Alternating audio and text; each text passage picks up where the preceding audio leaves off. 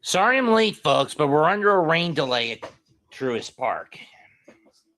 As some rain is finally coming up and down the down the southern portion of the Atlantic coastline. As most of the northeastern part of the country is taking some hits, as is the Midwest and Mid-South, or the Midwest and Mid-South parts of the country. So yeah, we're going to be under a rain delay for a bit. I got nothing better to do.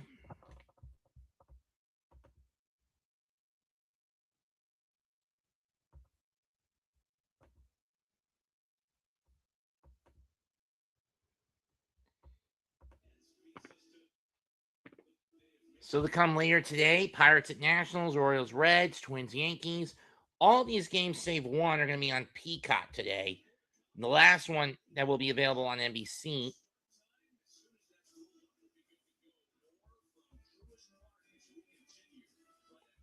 That'll be available to watch later today.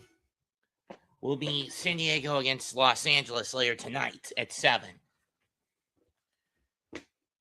What's going to be a pain in the ass doing this game this soon, for me anyway, is it's the heat of the day here in the Carolinas, which means a lot of humidity interference with the TV reception.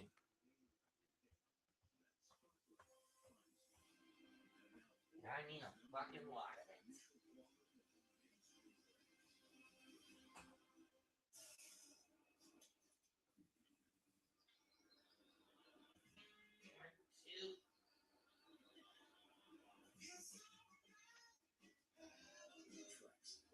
Engineered for real life outdoors. Introducing B&B Rewards, a new loyalty program for every day and every milestone. It's not the Bank of America checking account. You grow so. What would you like the power to do? Bank of America. Your constipation will come sooner or later.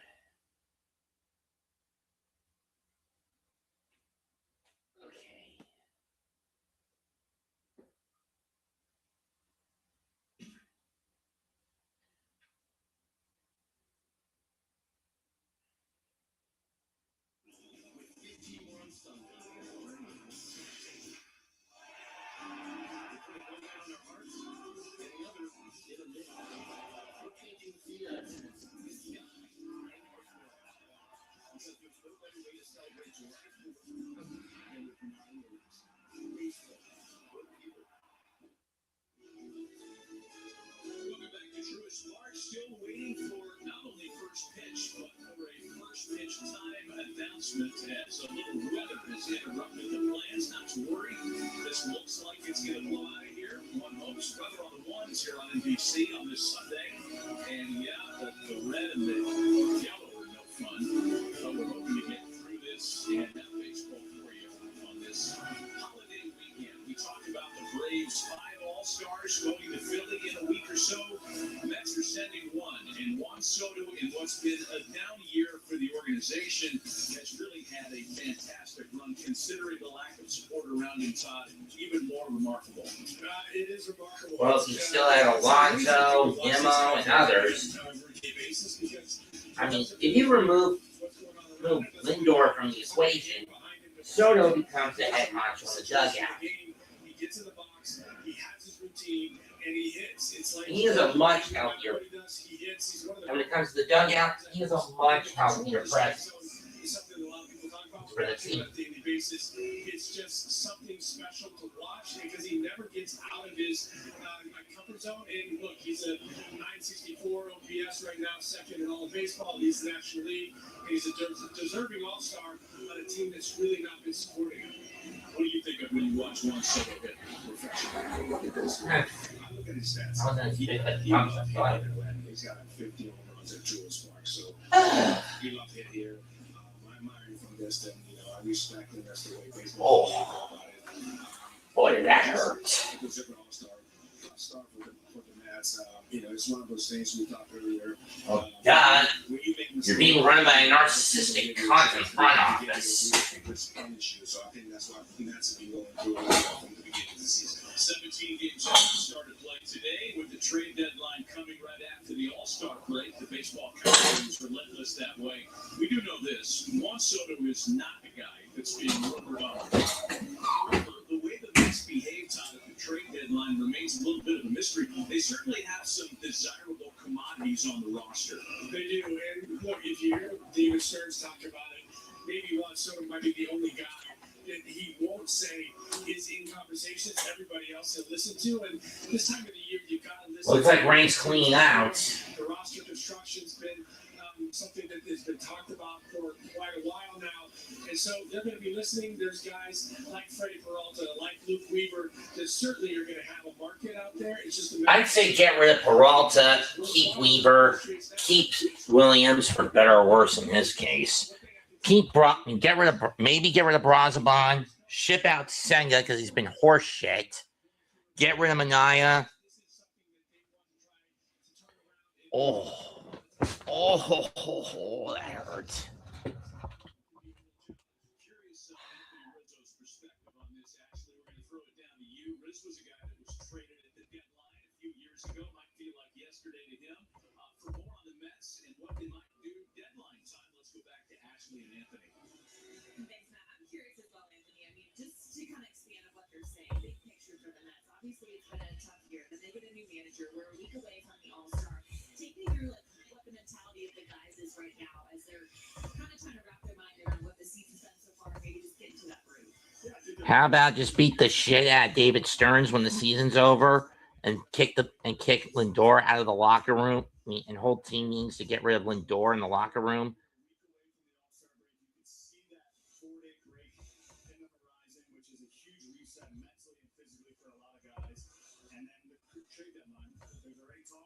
Are we going to sell? What are we going to do? So you get to the All-Star break, you reset, and then you're right back in the fire, wondering where you're going to be. If you're going to get traded, if you're one of those guys on a short-term deal, you know your name's going to be. Because at this point, as far as I'm concerned, I want Lindor gone. And he can take his two-faced wife with him.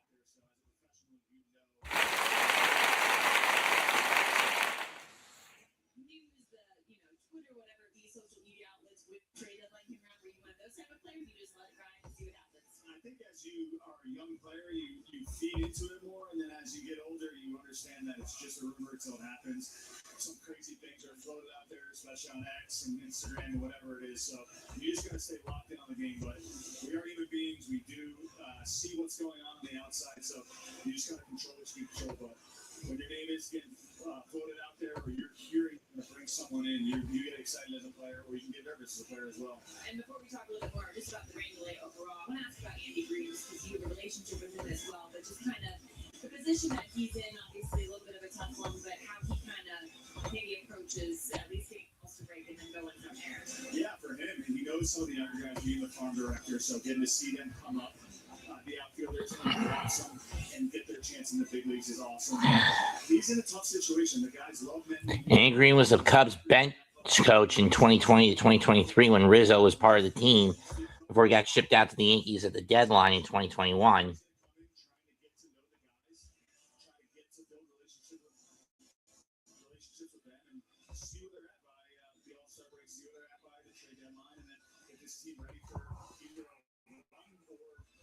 Next year. Anthony, we've already 3 different locations for this game, for this pregame show. So we get to start. We're still waiting to hear word on what the delay is for this supposedly 12:30 first pitch. But you got a little bit hungry as we came up here. Did you decide to get a little snack? You haven't eaten it yet, though. No, I haven't. It's July 5th, so it's on Sunday. We're on third location. Let's see, Atlanta. What do we got? Georgia.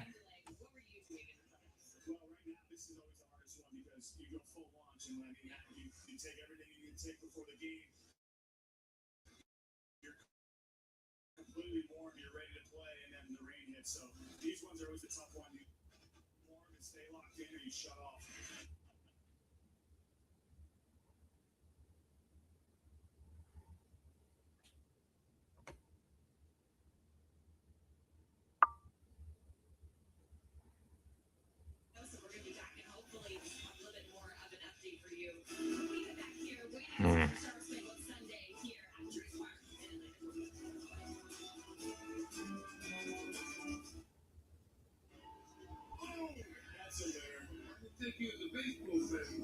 As much as I hate to say it, and for those wondering what I'm looking at,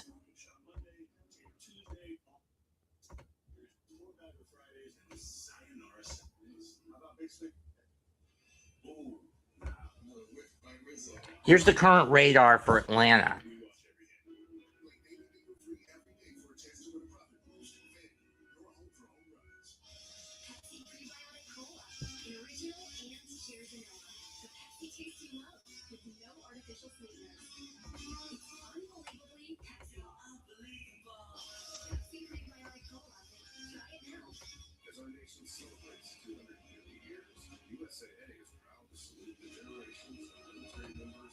Which means that this game could get pushed back to a doubleheader tomorrow afternoon.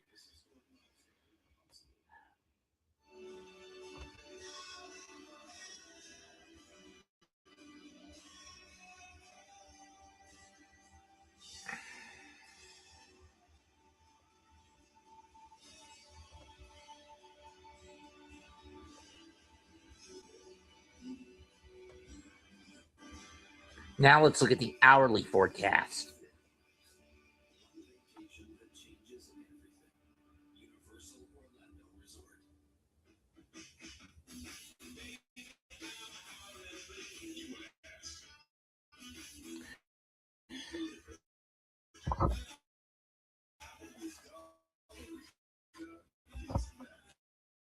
While they're expecting a few minutes or so, with scattered thunderstorms about an hour later, which means we're not.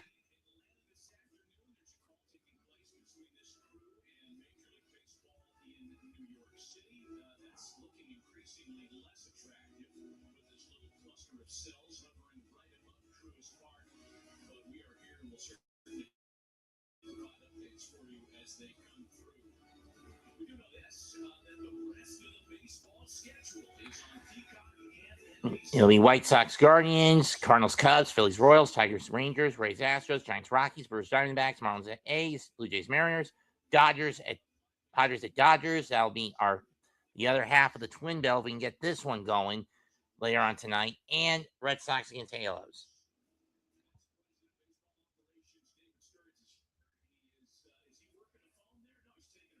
I'm so ready to kick your ass, you brain dead cunt.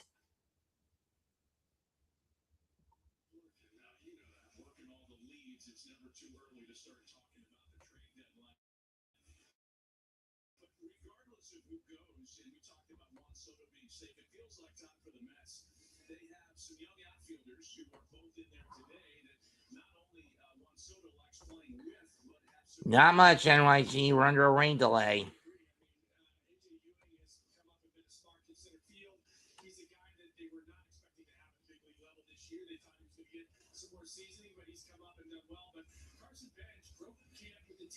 Struggled out of the game, and it's a guy that you really have learned a lot about from the insides because he struggled, the team struggled, and they kept him in there, and he made some adjustments to his swing, and he's been as consistent a hitter that this lineup has seen, and both of them bring that energy. You mentioned Juan Soto. In all honesty, it's been raining in Atlanta since near the end of last night's game.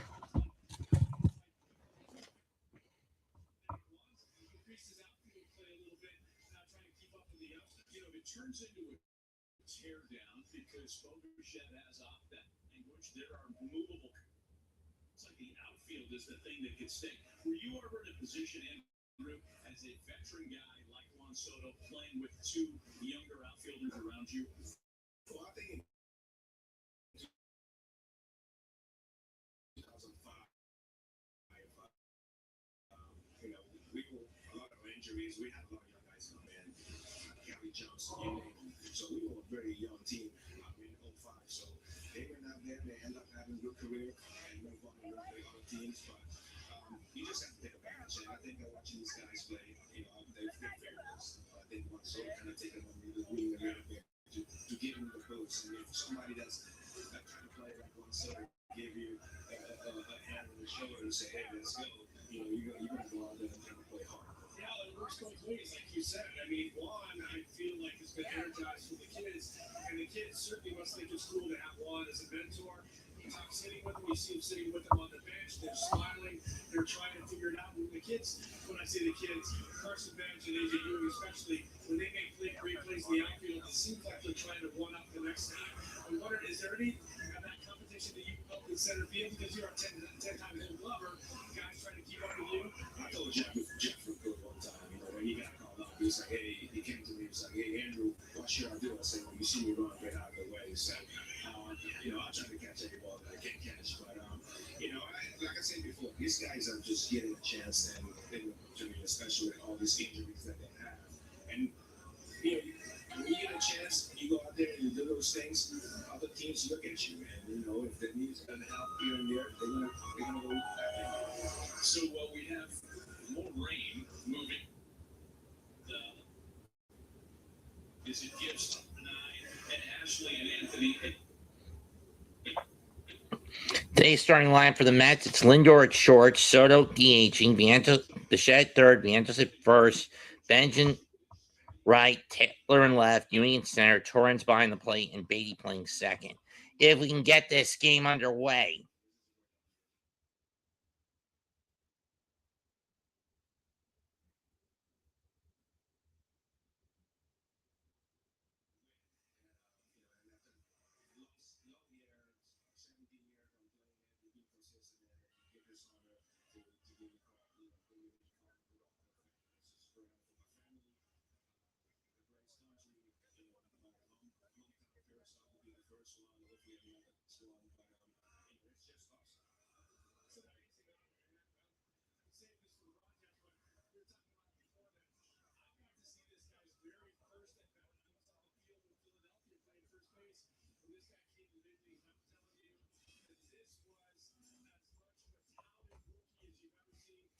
First career hit for Andrew Jones, August 15th, 1996, in Philadelphia at the old Vet before he blew it up in the end of the 2003 season. By that point, the Eagles had already moved out into the new Lincoln Financial Field.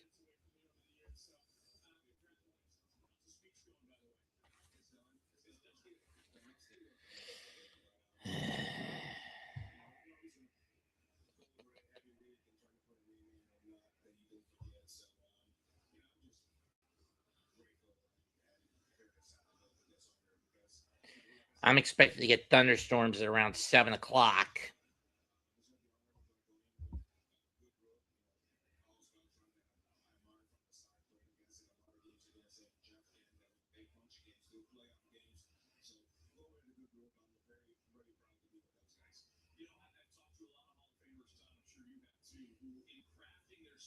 They say that their entire career flashes before their eyes in that time it takes to write the speech. So if you're thinking about All-Star games and World Series moments and big moments that you played in, where does a walk-off? What I'm showing you is a weather projection on my phone from Weather app. It's not a YouTube thing. Here's the projection of the next 9 or so hours out, 8 hours out or so between now and when the game and when things are going to get, when we could get a first pitch, or if we get a first pitch.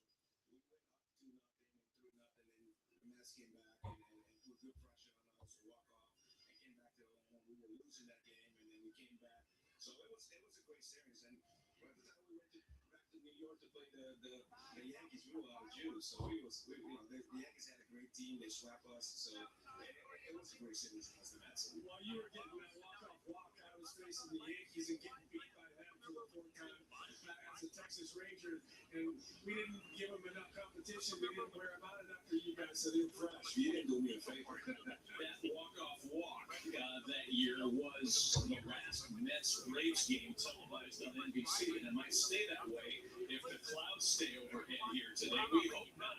We hope to freshen up the real, even though there's a little bit of weather overhead. There is live baseball coming your way, regardless of what happens here in the weather category. Cubs Nationals, Orioles Reds, kicking off at 1 o'clock. The entire day of Major League Baseball is starting on Unfortunately, Mother Nature has some other plans in terms of timeliness. Kansas drove for Chicken Ass Racing, 30 races for 2020 after highlighting that was pretty first. Well, Bill probably won 41 races. He attempted with Michael Walker Racing, which included 12.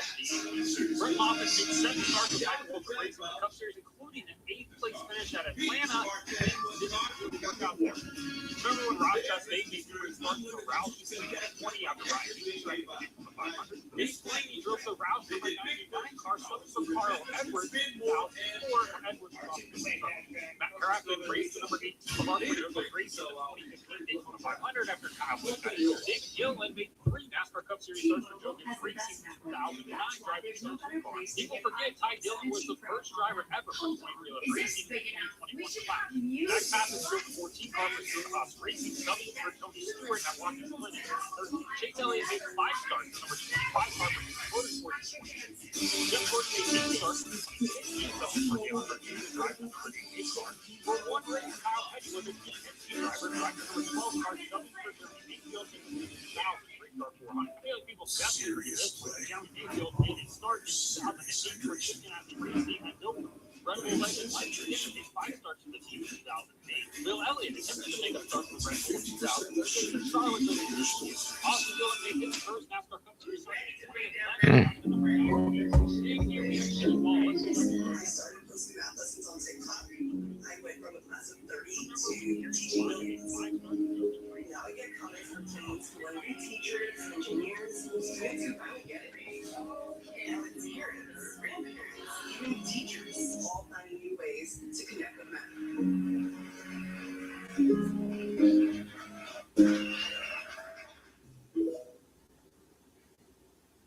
Independence Day and America's pastime. Stars and stripes and stars in stripes. Whether you prefer other hobbies in long fishing for the 4th of July or start the holiday weekend barely breaking a sweat, a wonderful boy, anyone who made it to the ballpark, the Aussies are here, left with something to remember. We in baseball. A heat wave is rolling through. And something.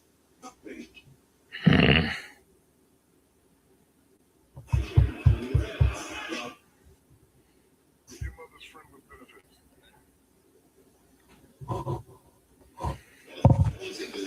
Sure, these guys are still putting. There's so much exertion.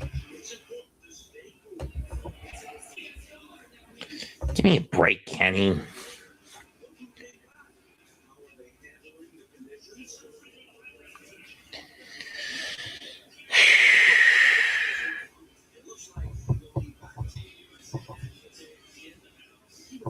I mean, especially when you don't know if this game's even going to get started.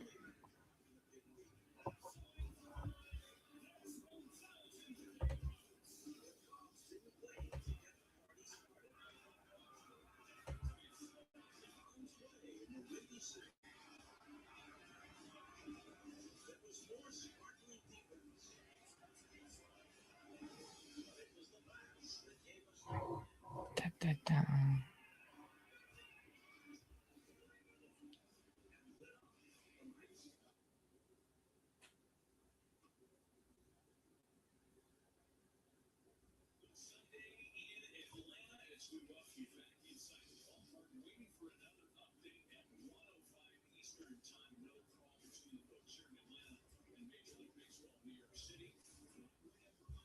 I mean, seriously, I mean, I know.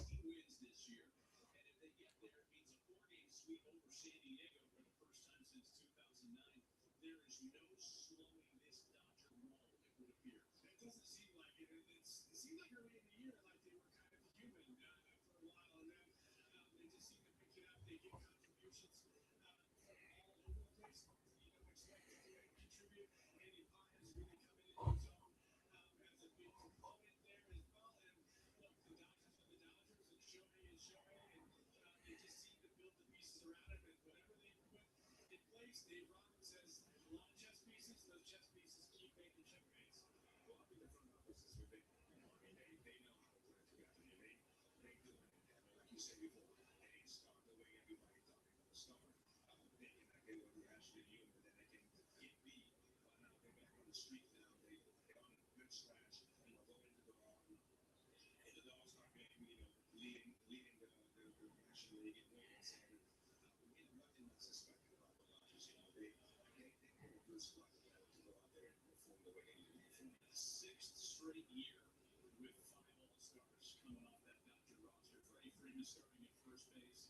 And more games here than in LA. But Andrew, folks are starting to get used to him in Baltimore. When you talk about the Hall of Fame, this is a guy that might have a pretty interesting decision coming up in a number of years. So it's going to be tough, to be honest with you. But I'm afraid for Vernon. I mean, I know what kind of player he is. It's going to be interesting, and it's going to be a tough one to choose. But he's always a great player. He's always going to be. I was going to say that. I'm looking forward for his hands here. What he's going to end up to when he's numbers for now. It's definitely it feels like only yesterday that Anthony Rizzo was chasing him up the third baseline or first baseline, wherever that chase took place, Riz, when you were yelling, Frederick. Do you think he goes into the Hall of Fame as a Braves or a Dodger? I'm putting you to the question right here. I mean, I hate to say this here, and it's all stopping around the time.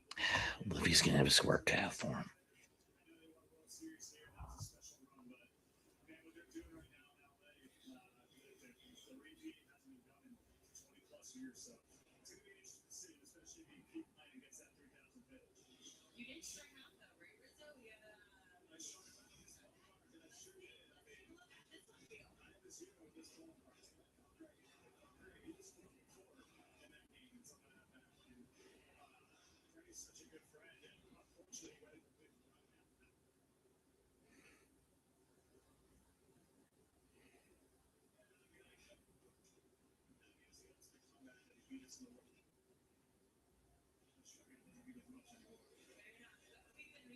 waiting for this game to start. But were you surprised there was a Rizzo jersey here? Well, you know what? The Braves down here has always been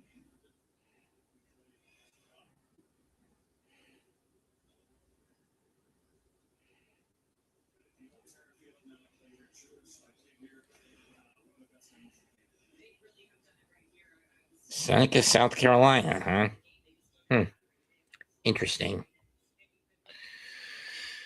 I might as well grab a bite before they make the announcement. I'll be right back. I'm gonna grab some leftovers.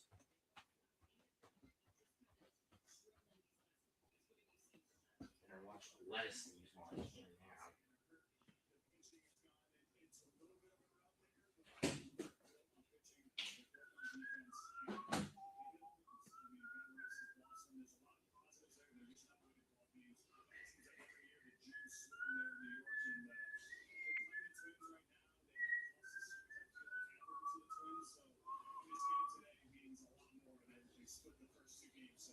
Yeah, maybe this would have been better with roaming. I don't know why Vincent used iceberg.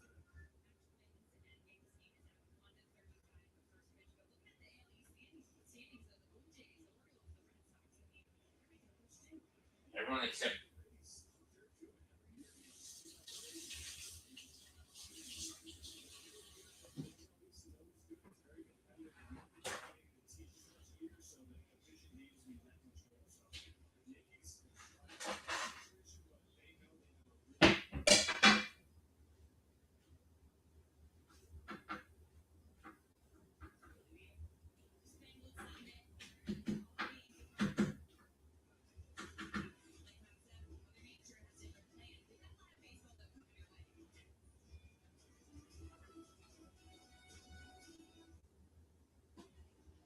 it looks like we're going to be shifting game call from New York, Atlanta, if we don't get the update, to Pittsburgh against Washington.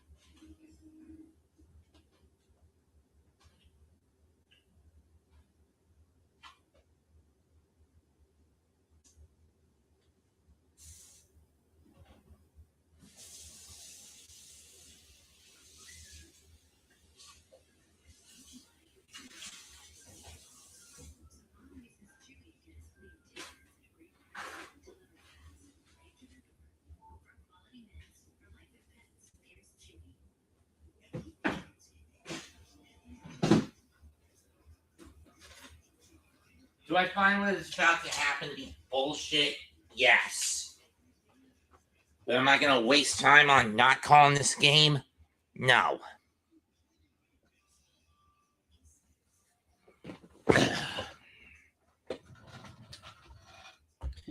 No use getting mad over a ball game that might get scrapped due to a rain delay on an empty stomach after all. Itadakimasu.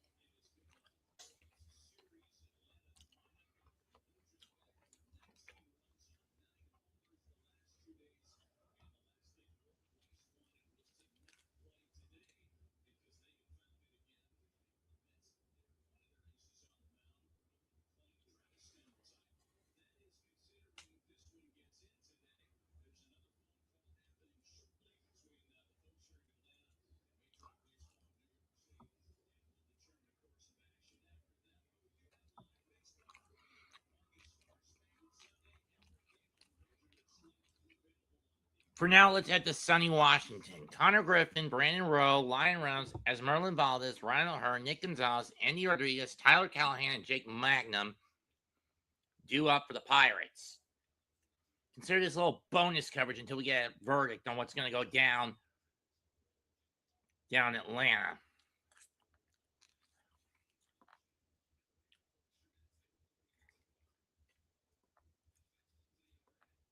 Strike one by Caminelli.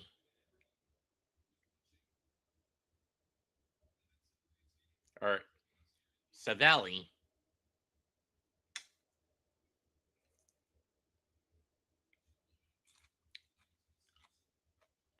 Hey, Mess.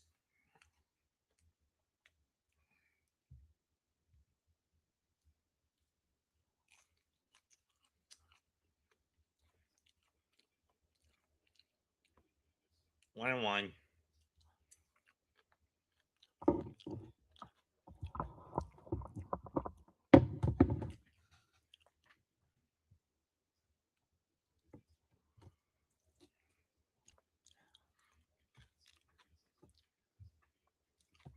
Kate Zavalli, 5-4 record, 3.69 ERA on for 18 starts.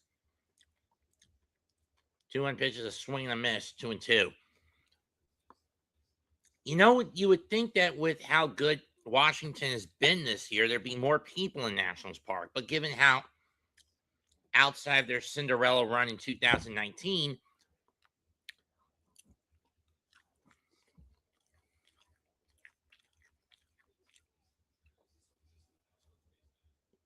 foul ball.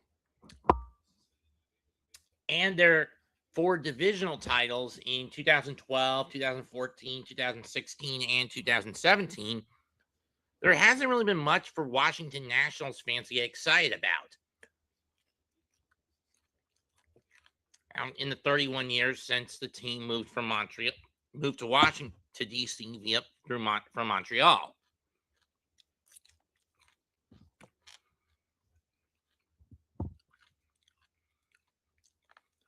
2-2 pitch.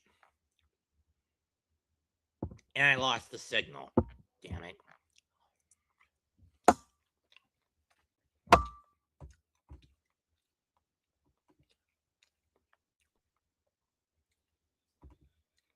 And it was foul. And it's low, full count. Chopped over the mound. And Abrams will have to put that one in his pocket. Connor Griffin beats it out with a leadoff infield hit.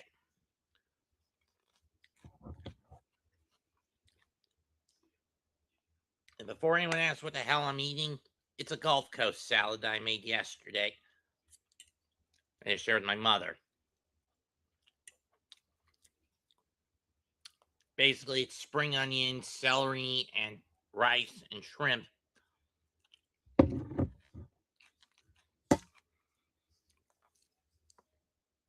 Mix in a dressing of salt, mustard powder, hot chili sauce, tomato sauce, mayonnaise, lemon juice.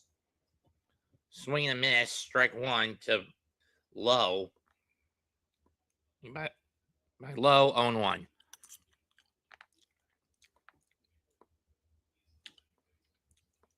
Pirates playing 500 ball this late in the year, kind of out of the blue for them.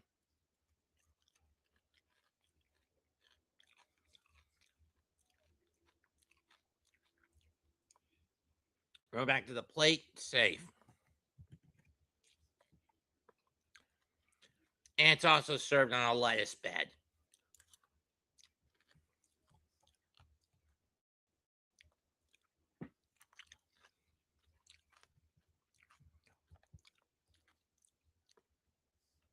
That's foul and into the over the Pirate dugout.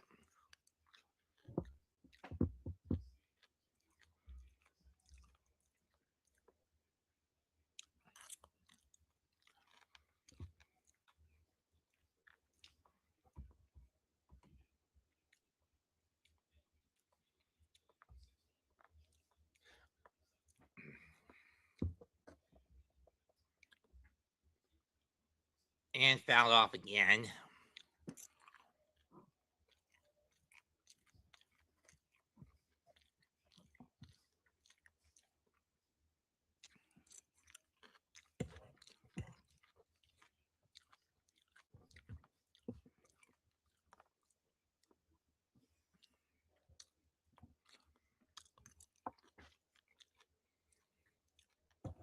It's an ideal little side dish for a summer meal.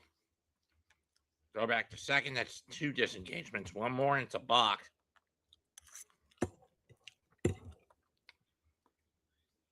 H-back, gotta be careful here.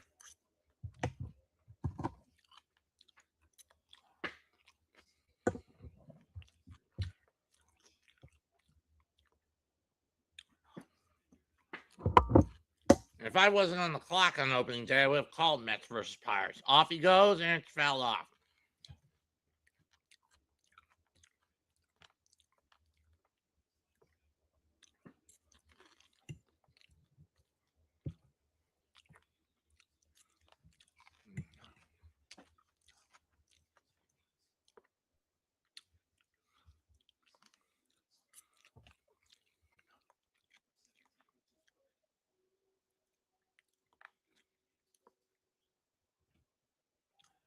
Was that 3 disengagements?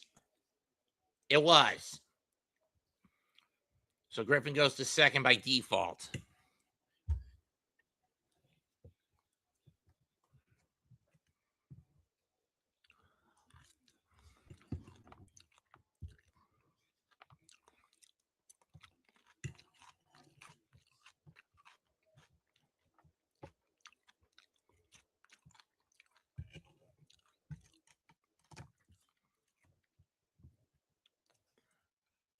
Got him.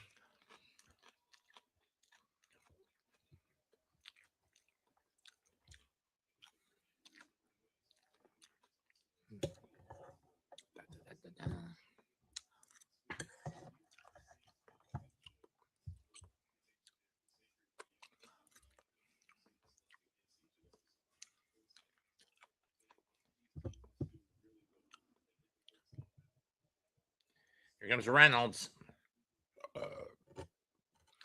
Look back.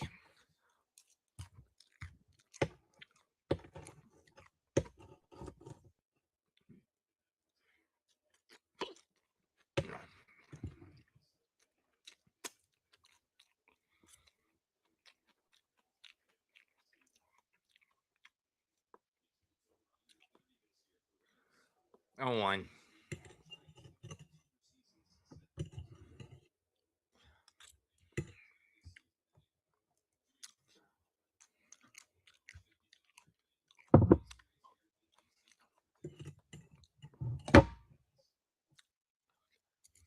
Grounder at first. Junior will step in the bag. That moves Griffin over to third.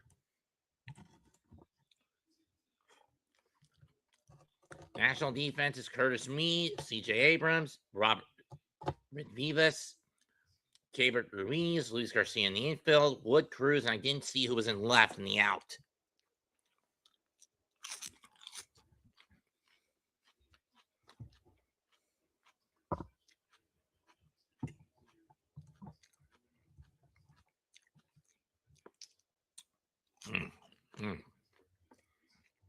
There's Valdez.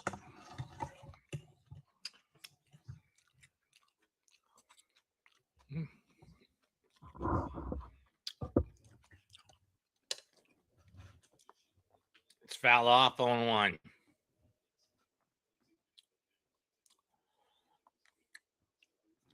Valdez on a 9-game hitting streak, 4 homers, 11 RBIs, 6 2-hit games.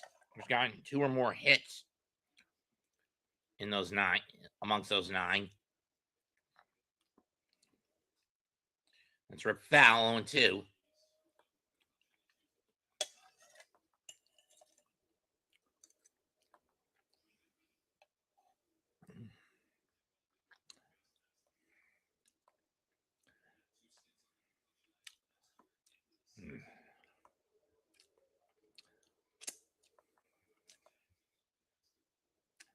Looks like Reed's got hit in the face with the bat.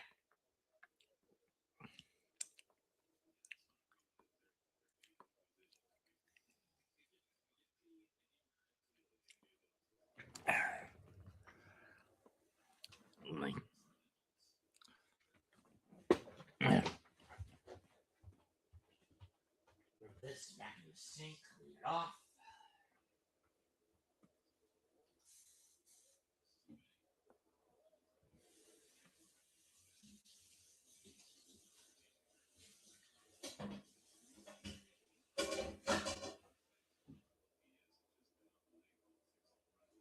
So what am I gonna need tomorrow for the grocery store?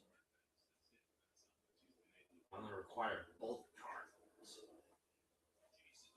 Chases strike 3, and Savatli gets himself out of an issue with a leadoff infield hit and a single and a balk. 1 hit for Pittsburgh. Nationals coming up. Still waiting on the update from Atlanta. If we'll even get the game and at what time we'll get the first pitch in. So for now, you guys are stuck with me calling the Pittsburgh Pirates and the Washington Nationals. As much as I know this is a stain on the ABSN, Kenny, Pat, at least understand I'm stuck doing this out of necessity, waiting for a call. Waiting for the answer from New York to get to Atlanta over this rain delay, okay?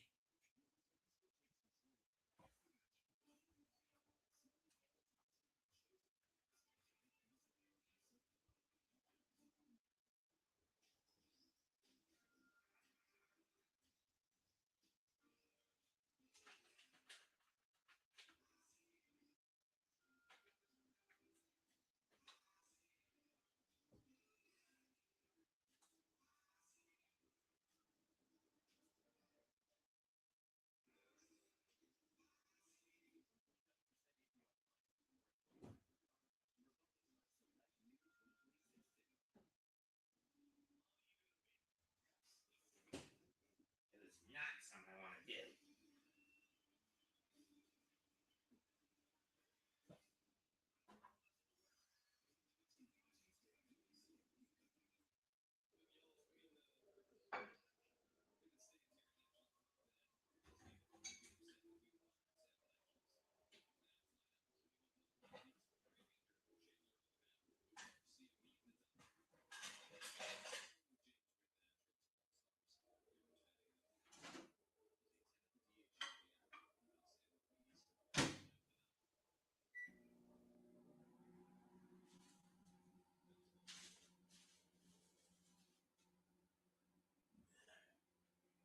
Let's see what Bubba Chandler does for Pittsburgh. He's been probably the worst pitcher in the rotation for the Buccos.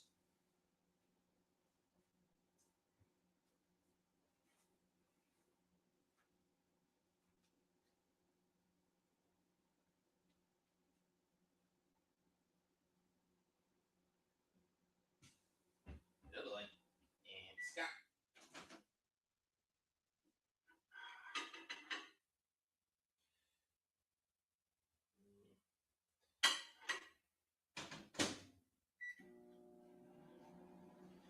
And I've lost the damn signal again.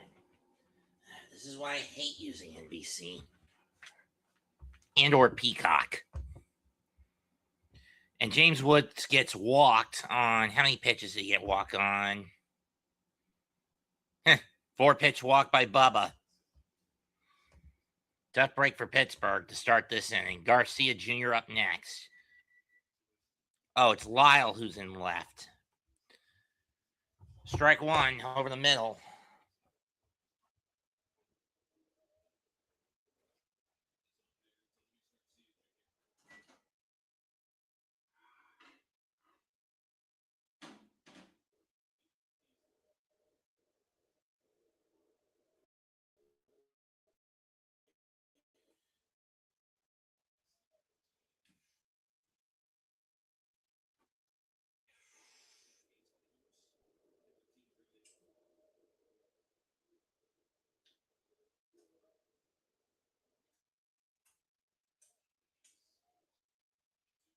One, two.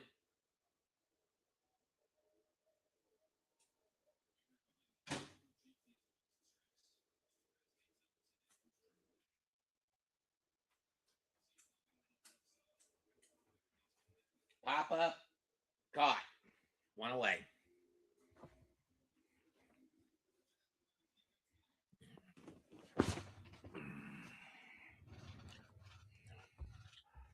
Let's check back with the Mets and see if there's any update on the change.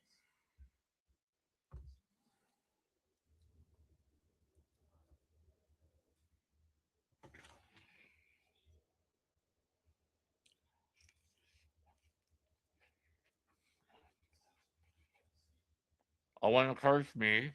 Okay. We got an update. First pitch will be 2:15. Ruiz cracks this one. Center field, but it's playable. And it's caught by Reynolds. 2 down.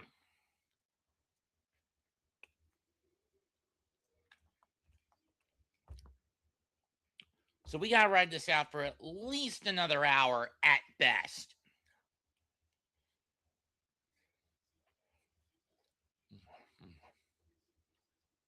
Bought a cheeseburger from homemade last night.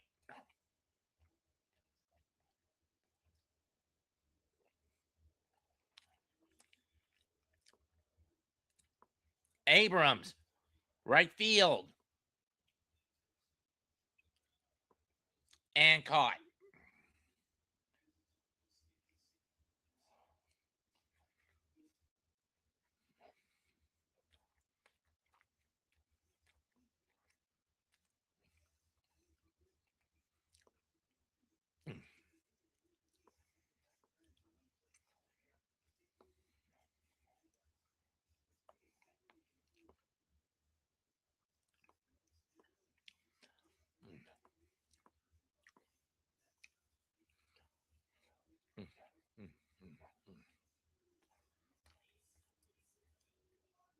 Mm-hmm.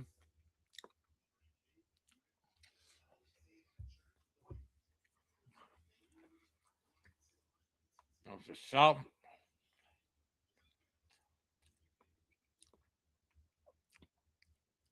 next time, just push the game call back.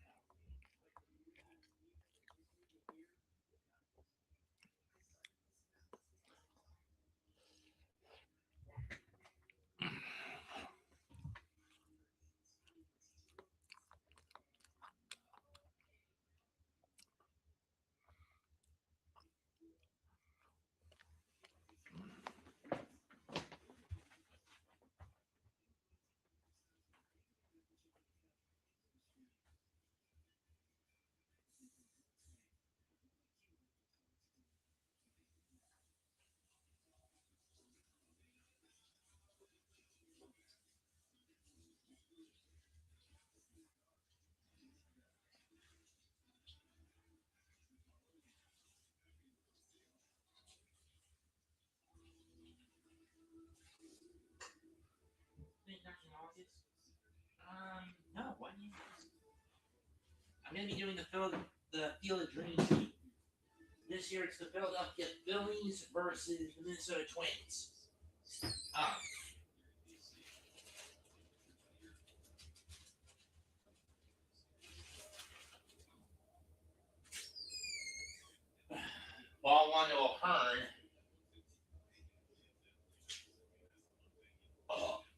Excuse me.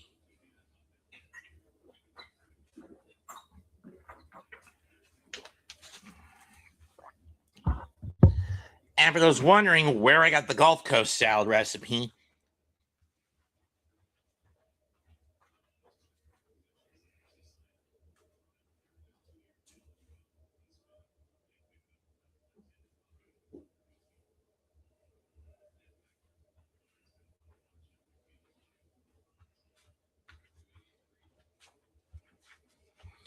I got out of this.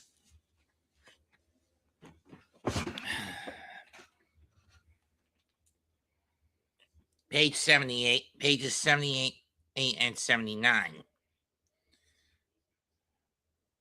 Though I didn't have the lemon wedges.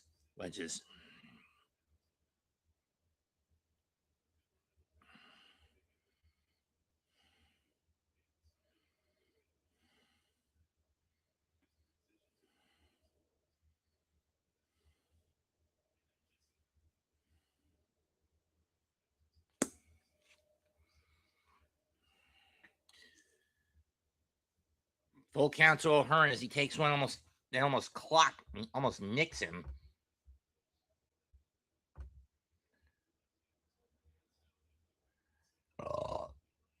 Excuse me.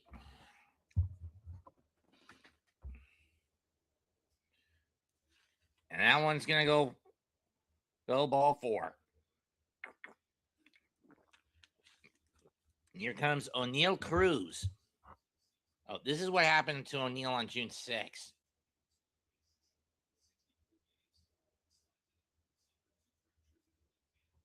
Oh, broke 2 fingers and broke his hand in 2 spots. That's gotta sting. It's gonna lead to a lot of reconstructive surgery on that hand if you're O'Neal Cruz. No wonder the Pirates are a mediocre squad this year. Sorry to any fans of the my viewers who are fans of the Bucks, but of the Pittsburgh Buccos, but you get my point. I mean, outside of a couple of seasons in the mid-2010s, your team has been irrelevant since the early 90s at the best. Early 90s at best, and late 70s when you won the title in 79 at worst. The We Are Family era. Fouled off 0-2.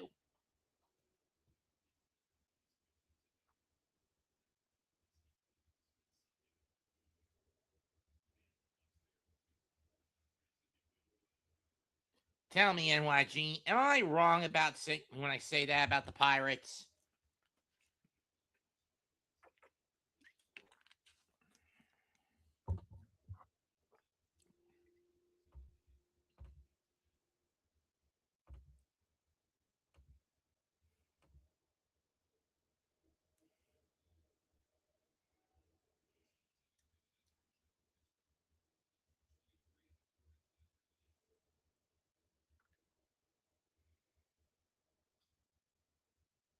Found that one off.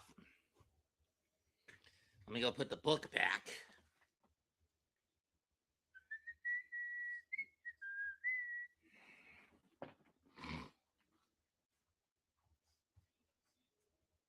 Those are delicious. What are those? Montpellier. In a nutshell, they're a fancier French version of a hash brown. Ground ball, base hit in the center. Everyone goes station to station. Good at bat by Gonzalez. Good at bat by Gonzalez.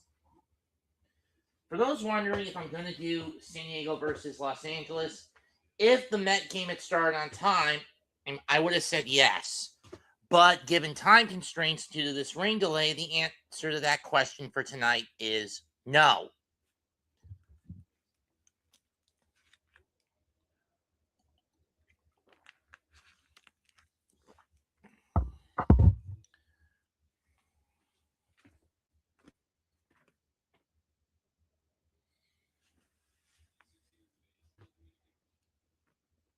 Edney Rodriguez is up next. Will I be calling the All-Star game next Tuesday? Yes, I will. Check swing didn't go 1-1.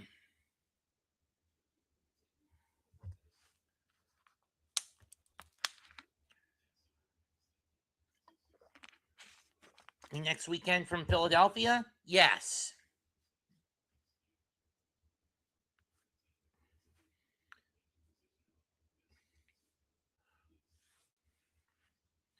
Chopped.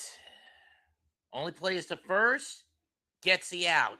Everyone else moves up.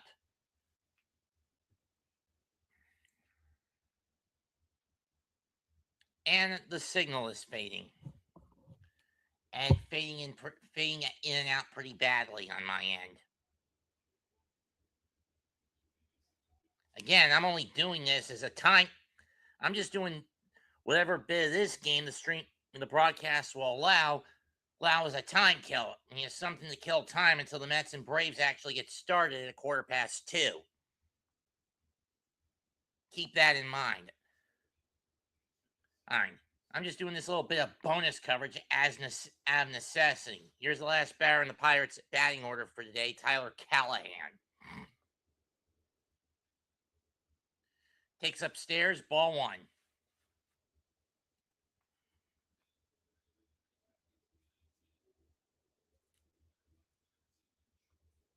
Acquired in free agency by the Pirates in March.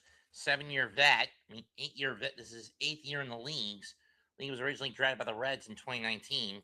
Maybe he's a rookie. I don't know. First 1-0, rip to the hole, base hit. That's going to bring home 2, and the Pirates are going to get on the board first. 2-0 Pittsburgh.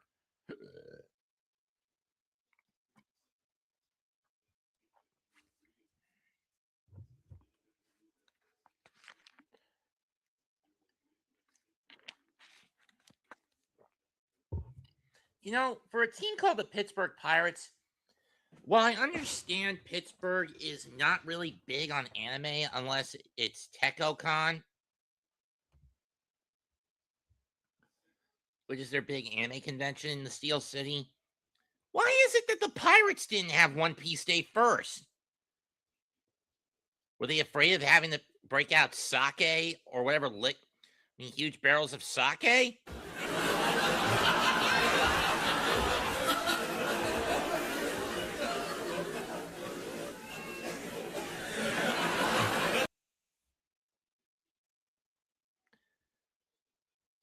Or were they terrified of Luffy possibly stealing their Jolly Roger? That ball's going to get bounced in the dirt or down the first base line. Callahan's turning second. He's going to go all the way to third on the pickoff error. That's an E1 on Savali.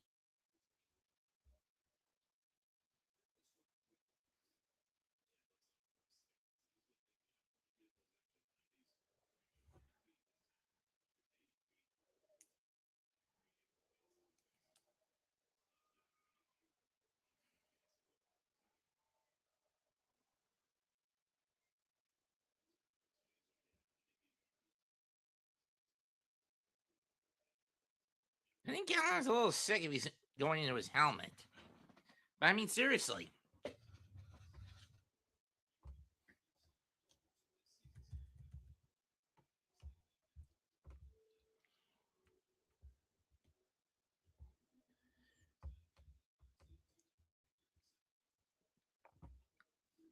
I would also get if the Pirates were afraid of Luffy stealing their Jolly Roger.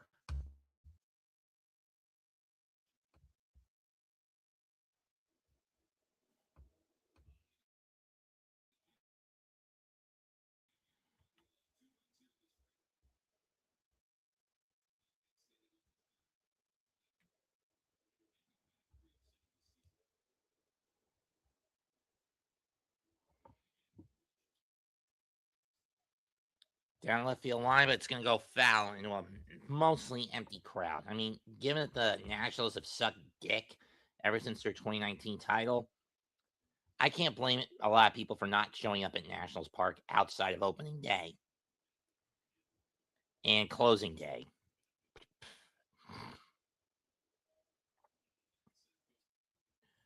Through the hole on the left side, base hit, 3-0 Pittsburgh.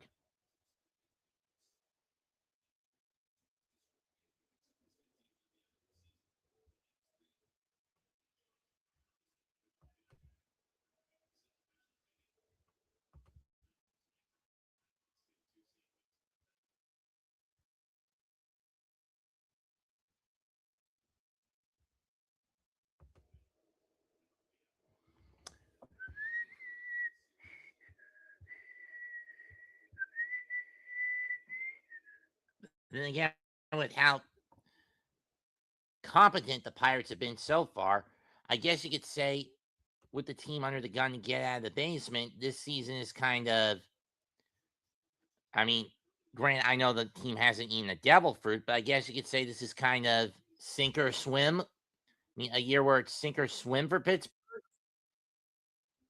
Let me try again. A year that's kind of sink or swim for Pittsburgh.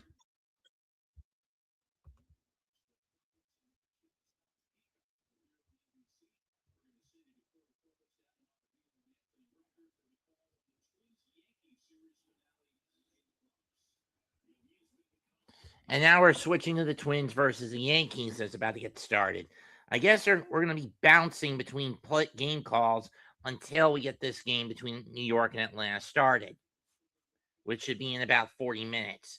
In the meantime, the Yankees are taking the field.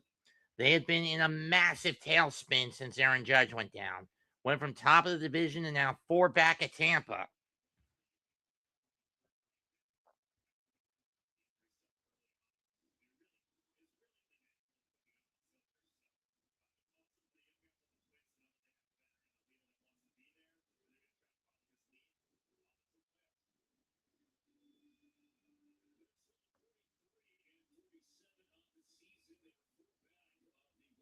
Here's Derek Shelton, the new manager of the Twins, after Rocco got fired after last year.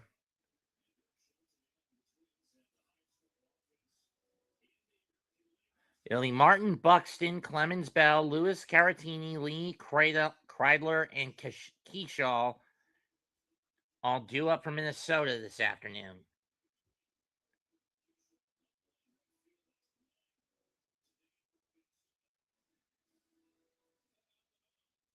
On the mound for the Bombers, Ryan Weathers. Oh boy.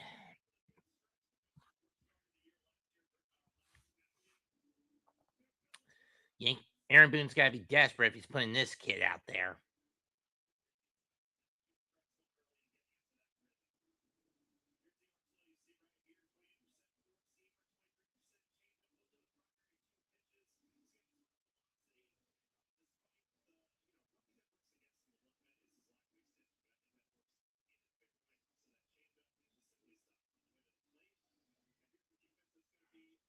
Defense for the Yankees, Bellinger in left, Max Schumann in right, Trent Grisham in center.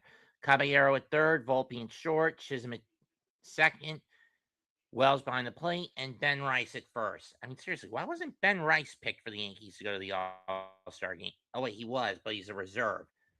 And in the event that Judge can't make it in time for the All-Star game, who's going to replace him in right for the American League squad is what I want to know.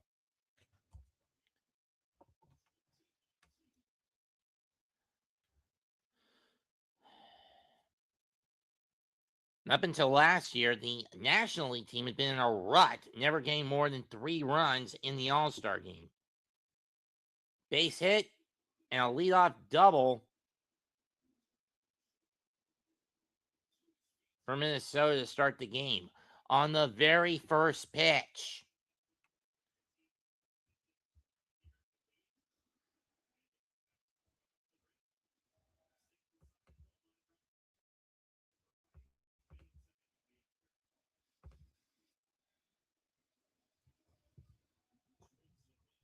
Looks like the White Sox and the Guardians game for the top spot in the AL Central is also under a rain delay, which means the Cardinals and the Cubs could also be under one fairly soon too. Ball 1.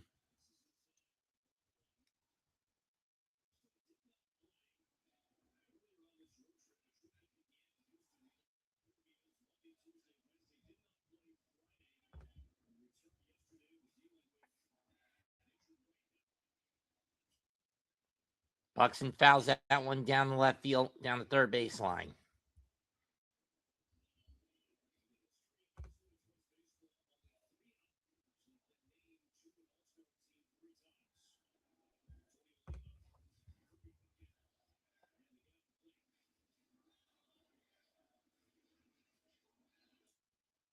Two one.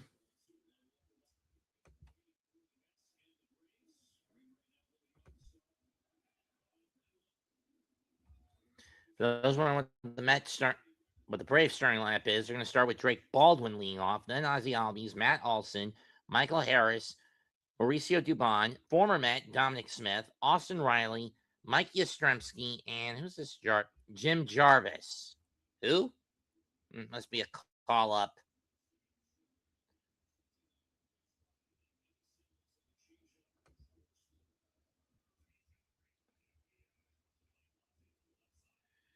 Two pitch. Up the middle, off the glove, and just flip the third. Safe.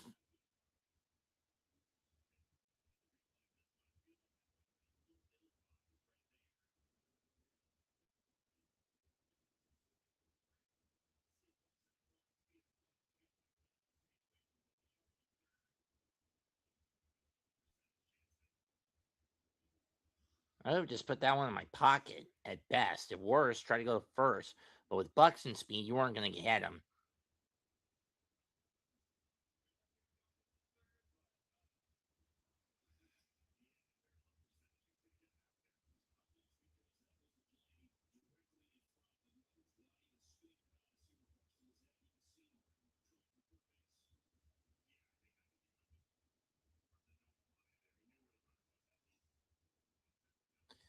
Yankees going to move the infield in, willing to sacrifice a run for a couple of outs.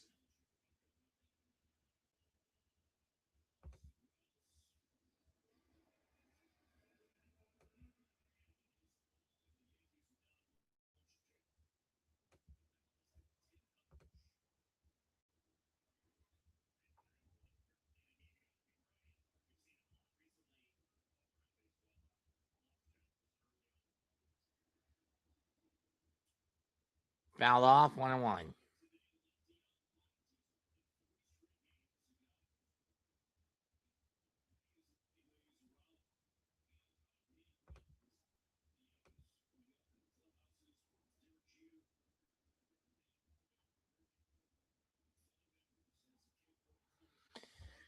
There you go. No, you're not. 2-1. It's Clemens who's up. For those wondering, this is Cody Clemens, the son of Roger Clemens' son.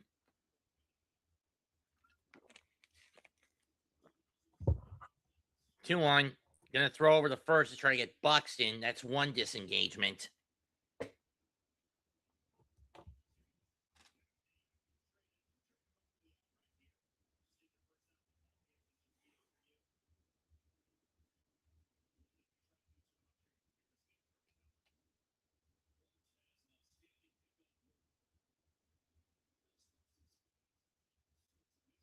Two and two.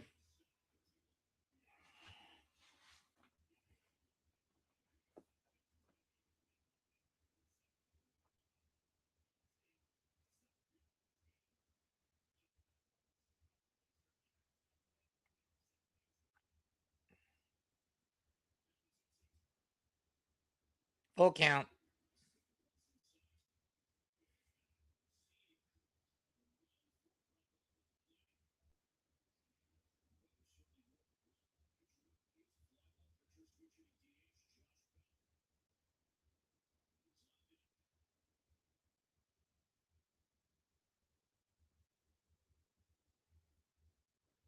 And signal lost again.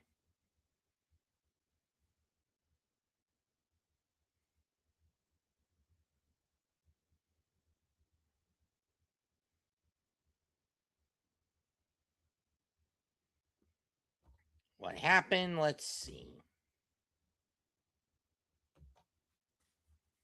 I fucking hate when this happens.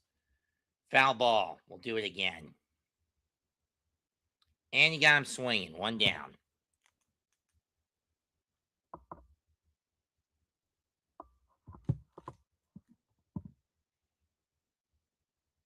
Oh, it's a strike him out, throw him out. Buxton tried to steal second, so it's a double play.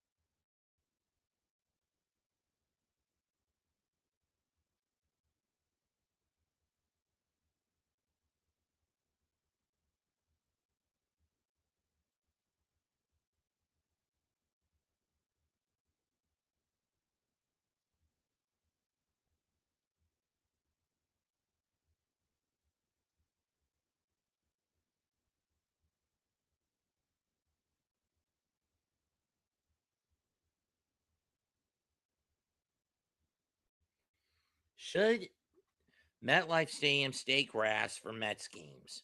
I mean Giants games and Jets games. You're damn right it should. That artificial turf has been injury bug buffetville. Get rid of it, damn it.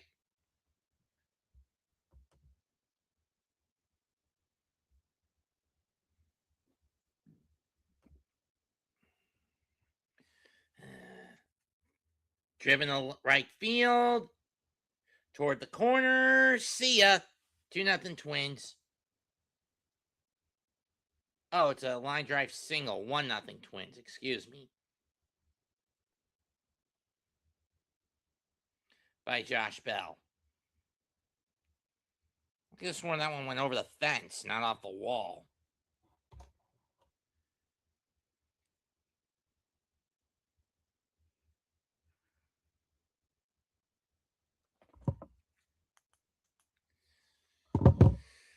Oh, tomorrow, and tomorrow. Oh, he had it, but it came out of his glove. Okay, that's what happened. And Sherman caught it, but it popped out of his glove.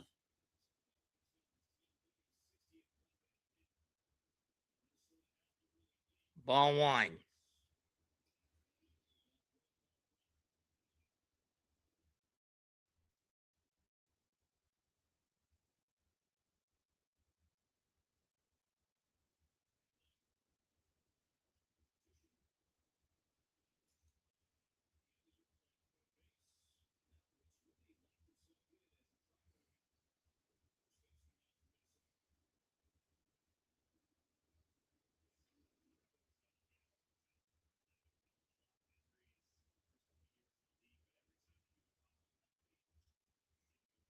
Ground ball. Bell hops over the ball. Inning over. So 1 run on 3 hits. Yankees coming up, down a run. Run to Minnesota. And we're still about 30 minutes out from the first pitch in Atlanta.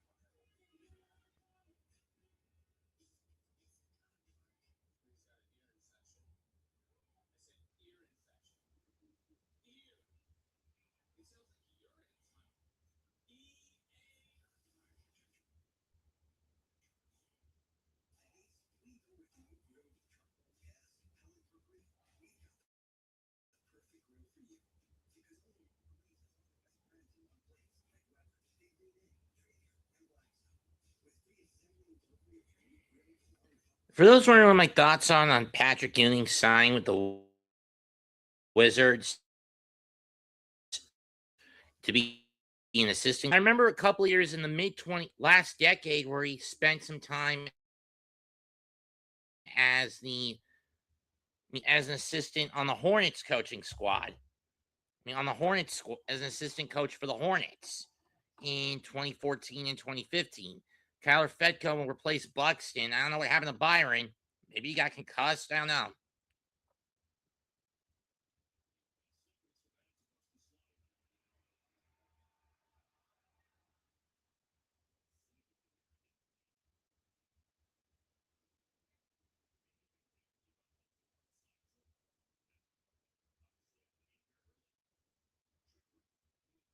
Trent Grissom swinging, fouls it off. I didn't see anything on that Buxton slide either.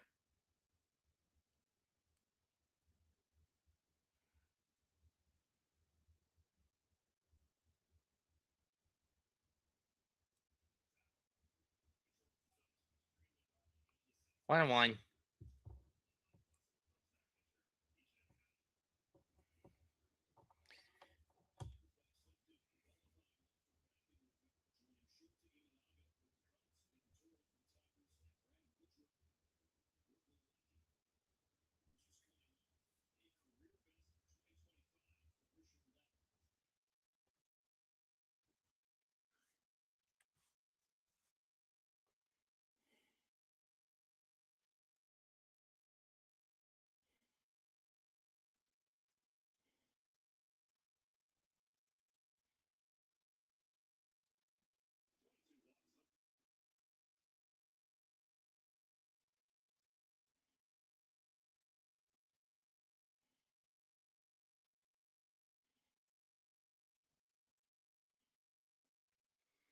And lots of single again. Grisham goes down swinging, so it wouldn't have mattered.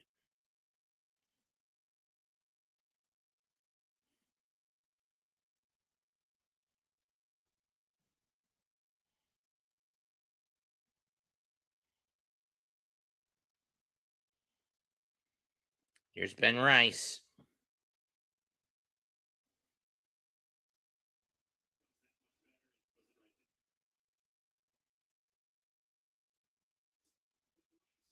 Strike one.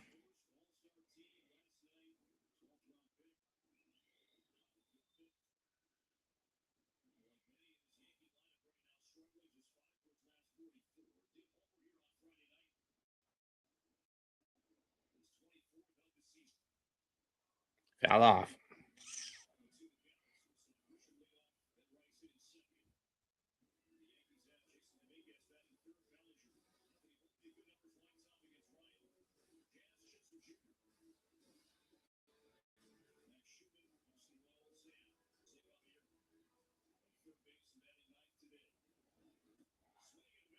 Got him swinging, 2 down. Joe Ryan really cooking it up.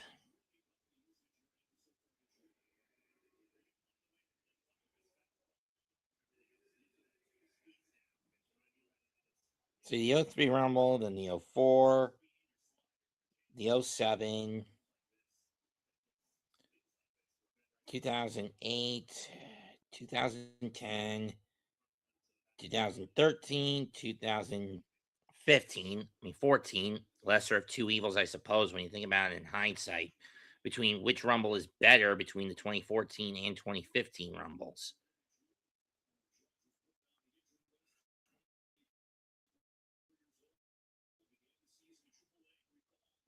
2017 Rumble, then the 19 Rumble. I prefer the 2020 over the 21, 23 over 22, and the 24 over the 25 over the 24. That one's driven deep right center, but playable. Keyshaw under it. He'll make the catch. Inning over.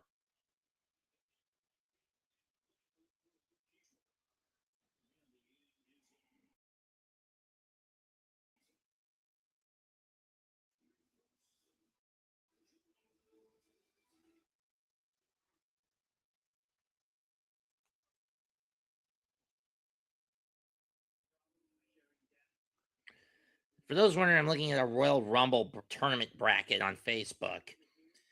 Basically taking each of the previous 39 Rumbles, with the last Rumble getting a bye, and trying to determine in one-on-one situation, one-on-one, when comparing each of the Rumbles that are matched up, which one is better. So far, the 89 Rumble beat the 88 Rumble. I mean, expect it, since the 88 Rumble was kind of experimental with only 20 guys as opposed to 30. The 91 Rumble beat the 90 Rumble, considering Hogan's storyline with the Gulf War and how Sarge had turned on America when he had come back, when he had returned to the WWE at the time. Whereas the 90 Rumble was just there. The 92 Rumble over the 93 Rumble, when you consider the star talent that stacked the 92 Rumble, plus what was at stake, and Ric Flair's storyline. The 94 Rumble with the controversial double winner situation over the 95 Rumble, mostly because the 95 Rumble was rushed. Match was rushed. The 97 Rumble with the convoluted controversies with Austin cheating his way back into the match to win over the generally boring 1996 Rumble when you think about it.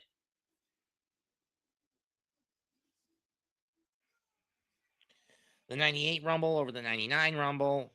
I mean, the 99 Rumble was just stupid anyway.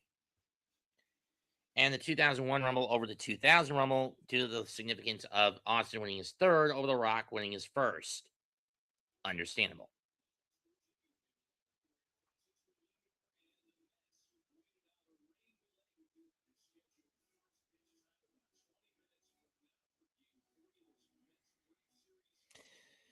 Next up is the 2002 versus the 2003 Royal Rumble. You could go either way in that. On the one hand, and let me just see this pitch, ball one to Caratini.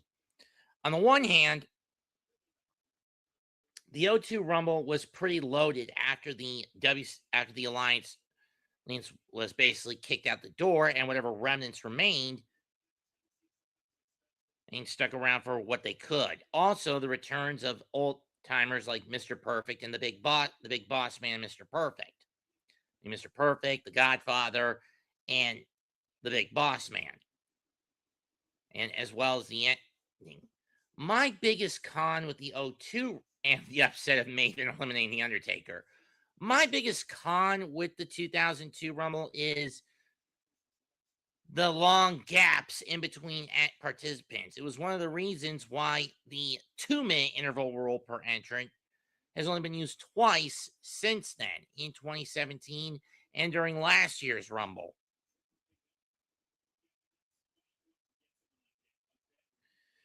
2-2 pitch, 2-1 pitch, foul off, 2-2.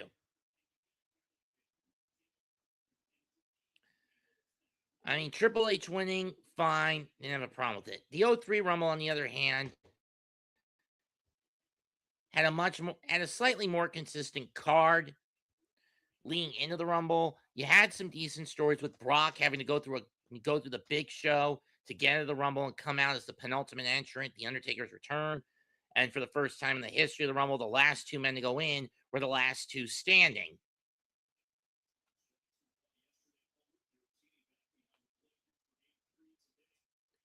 Swan and miss.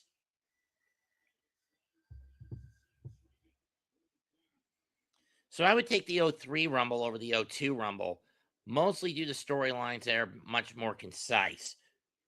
The 04 versus the 05 Rumble. On the one hand, and the 04 Rumble is the one a lot of people try to cover up for the sake of the fact of who won that event. Second man to go number one and go on and win it all. Enter the match number one and go wire to wire. But because of the crime he would commit 3 years later, most people try to scrub him from history. And you know who I'm talking about. The 05 Rumble, on the other hand, set up the stage for what would basically dominate the WWE for the next half decade or so with John Cena and Dave Bautista.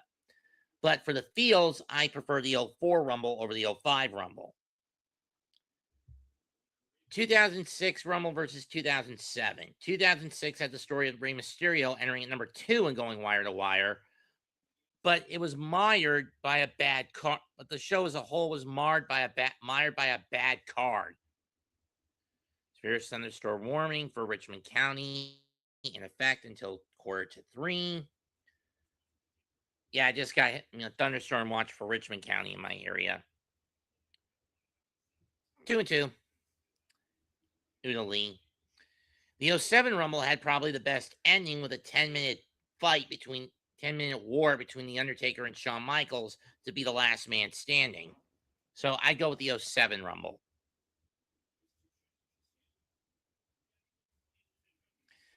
08 versus 09. 08 was basically a sign of passing the torch of past, present, future. For its final three. Triple H representing the past, John representing the present, Batista supposedly representing the future. That's looped in the left center base hit. With Cena coming out on top. Whereas the 09 Rumble, a decent enough card in its own right to lead up to the Rumble, and the star power was pretty stacked. With the storyline being around how Legacy was ganging up on everybody until finally Orton won it. On that, I give the edge to the 09 Rumble. 2010 versus 2011 Rumble, no brainer. I give it to the 2010 Rumble because 40 men just bloated. It was too much of a bloat. And not to mention that was Michael Cole at his worst in the commentary, being a jackass heel who I wanted to strangle, who back then I wanted to strangle to death.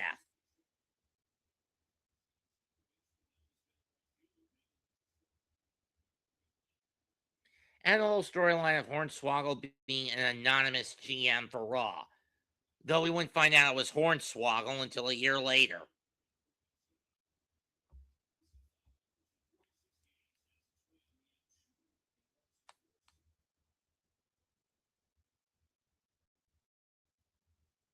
So yeah, I give that edge to the 2010 Rumble.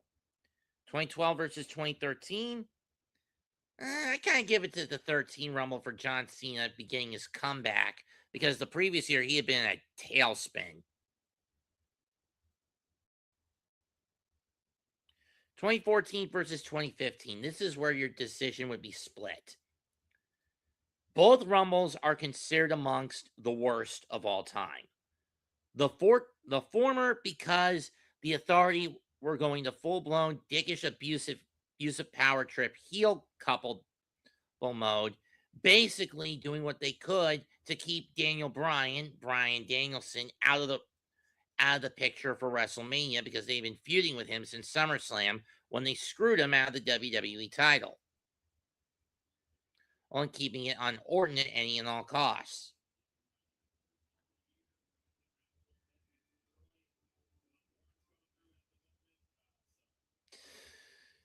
The 2015 storyline, Rumble, on the other hand, had a similar storyline, but was trying to build Roman as the ultra babyface.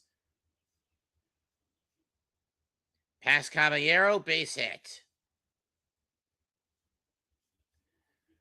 And everyone hated it. I mean, everyone knew that the 14 Rumble had its deck stacked for Batista to win to keep the belts in the Authority. The 2015 event, on the other hand, had a curve.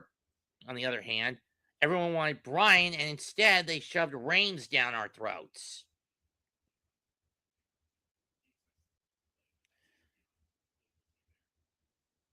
And we think about what we got as a payoff in both cases in hindsight. We had a feel-good story in the aftermath of the former, and the heist of the century in the aftermath of the latter. So, which one has more substance to it between the two? Don't get me wrong, both Rumbles are bad.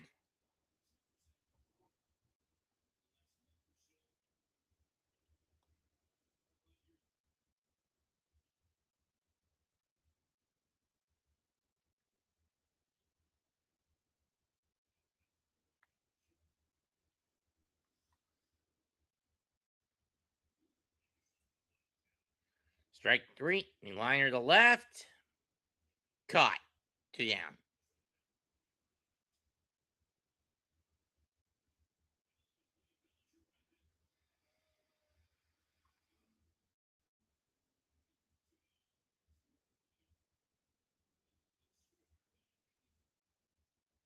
Now let's look at the banged up Bronx Bombers. Rib stress fracture for Judge. Calf strain for Stanton. Schmidt under the knife for Tommy John. Bone bruise for Max Fried. Radone elbow inflammation, which means he's going under the knife too.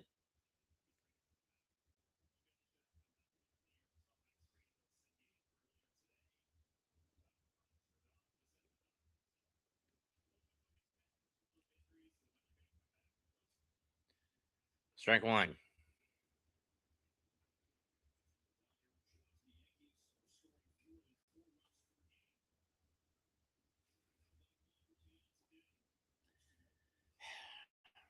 Between the two, I would have to say the 2014 Rumble is better.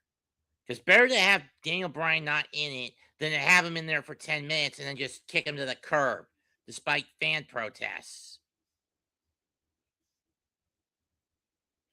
The 2016 versus the 2017 Rumble, the deck was stacked against Roman. People wanted Trips to win the belt back, plus the debut of the phenomenal AJ Styles and the return of Sami Zayn really bolstered the 2016 Rumble's staying power over the 2017 events. So I gave it to the 2016 event. 2018 versus 2019. If only the WWE was willing to commit to Nakamura, I would have given it to the 18, but I gotta give it to the 19 Rumble. 2020 versus 2021. I gotta give it to the 20 Rumble because Drew was given his opportunity only for it to be destroyed by COVID. And we know who's going to get his comeuppance on a state level if the states bother with it. True, the auto pen was for national immunity, but state level immunity, Uh-uh.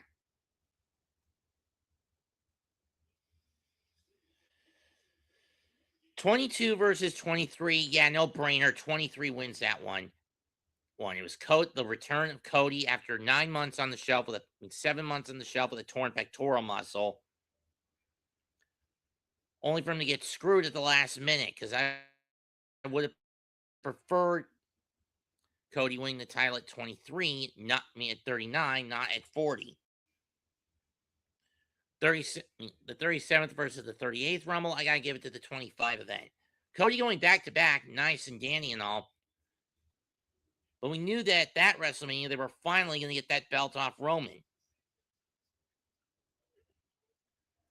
The Jey Uso, on the other hand, was for shock value to see if he could be a main event star. Needless to say, it didn't really work out last year. So either way, I'm giving it to the Royal Rumble of.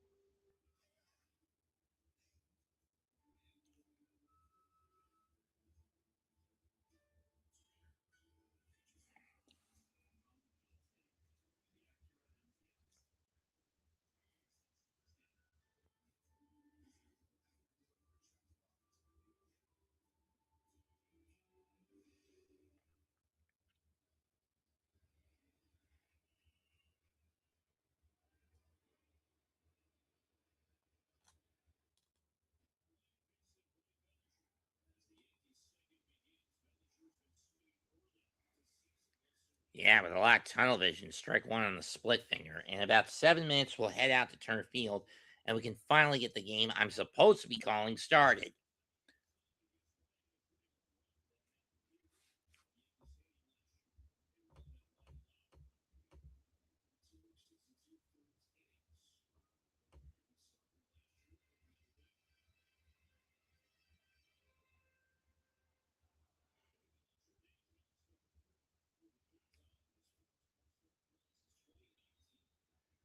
It was a Dodger, if I remember correctly.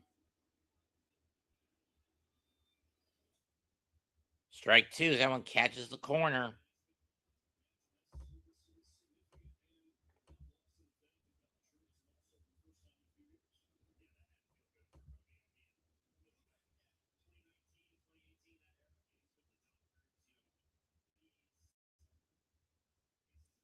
Didn't go. 1-2.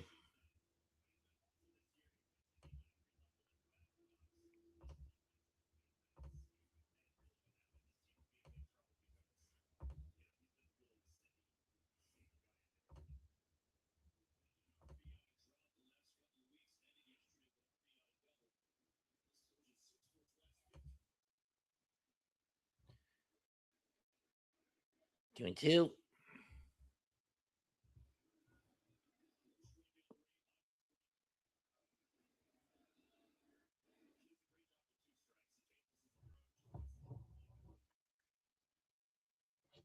Chopped.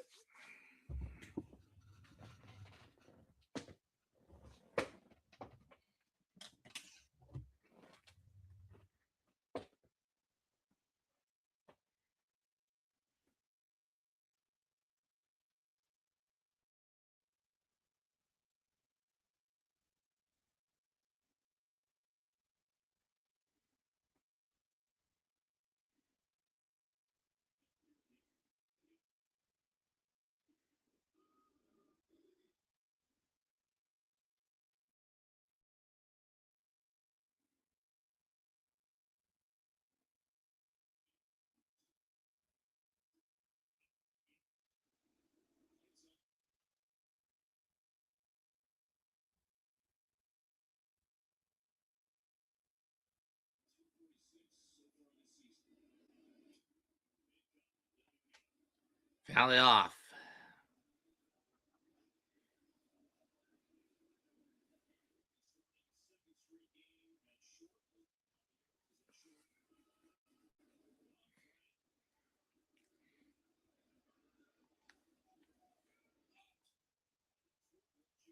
0-2.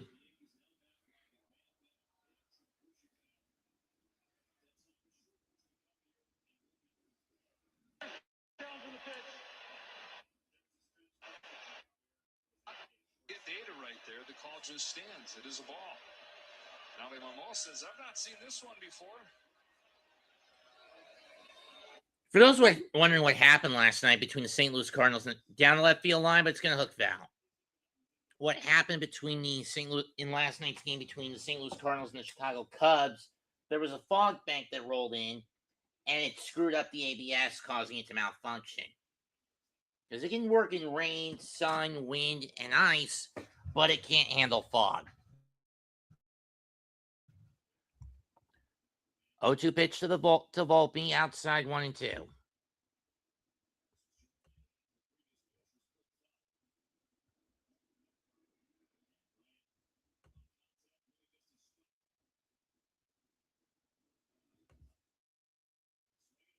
Strike 3.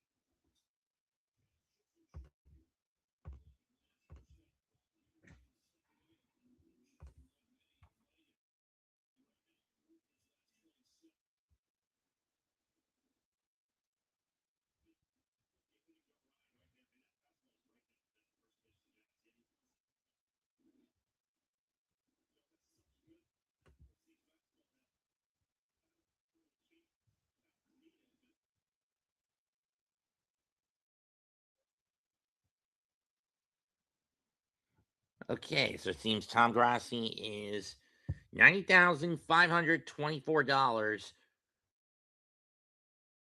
from his $1.5 million goal.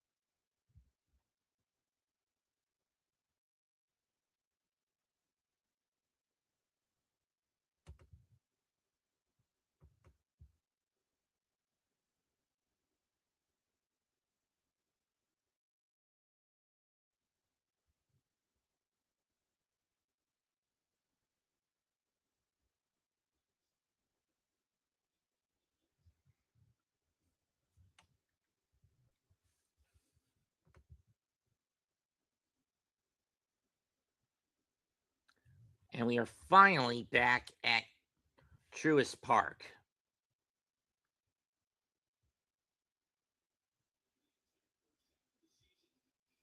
Mets come into 17 back of Atlanta because of their own incompetence, as well as a self-indulgent narcissist in the front office who deserves to get his head punted, get his fucking head kicked in, as far as I'm concerned. Martin Perez will pitch for Atlanta. This is his 18th start, 6-5 record, 3.27 ERA, 77 innings, 61 strikeouts to 30 walks, a 1.16 WHIP. So he hasn't been.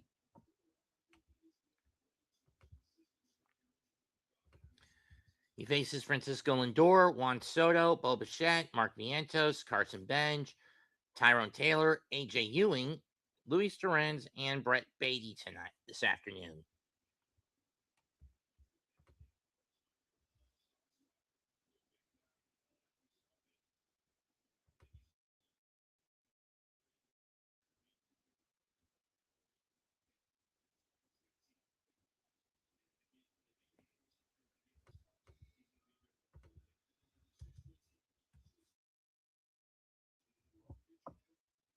Mets haven't scored more than 3 runs in any of the last 5 games.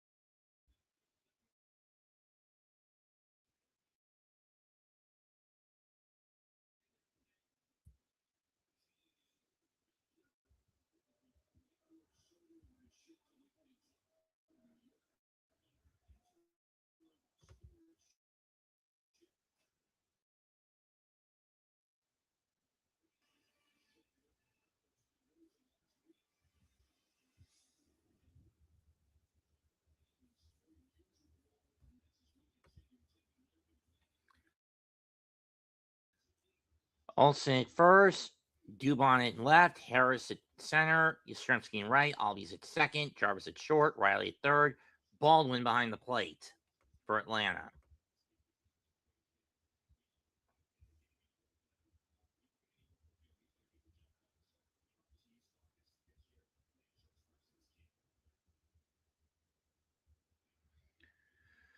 Door 3 for 9 this series, but he's been on the shelf for the better part of 2 months due to a leg injury. Hence why his numbers are sufficiently down this year. We'll be lucky if he gets 50 and 60 this season, or even 50.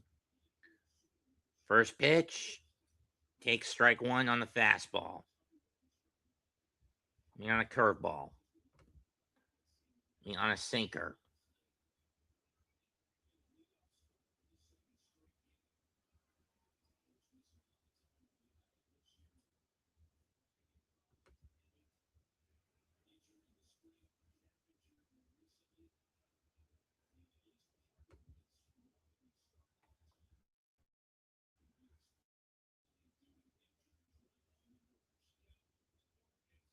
It also has to do with political bullshit in the locker room, Matt. 0-2 pitch. Inside, too far in, 1-2.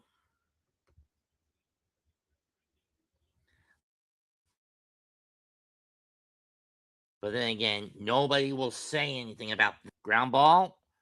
Dropped by Riley, and Lindor's on. E5 on the fielding error. Bad hop on Riley.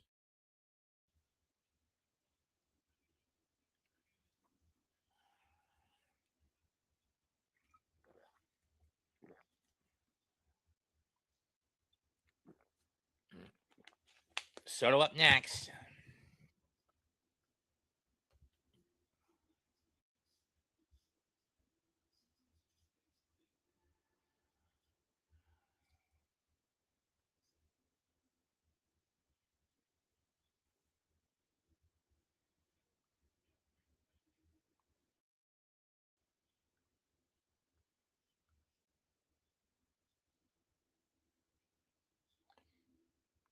I don't know what the hell that was about.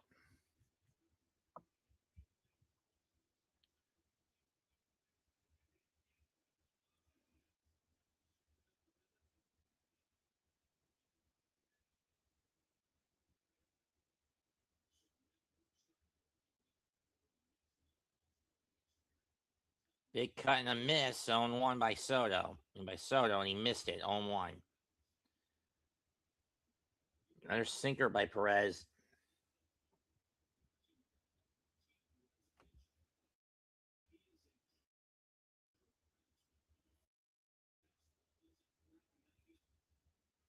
In the right field, base hit. That's heading deep towards the gap.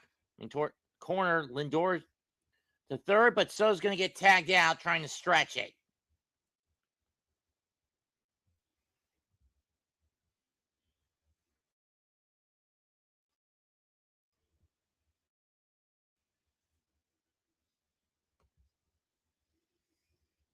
Good arm by Yastrzemski to cut down Soto.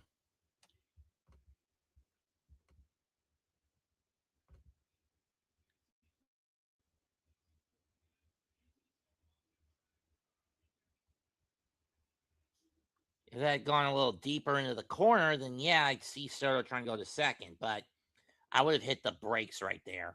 Ball one to Bichette. Mets have not been doing good with runners in scoring position throughout the last week or so. 1-1.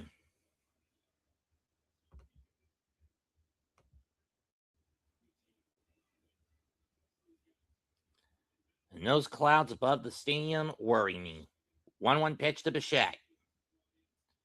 And Bichette lifts one over the moved in infield for a base hit, and the Mets are going to draw first blood with an RBI single by Bo Bichette. For Bo, that's RBI number 47 on the season.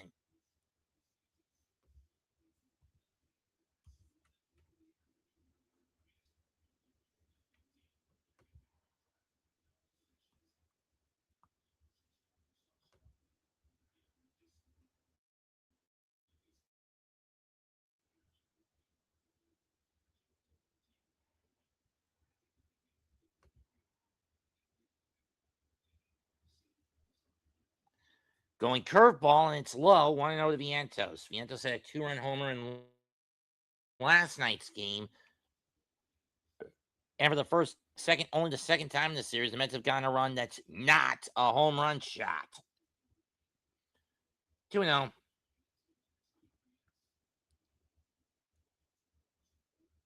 But again, what most people don't talk about with this Mets team is it's the bullshit that's going on in the locker room that caused all this. And Francisco Lindor himself. And why do I call him out the worst? Do I really need to beat this dead horse? You already know how mad I get when I talk about it. 3-0 pitch. And Vientos gets walked on 4 pitches, and Perez is off to a bad start right out of the gate. Carson Benj up next. Excuse me, I gotta move around a little bit. My legs are starting to kill me.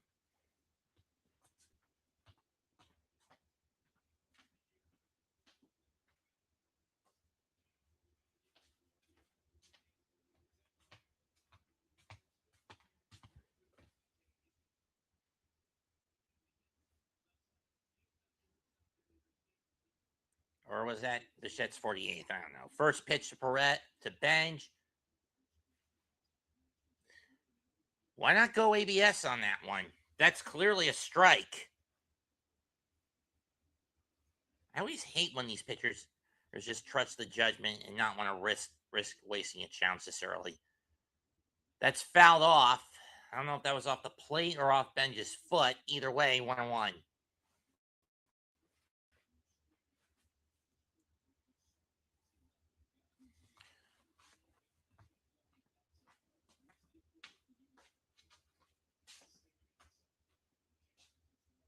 Change that out soon.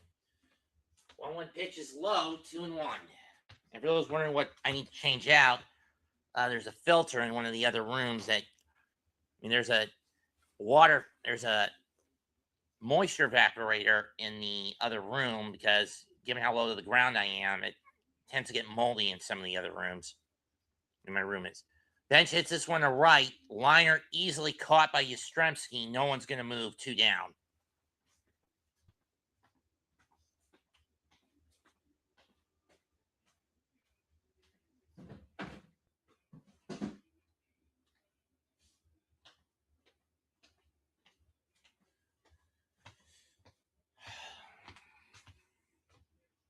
Tyrone Taylor up next. He did get the Mets on the board with a solo shot last night.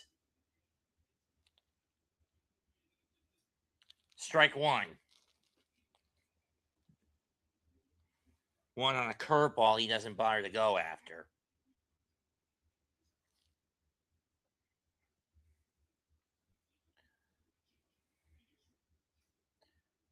Taylor makes a big cut and misses at another one. This time a changeup. 0-2.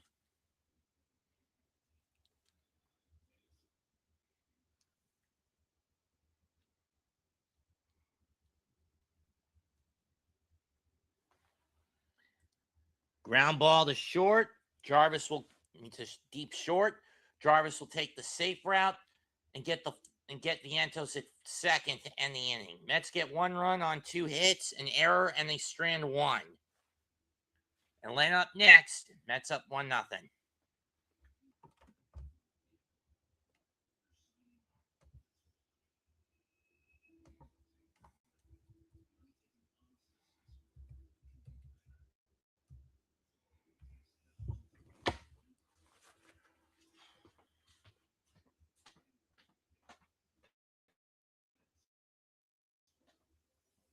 Yes, I still want to kick that cunt David Stearns' ass.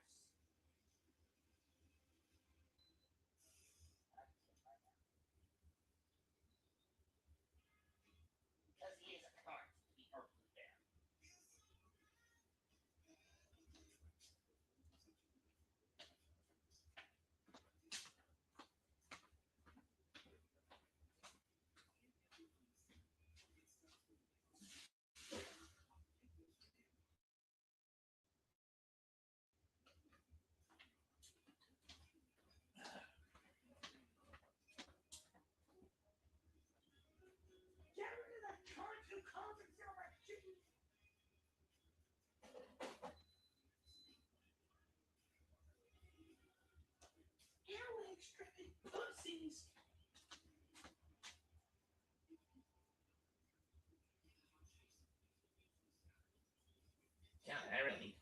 shirt now.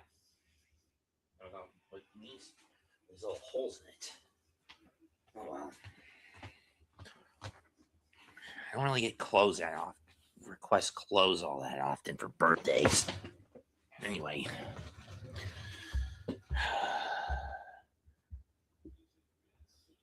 Noah McLean will take the mound now for the Mets. He is 5-5 this year in 17 starts.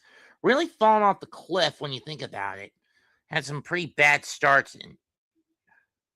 Strike one to Baldwin as he fires a fastball over the plate. 0-1.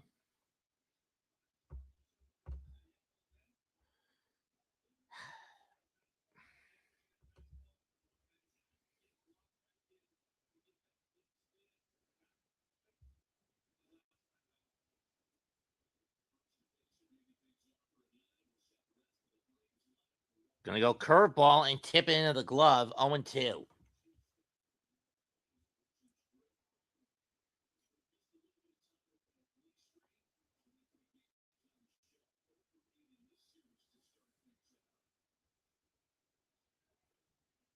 Did he go? No, he did not go around. 1-2.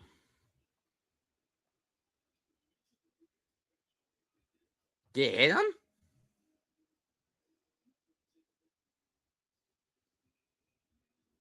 Let's see, where'd this get him?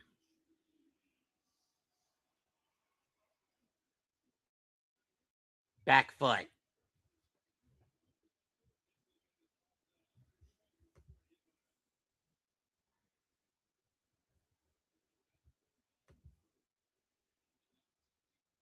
Now it's Ozzy up. That one outside, 1-0. I would have gone with the fastball, not the curveball.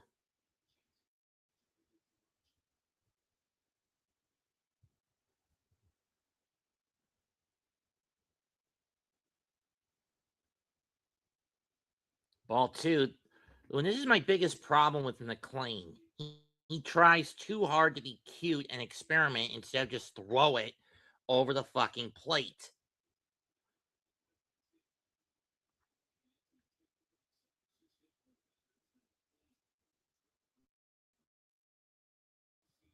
Fouled off on the sinker. That was the 12th batter McLean has hit this year. And that's the other problem with him. He has little to no control over his off-speed shit.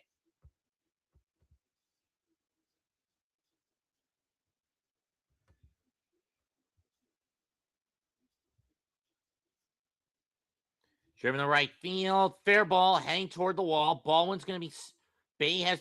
Bench has difficulty getting it out of his glove. Run scores, tie game. Or not.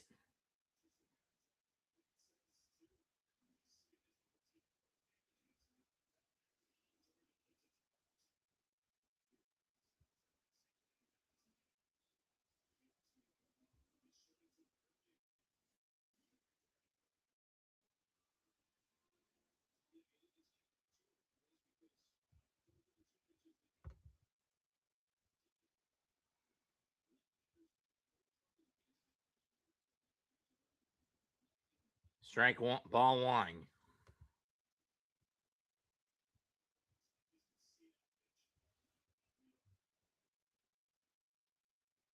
Just throw him fireballs here, McLean, you fuckwad. Foul off, takes the glove, and takes the mask completely off Terenz's face. 1-1.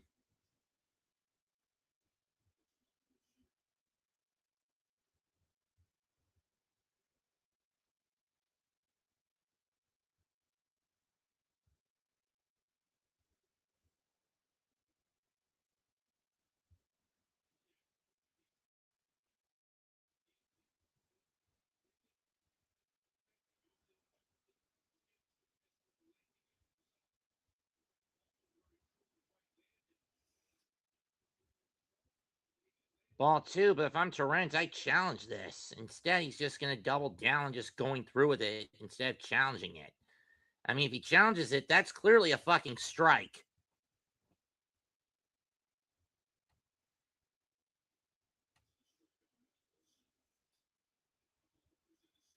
In the left, sliding catch. Taylor's going to throw the whole Baldwin. I mean, to ensure nobody moves up. One down. Good catch by Taylor.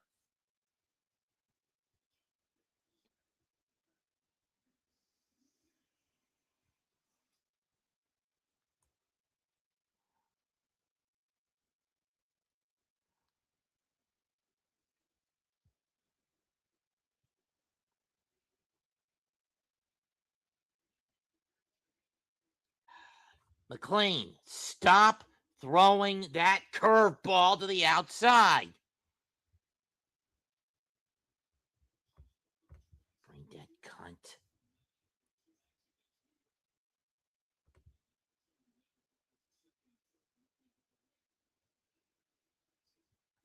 Chris.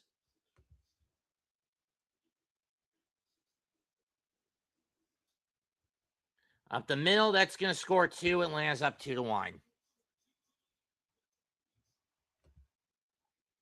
And this is why Nolan McLean has got to ditch that damn curveball. It's been doing him more harm than good this year.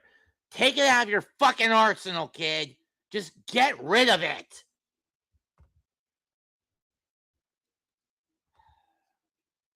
Bring that little cunt. Just get rid of your fucking curveball, you piece of shit.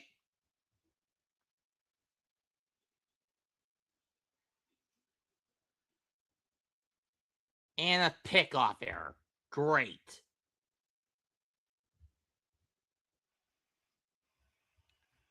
This is why I want David Stearns out as manager, as GM of the New York Mets. This level of incompetence.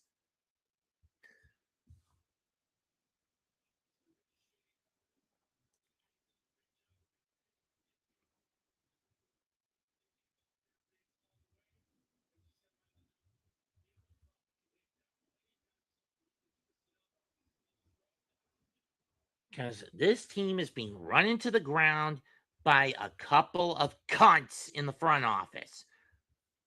David Stearns, who has no fucking clue on how to be the GM of a large market squad, and Steve Cohen, who has no clue about baseball and only wanted to help with the money because he had and was only picked because of the money.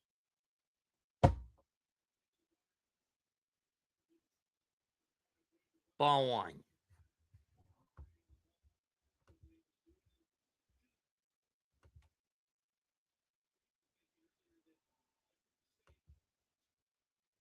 Up the middle, base hit again. It's now 3-1 Atlanta. And we need a manager who is not an analytics-driven assmonger. I mean, ass sucker.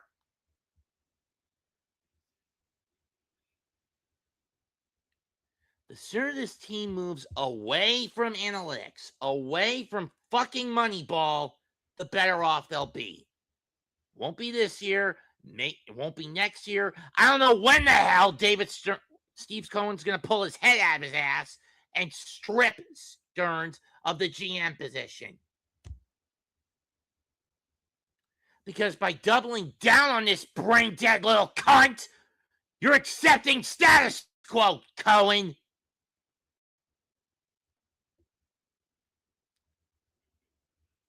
Two and 0.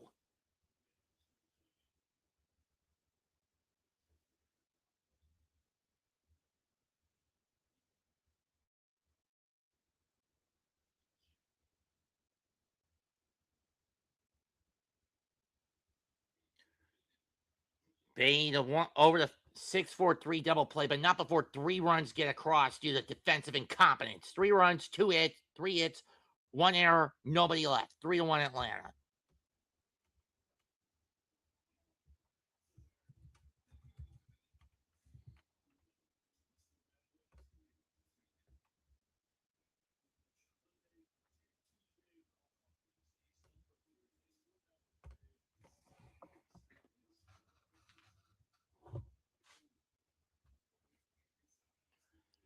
I just want this team to survive, but they can't do it unless they get rid of David Stearns and Francisco Lindor.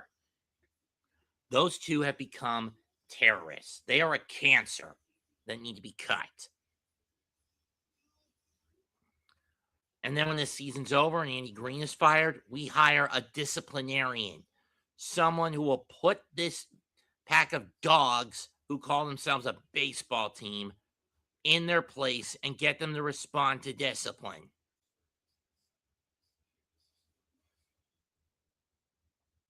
And as for Stearns, get him out of the GM position. He can be Pobo still, but remove him from general management.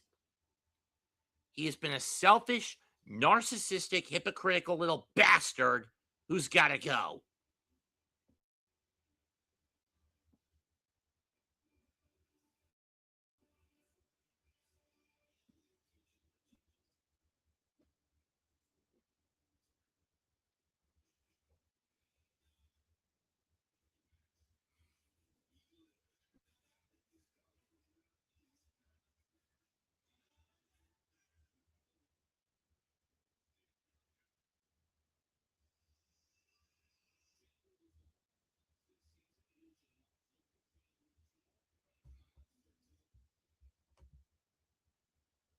AJ Ewing leads off.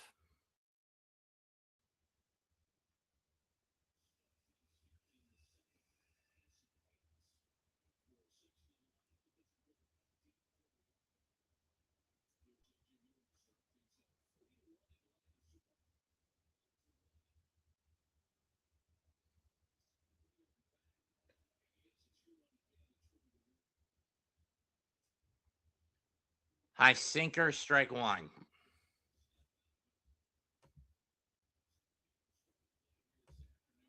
I'll be so happy when I don't have to do Met games beginning in October. And hopefully by 27, it'll be the death of Stearns' tenure as GM. Then we find someone who is not an analytically driven cunt who is willing to get money in free agents, shell out big bucks in free agency to get the big names, and try to fix what David Stearns destroyed because of his arrogance. Look, more of the rose-tinted sunglasses wearing Met fans may want to say, but Mets, how dare you say that? And you call yourself a loyalist to this team? 30 fucking years I've been part of this fan base, for the good and the bad. And I've seen more bad than good with this team. And this is the epitome of bad. I wasn't around. I wasn't paying attention during the Bobby Bonilla bullshit. So I didn't see the 93 season, okay?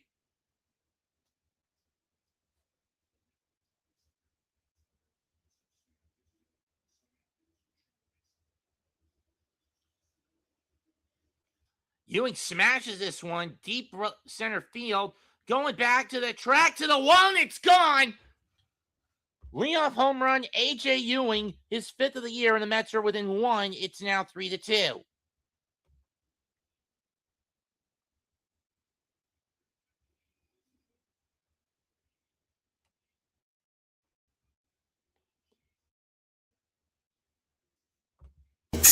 It's out of here.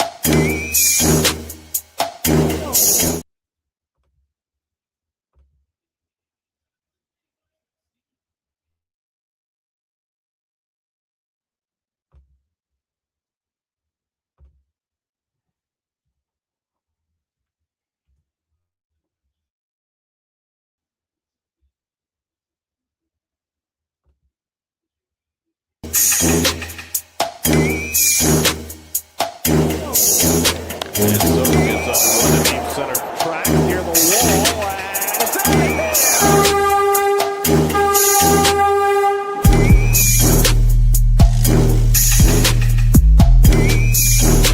Tywin ahead with 0-2. And he flies one out to right field. Back goes Tucker to the warning track. Back in the field. It's out of here!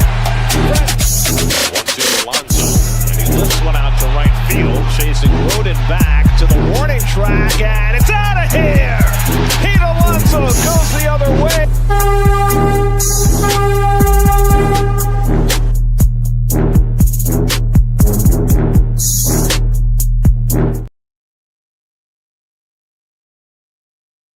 Sorry about that. And Torrens gets plunked, so he'll be on as the tying run at first. Brett Beatty do up next?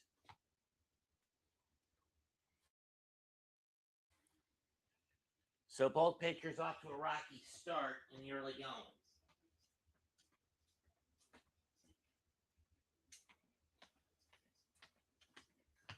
Brett Beatty due up next. Beatty takes strike one over the middle out. Beatty has not done well this season, but I blame that on Stearns and Mendoza doing too much to experiment with the little guy by constantly having him bounce around between right field, third base, left field, and first base when his best option is third base, and when that's not available, you could have put him at second instead of doubling down and keeping Simeon out there for as long as he did until the hip issue came up. Until the issue with Simeon's hip came up. But no, Mendoza and Stearns doubled down everything like a couple of the pair of dumb fucks that they are. Amongst qualifying hitters, Beatty has amongst the lowest OPS alongside Sal Perez of the Royals, and I didn't see the other one. 2-2. 2-2. I'm dead serious. Beatty is taking a massive nosedive this year, and I blame this on Stearns and Mendoza trying too much to experiment with a guy who's could have been a good utility third baseman. Beatty hits one towards right field, base hit, that's hanging towards the wall. Yastrzemski will pick it up off the bounce, and Beatty goes to second with a double. Torrens moves to third.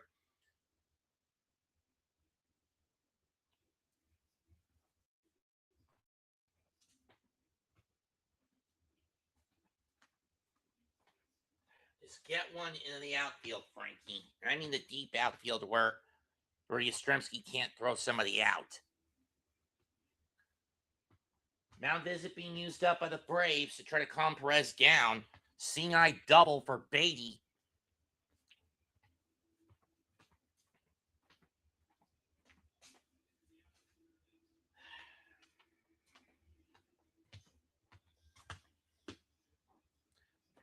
Lindor got on a fielding error by Riley, so by all accounts, you can argue that his run in the first, the run he scored in the first, was not earned.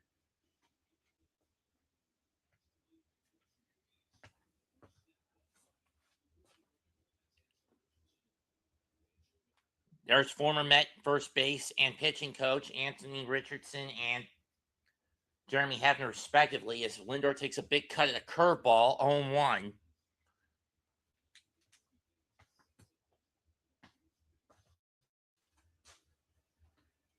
Perez better calm down on a second go-around to the order, but let's see what he can do here.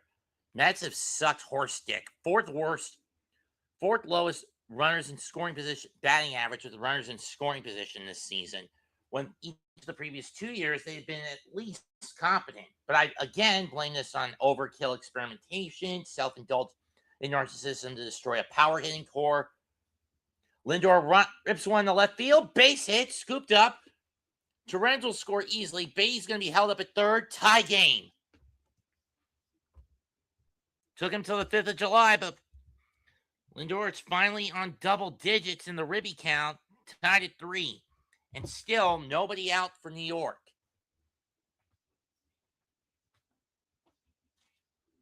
Basically, roughly the same spot Bo Bichette drove him home from. In the mid-range left field. Had to be played on a hot, and Dubon had to play it basically on the bounce. Oh, Lindor moved to second on the throw. Okay, Soto up next. Soto got on with a single, but then he got tagged out trying to stretch it to a double by the cannon arm of Mike Yastrzemski, who cut the ball off before it got to the wall. All back in the first.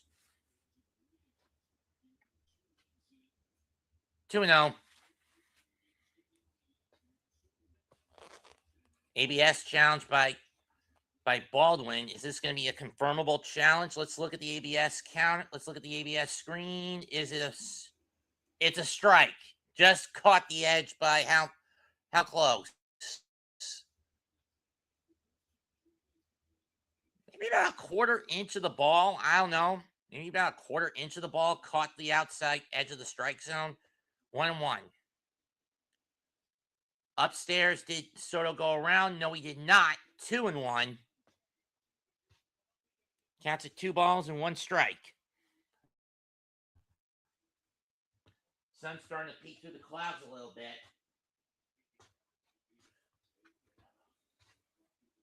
So the only Met heading to the All-Star game chops that one foul, 2-2. He hasn't had much success so far this year. But hopefully next season, when the Mets do try to pick up some big-name hitters that will not get fucking injured, that are qualified to play their positions, and are picks not driven by analytics. And now the ump's got an issue with his gear. Good grief. Yada, yada, to say. Yada, yada, to say. Oh, so that's what happened. Funny.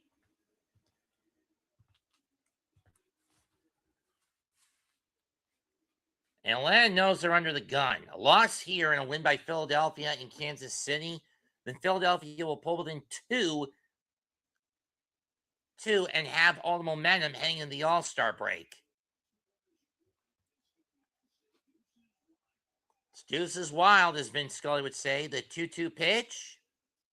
Soto rips one in the right center. Base hit. That's going to bring home 2. Mets up 5-3.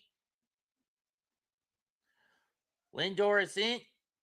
Beatty's in. Lindor right behind him. That's 4 runs unanswered by the Mets. And for the first time in 5 games, they've scored more than 3 fucking runs. It's now 5-3 New York. 2-run single for Soto. RBIs 42 and 43. And still nobody out.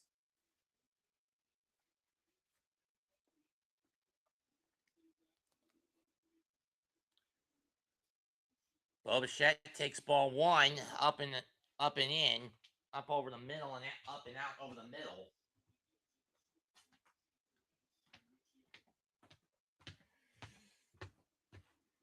Oh, it was RBI 48 for Bichette. Ball 2 as that one comes way too in by Perez. So Mets have scored 4 unanswered runs in this inning. The A.J. Ewing homer got started.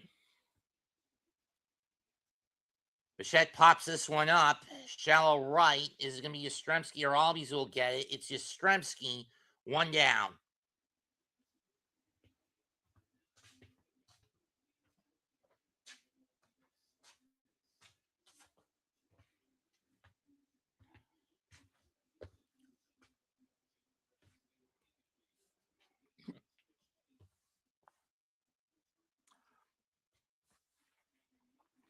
Vientos walked in his last at.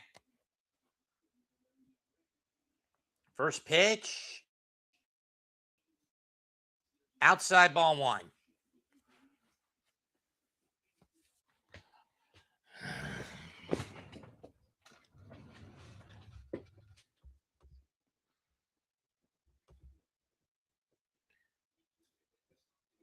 One and one.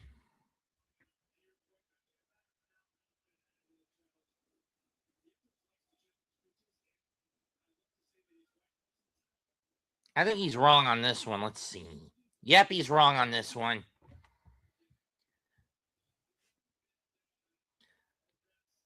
By about a 1/10 of an inch. He's wrong.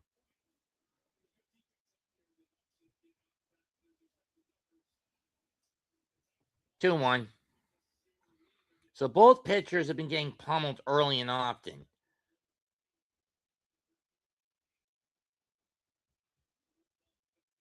Soto at first. 2-1 pitch. Ground chopper to Jarvis over to Albies for 1. Over the first, double play. But the Mets do have their biggest inning in a week. In basically a week. They get 4 runs on 4 hits. And strand nobody.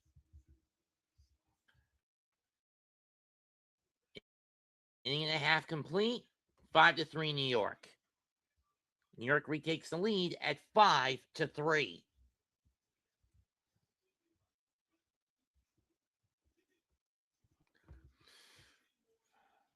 Home run by A.J. Ewing. RBI single by Lindor. And a 2-run single by Soto put the Mets in front after the top of. And the fact that it took 37 pitches for Perez to get out of that inning is a bit concerning if you're Walt Weiss.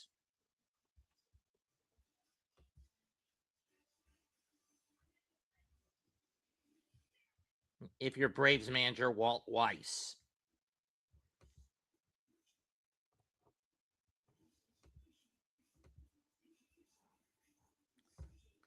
The Mets, who have been struggling with runners on scoring position for the last couple of weeks, are so far 3 for 5 today with that situation.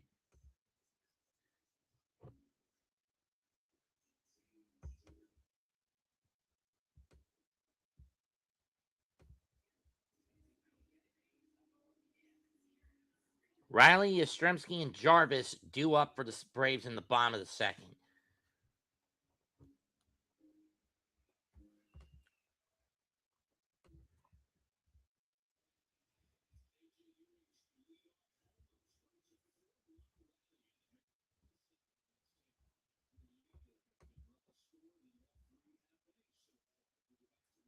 First pitch to Riley, strike one. With the slider, with the four-seamer. Goes to the outside sweeper, swung and miss, 0-2. Riley's going to use his batter's timeout.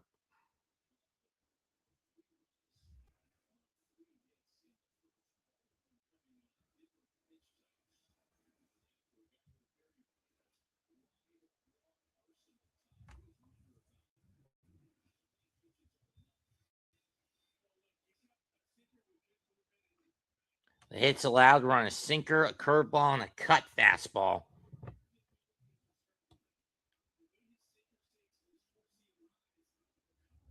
0-2. Austin Riley can sit down, and the bat goes. And to paraphrase Happy Gilmore, wow, the bat went further than the ball. Jackass. I mean, seriously, if before Riley swung, I should have said jackass, and then it would have been on-point parody.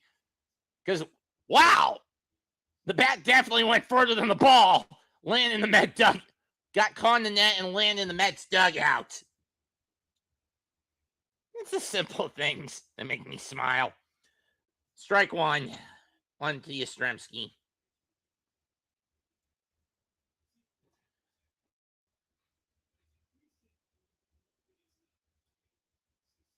One with the sinker.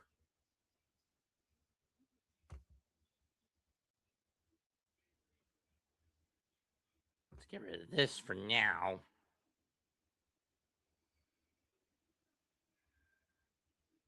1-1. Outside 2-1.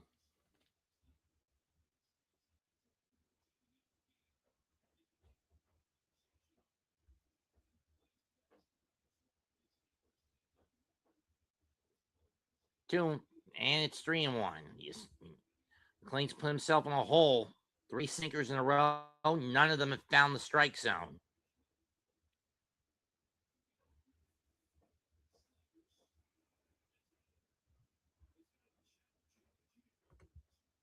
Three-run pitch. And it's another sinker. And again, he misses. Ball 4. And Jim Jarvis, the young rookie from the Braves farm system, now comes up. Or at least I think he's from the farm system. Let's see what Jarvis has got. Now before I can be a full-fledged judge on the kid. First pitch. Catches the zone, strike one. Catches the corner, strike one. Jarvis only 2 for this is only his 10th at bat. So yeah, a rookie. This screams rookie. 0-1 pitch. Line to center. Ewing coming on, makes the catch, and holds Yastrzemski to first.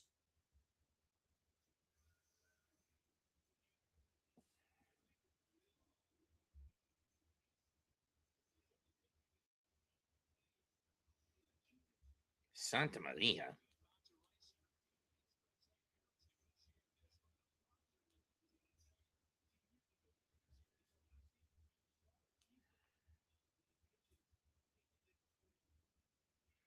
Sad news for wrestling fans.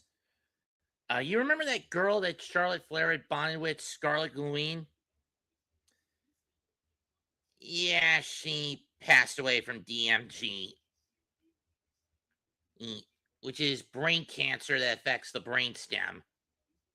Very aggressive.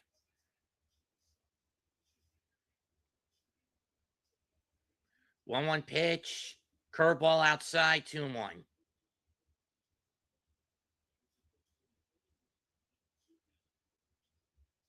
Sad day for the kid. Rest in peace.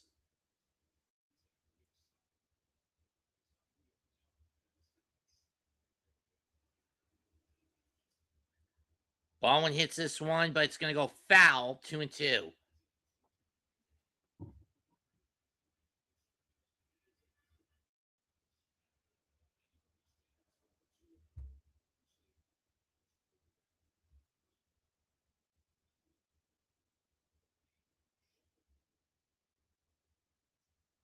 Chop foul. We'll do it again.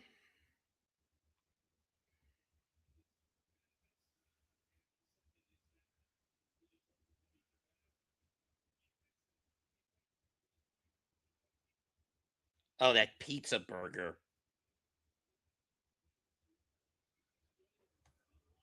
That's disgusting at AT&T Stadium. Regardless, 2-2 pitch again. Clean sets. Kicks and deals. Ground ball. Base hit. Yastrzemski's going to go to third. Baldwin will hold up at first with a 2-out single.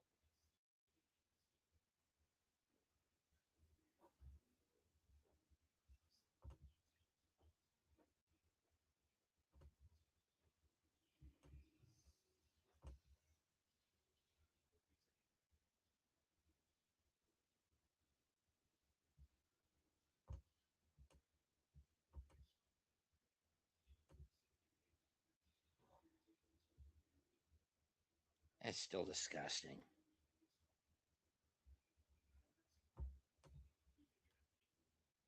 There we go. Olsen waits on deck. Go ahead run at the plate in the form of Ozzy.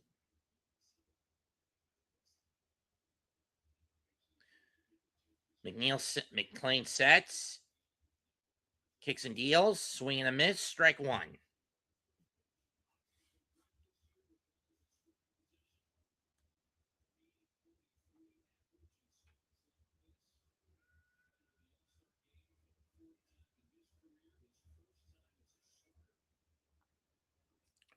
Outside, 1-1.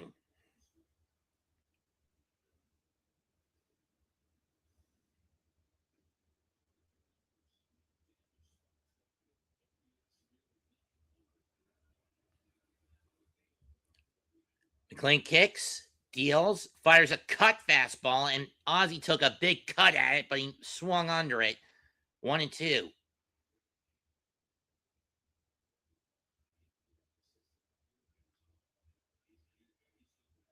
Slider dog.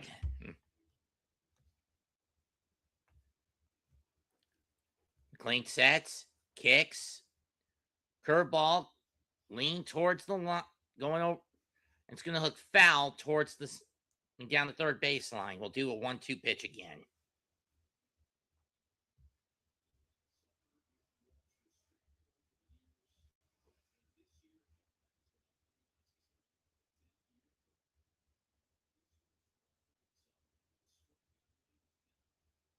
One-two pitch.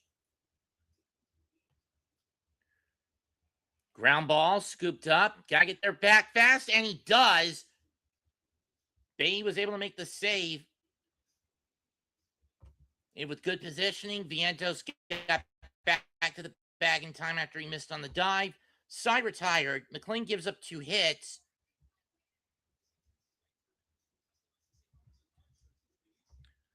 But nothing gets across on him. 2 innings down, 7 to go. If we can get or 3 innings to go if we can get to at least 5 before another set of thunderstorms hit. 5-3 at New York. The Mets up 5-3.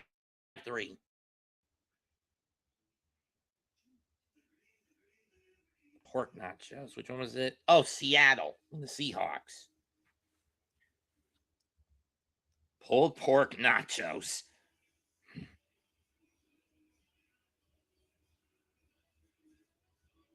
Pickled jalapenos, a pound of meat. I gotta admit, the Super Bowl champs know how to do nachos. I mean, I've never been at their football stadium.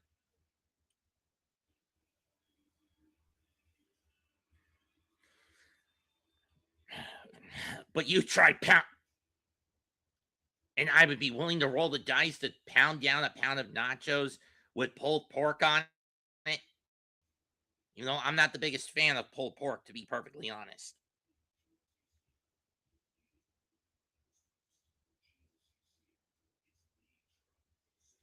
Next up, it's off to Fenway.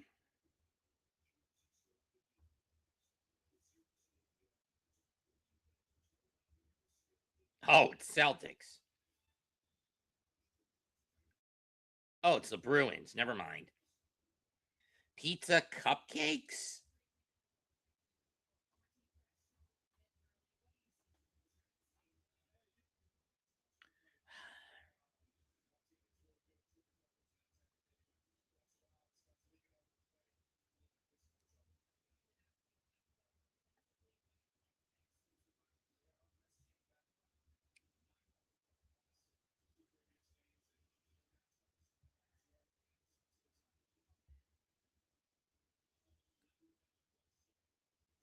Leading off for the Mets, A.J. Ewing and Carson Bench.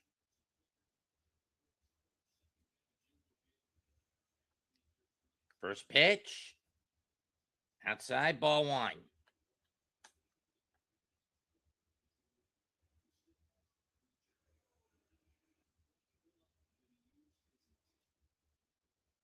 One one. And there's the creature, the Walt Weiss glove.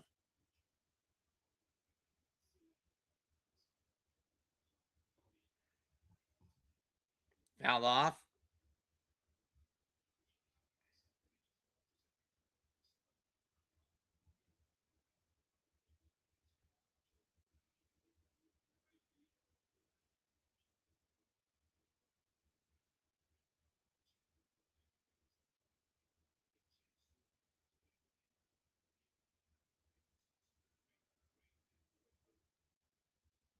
Two and two.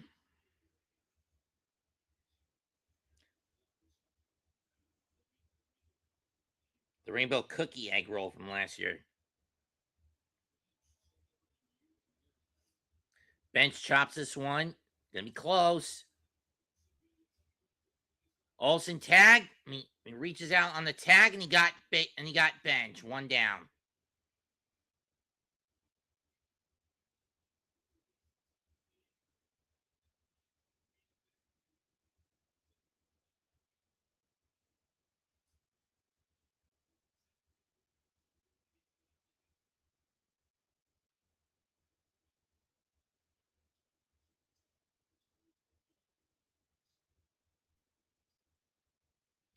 Strike 1 to A.J. Ewing. Or Tyron Taylor, excuse me.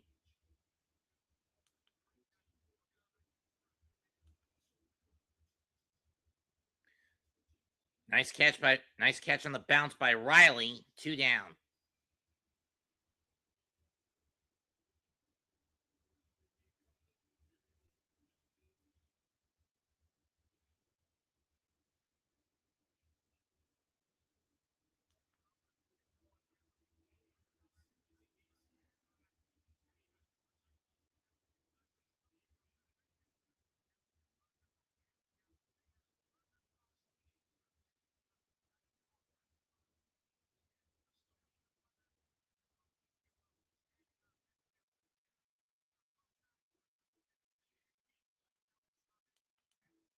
Ewing had the homer, and he gets called for strike 1. 1-1.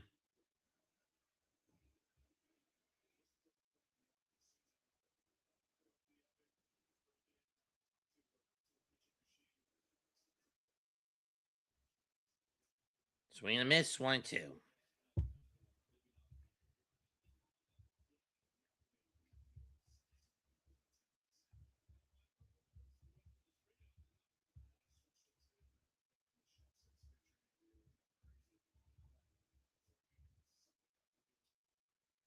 Fouled off. We'll do it again.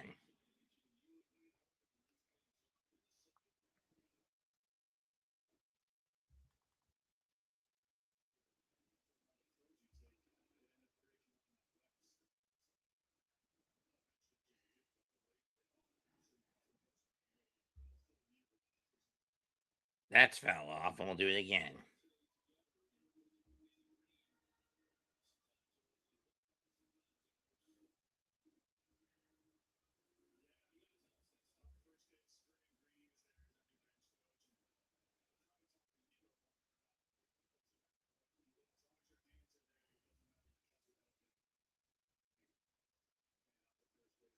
In the dirt, 2-2.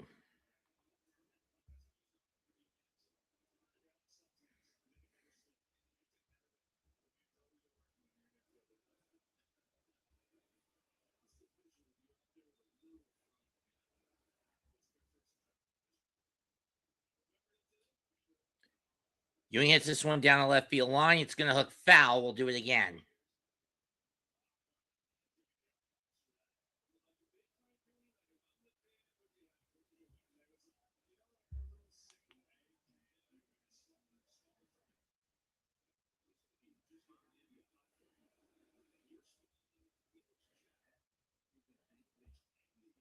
Fouled again.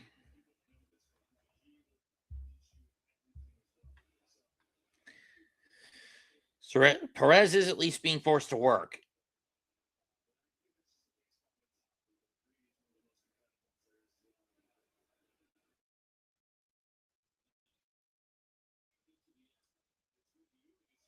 And Ewing goes down swinging on the ninth pitch. Let's see, where was that pitch?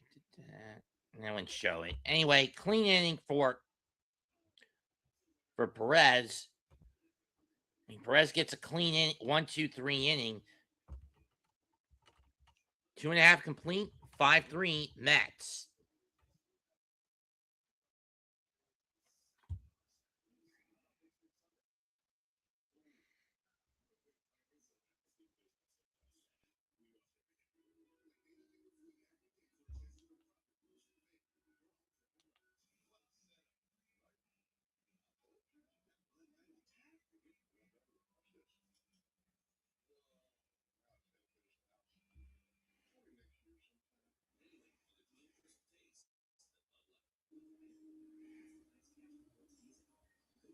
Hmm.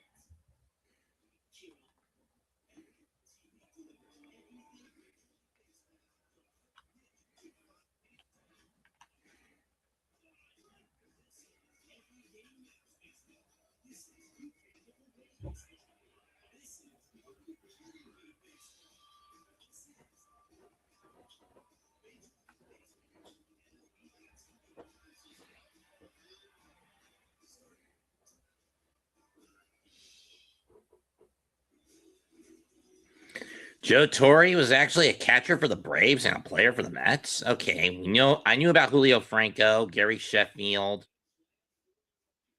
I knew about Bartolo Colon, Bobby Bonilla. Fuck him to death.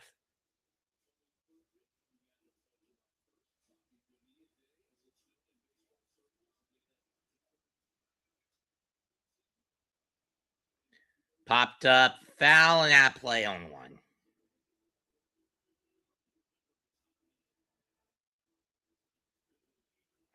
And for those wondering why I curse up a storm about Bobby Bonilla Day, I find it a cursed day.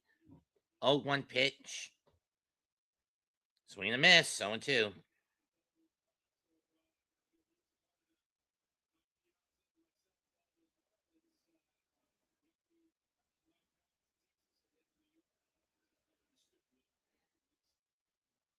1-2.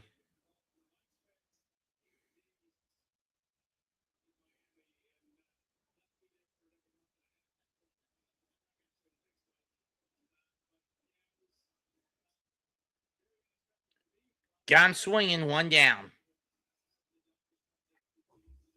Second strikeout of the day from McLean.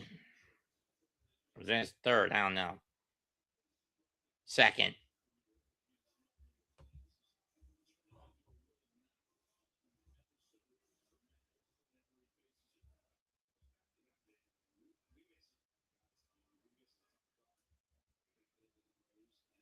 Strike 1 to Harris, who had the 2-run RBI to put the Braves up 3-1. Or 2-1, I should say, back in the first. Low and away, 1-1. Low and in, 1-1.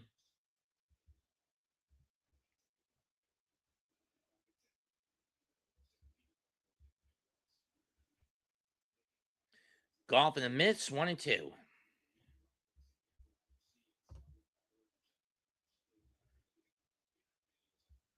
Hello, Duffney.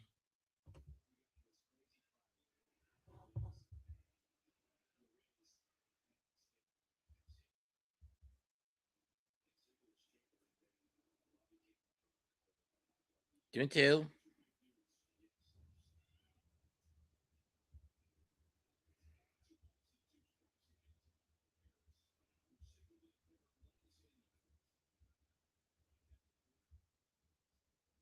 Got him swinging again. 2 down. McLean finding his stride. That's K number 3, but let's see if he can get the clean inning. Especially when you consider those thunder clouds are getting ready to roll in.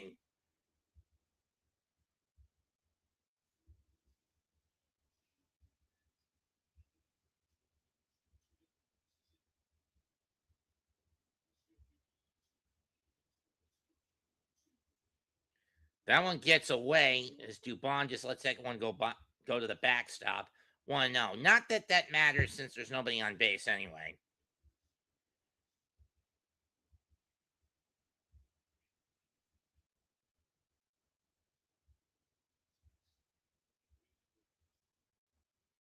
Ground ball to Bichette. He'll fling it to first, and Vientos will scoop it.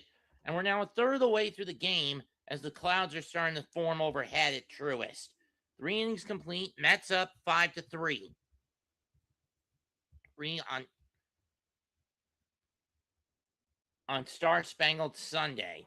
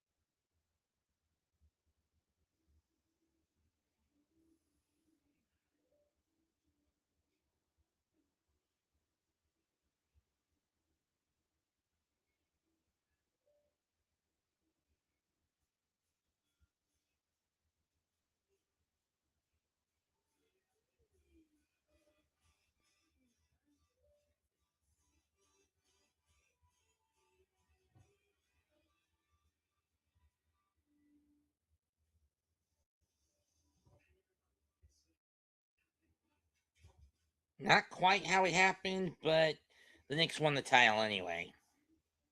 There's a lot of liberties taken with that.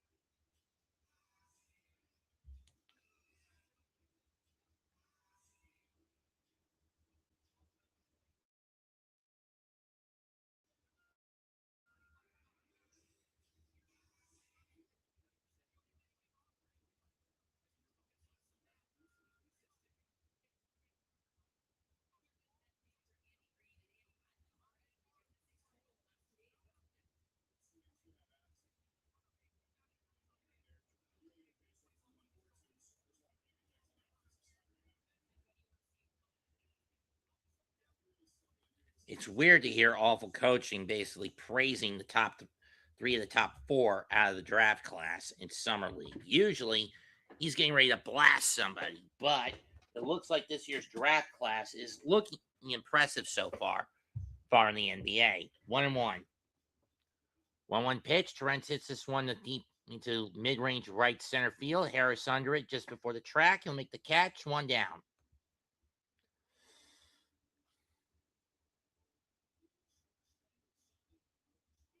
Beatty will be due up next. So far, the Mets have been doing a lot better in this game. They've gotten 5 runs on 6 hits, 2 walked twice, and only struck out once.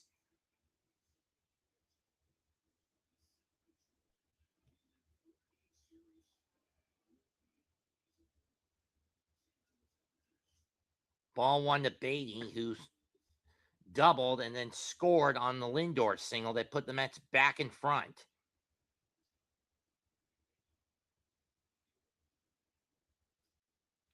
Beatty takes a big hack and he fouls it away 1-1. I mean, Perez's pitch count, this, if you're Walt Weiss, this is not where you want him at. 73 pitches through 2 and 3 1/3 innings. I mean, sure, he's calmed it down after that second inning, swing and a miss, 1-2. But you're really straddling the line if you catch my drift.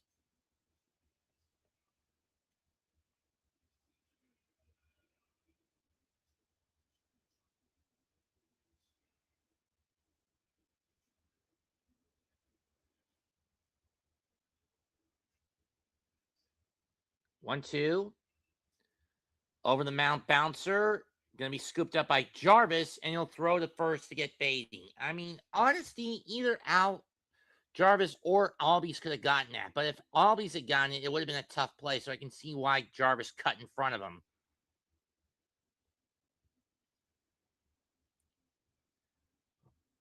Lindor up next.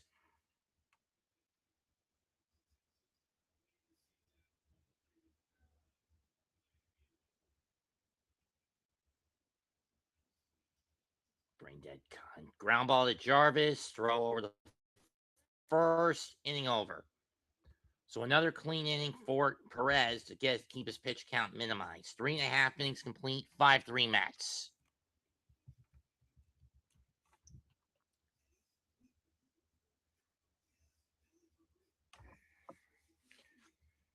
I've been on here for almost 3 hours of my own volition. And again, I blame that on a rain delay and my unwillingness to push this back because I didn't even know there was going to be a rain delay. I mean, I had a hunch. I just wanted to believe it wouldn't happen.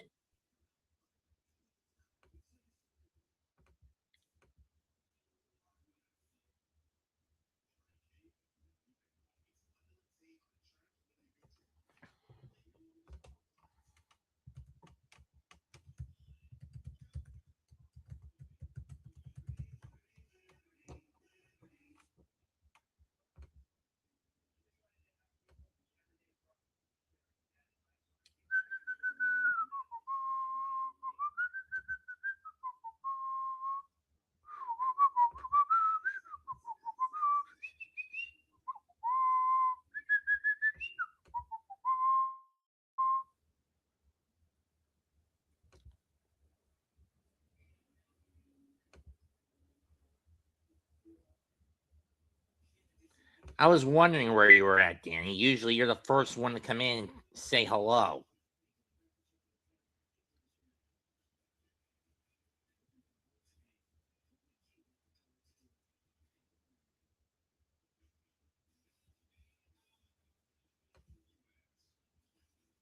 Dominic Smith will lead off for Atlanta. Then he'll be followed by Austin Riley and Mike Yastrzemski.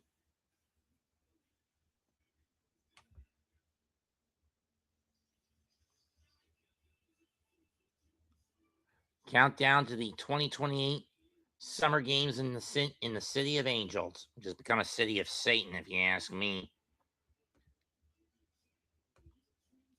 Strike 1. Smith fouls that one off. I mean, seriously, the 2028 Summer Games in Los Angeles. The so so-called City of Angels. Though if you ask me, it's become a city of Satan.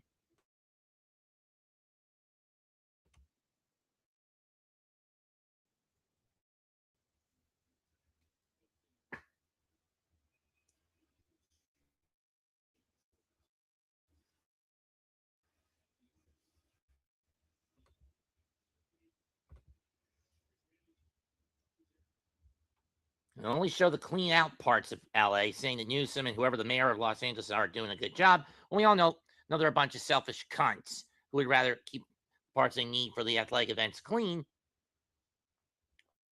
while leaving the rest of the place a shithole cesspool of crime. Imagine how much those criminals have to pay, even though crime isn't supposed to. Anyway, Albie snapped a 36 at bat homerless streak last night. 0-2 pitch. That one's lined to center. Ewing Goat moves to his left, and he'll make the catch. 2 down.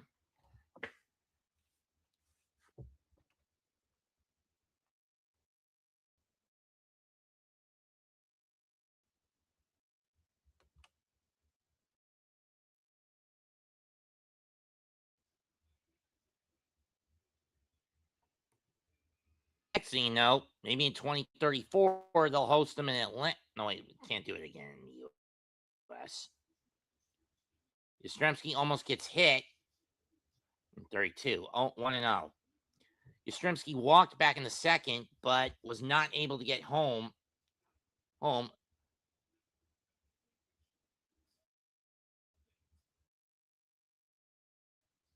Yastrzemski fouls that one off. It was a fastball, 1-1.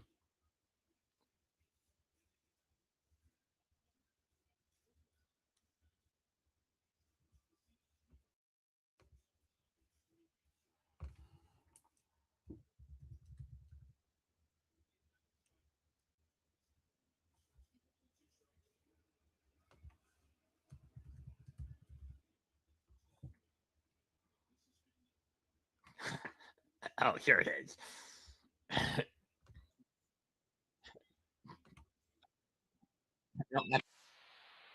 1-2 pitch. Inside 2-2. I mean, hey, Austin.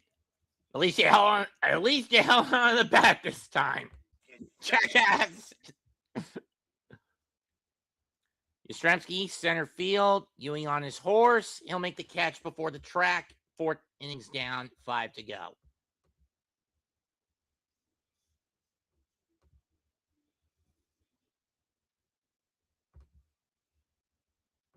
Soto, Bichette, and Vientos due up for the Mets in the 5th. 5-3 New York through 4. Like I said, Riley, at least you were able to hold on the bat this time. You jackass!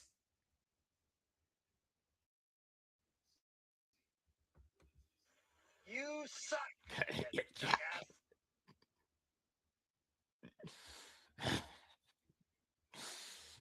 You just want to kill that. Every time you watch Happy Gilmore, you want to kill Shooter's #1 fan. You want to murder him for how he threw Happy's game off in the charity thing. I mean, not that anyone knew he was being paid off by Shooter to sabotage Happy's efforts. But still, you wanted to kill him.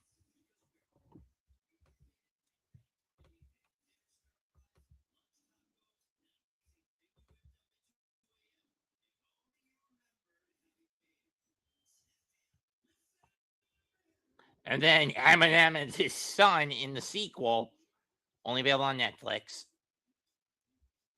Funny.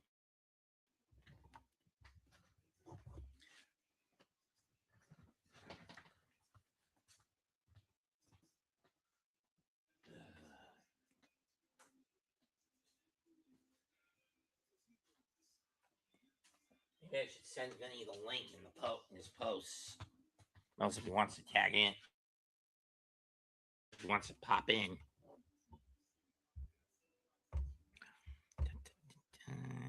Edit, copy.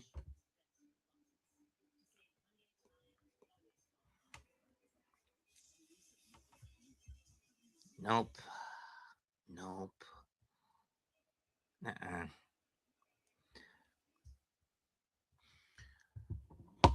First pitch is a ball, or is it a strike to Soto? I don't know. Signal gave out. This is what happens All-Star Week. Oh, it was a ball. Off Perez, on the comebacker, he'll just scoop it up and flip it to Olsen, one by Soto. He'll just flip it to Olsen, one down. I hope he's okay after taking a hit, after getting hit with the ball on the comebacker. Here comes the Braves medical staff to check on and give him a checkup. And the Braves medical staff now comes in to check up on him. Let's see. Okay, ball comes at him. Him in the elbow. Let's see, where'd this get him? Back of the shoulder, maybe the elbow, I don't know.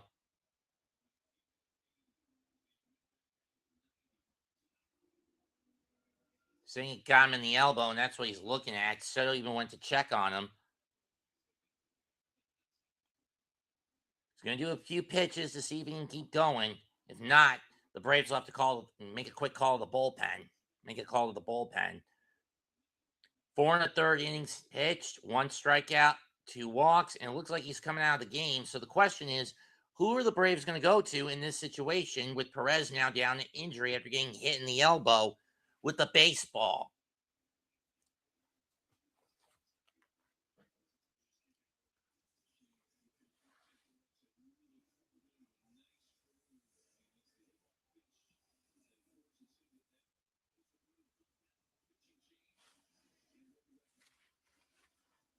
It was a pretty bad hit off the bat, to be honest.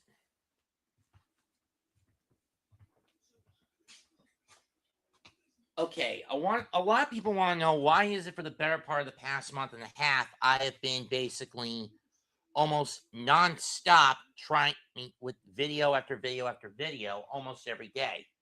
Well, my watch hours dropping like a brick for the last several months, since it accumulates everything from the past year up to a current point. I've been doing what I can to build them back up.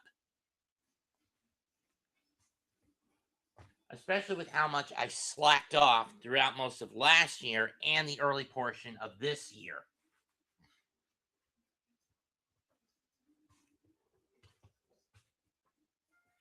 So consider this me trying to make up for a lot of lost time.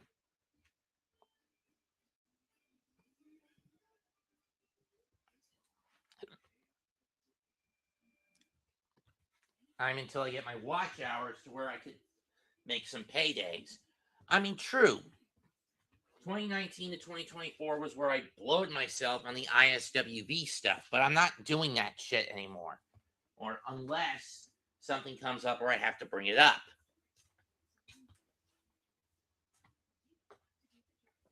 For better or worse.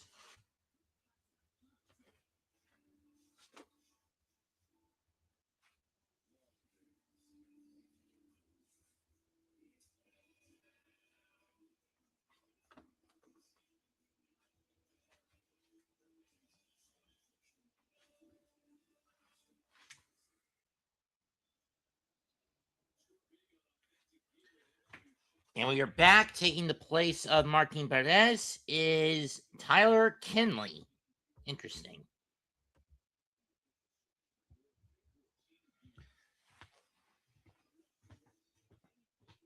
Main part of the building, the jump house.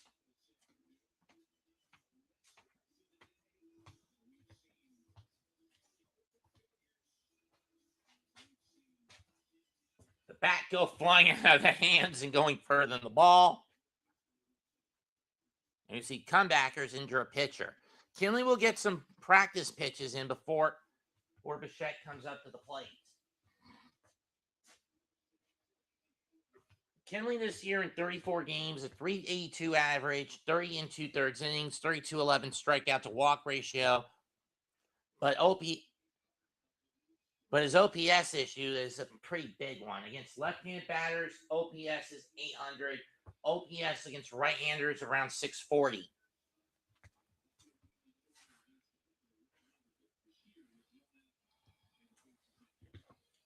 And Soto is feeling guilty for accidentally knocking Perez out of the game.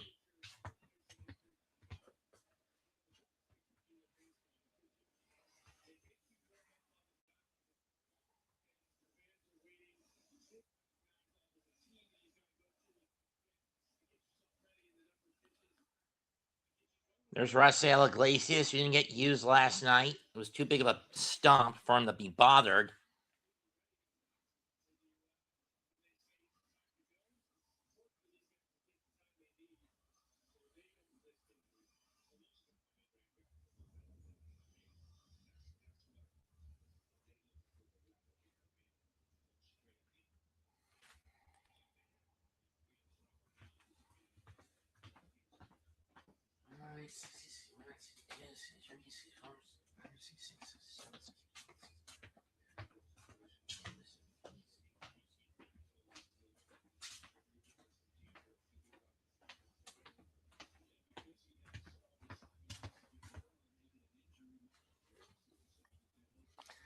Now, some would say I'm not a very successful YouTuber. I mean, I've only got around 814 subbies. You'd be right. And I've had this, and believe it or not, I've had this channel for almost 20 fucking years. 20 years I've had this channel. Granted, I didn't start off creating content. I started off basically favoriting content and liking it. I didn't start doing content until 2011.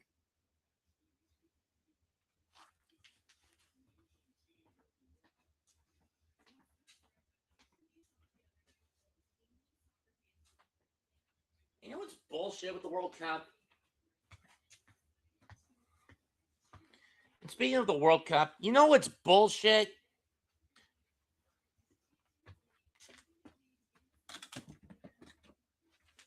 When it comes to this, anything related to the NBA, the NFL, MLB, and maybe to lesser extents the NHL, oh, they pick up on this thing.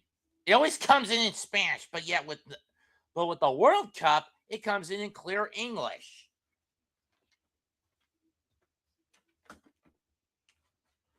I'd show you, but I don't want to get hit with a copyright strike.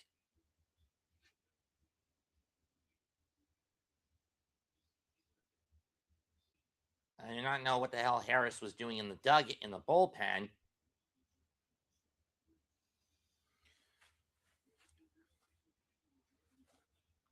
Kenley ready to go. Replacing injured Martin Perez, who is on the hook for the loss. First pitch. And Bichette almost gets his head taken off, leaning out of the way. Ball one.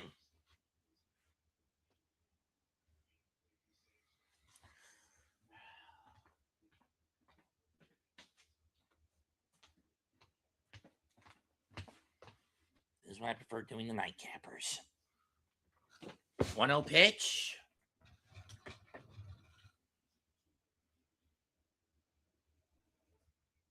If I'm Bo, I challenge that, but he's not going to. 1-1. If I challenge that, that would be 2-0, not 1-1.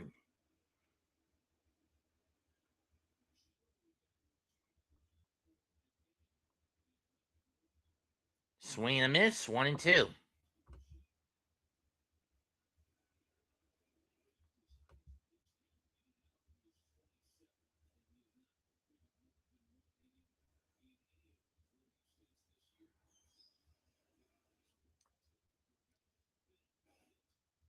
That's foul to the backstop. 1-2.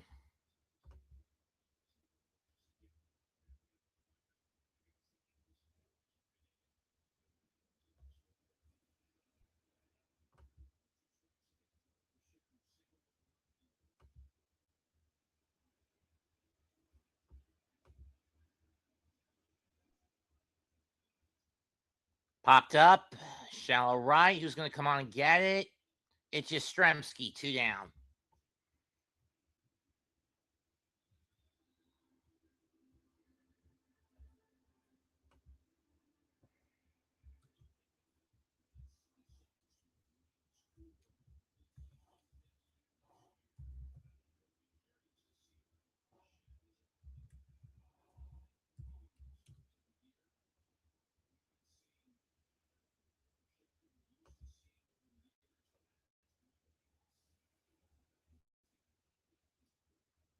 Strike one.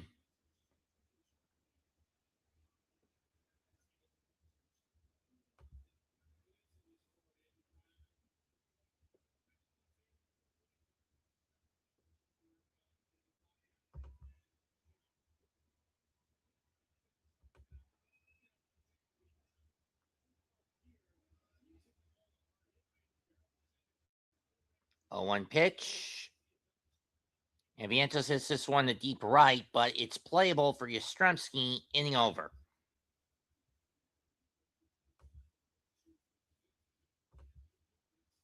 And we are now halfway through the game. Mets up 5-3 through 4.5.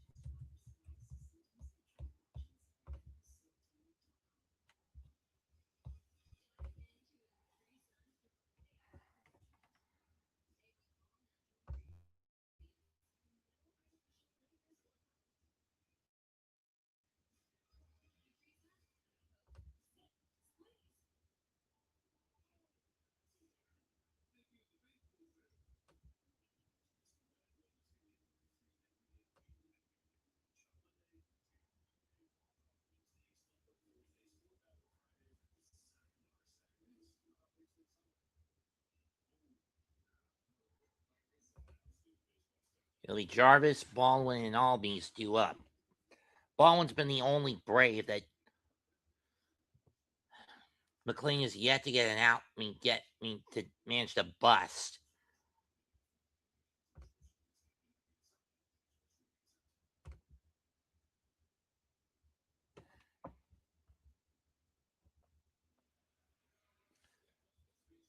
Get through this inning, and he'll be in line for the win at minimum. And he's been doing pretty well. Only 61 pitches after an atrocity in the first.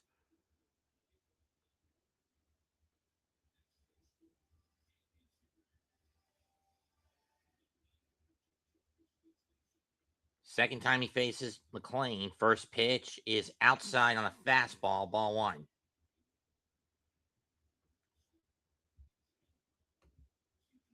Over the plate.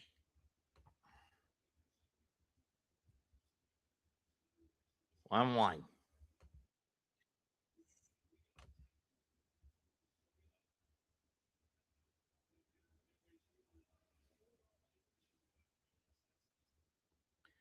Chopped right at Vientos. He'll have to hurry it up. Oh, and he dropped, and it goes off him. E3.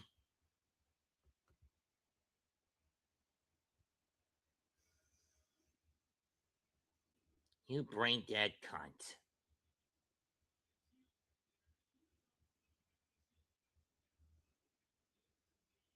Fielding error on Vientos.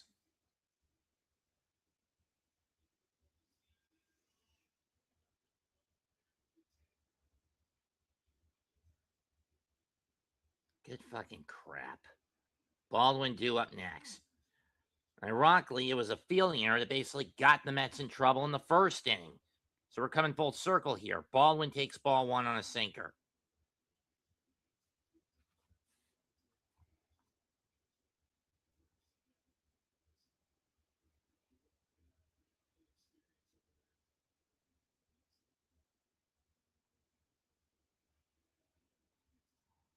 One.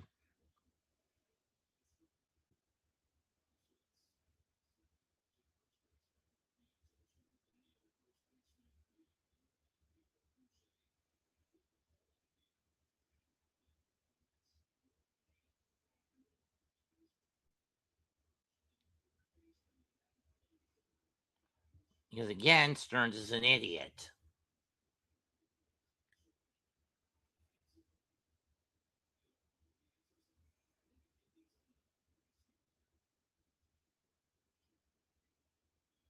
It should have been Jared Young today, not him. Baldwin hits this one to deep left center, fairly deep but playable for Soto. He'll make the catch and force Jarvis back to first, one away. Or Taylor, excuse me. I forgot Soto was DHing today.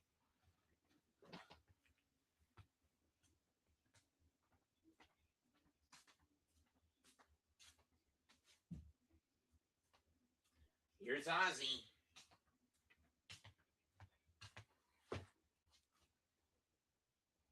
See what the old Wizard of Oz can do right here. Down 2, 1 out. Time. Him representing the tying run. 1-1. 0-1. That looked more like a 1-1, but whatever. Okay, it is 1-0.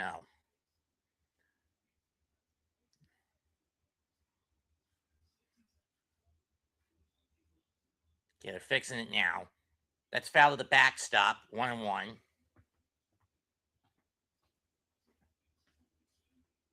Stupid scoring booth.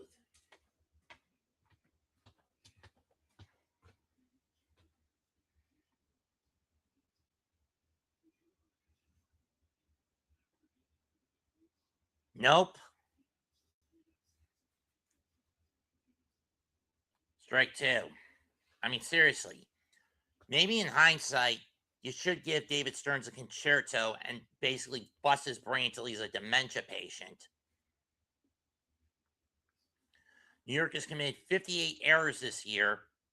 Ozzie cuts, and was that tipped or did he miss it? Tipped it. I mean, he fouled off 1-2. But as I was saying, with how badly David Stearns fucked this team over. 1-2 pitch. Foul off again to the backstop behind the plate.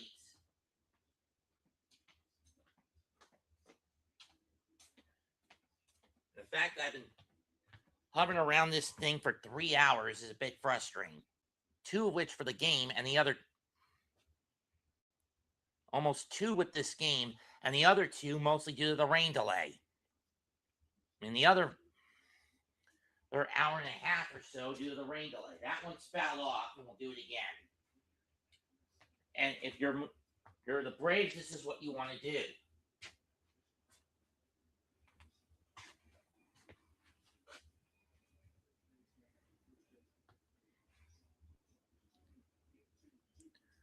Stack the pitch count. Ozzie is probably one of the most disciplined hitters in baseball as he bounced that one off.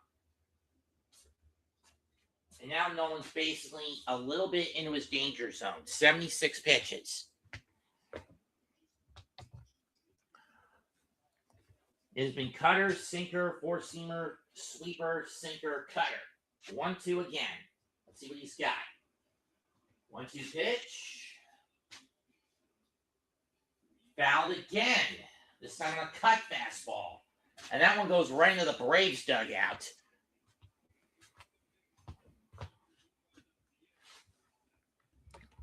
There's been four-seamers, cutters, sinkers, a sweeper, and a curveball. When is McLean going to slip up, or when is Ozzie going to take a bait and miss? 1-2 pitch. Let's see here. McLean kicks the leg. Got swinging that one on a fastball on the outside corner. 2 down.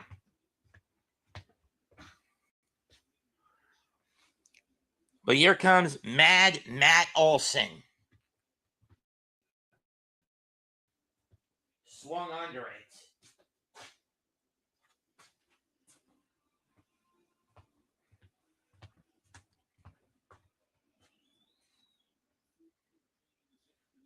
First pitch, ball 1 to Olson.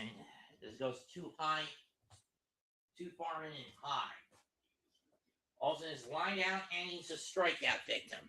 For McLean, I believe that's 4 he's struck out today. 2-0. Look, I just want the Mets to get a win today. I don't care what happens tomorrow. They've basically lost this series due to incompetency. Again. 2-1. Due to stupidity in the due to Mendoza's incompetence. And due to the incompetence early on in the year by Mendoza and bleeding into green in a lot of spots. 2-1 pitch. That's fouled and going out of play behind the plate. 2-2.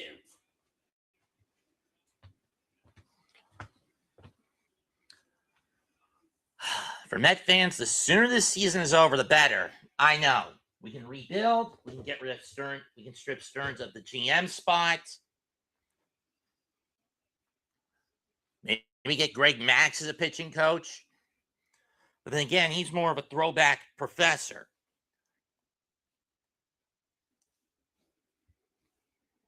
Two-two pitch. And 2-2. Chopper to second. Babe will scoop it up. Fling to Vientos. And the Mets dodge a bullet. We are now officially through 5 innings. No runs, no hits, 1 error, and 1 stranded for Atlanta.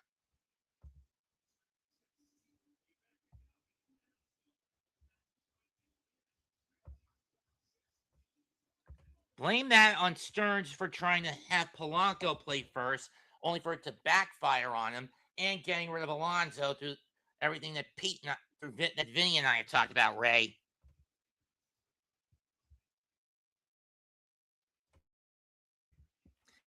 In any case, Mets up 5-3, up by 2 after 5.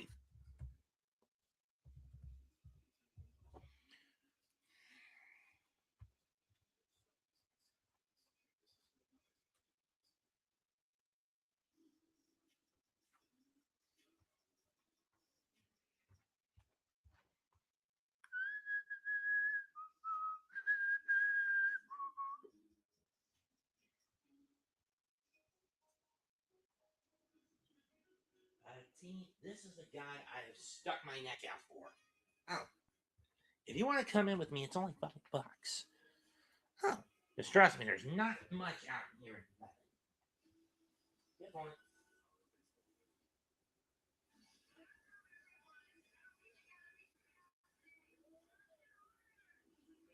No photo this time, Vic.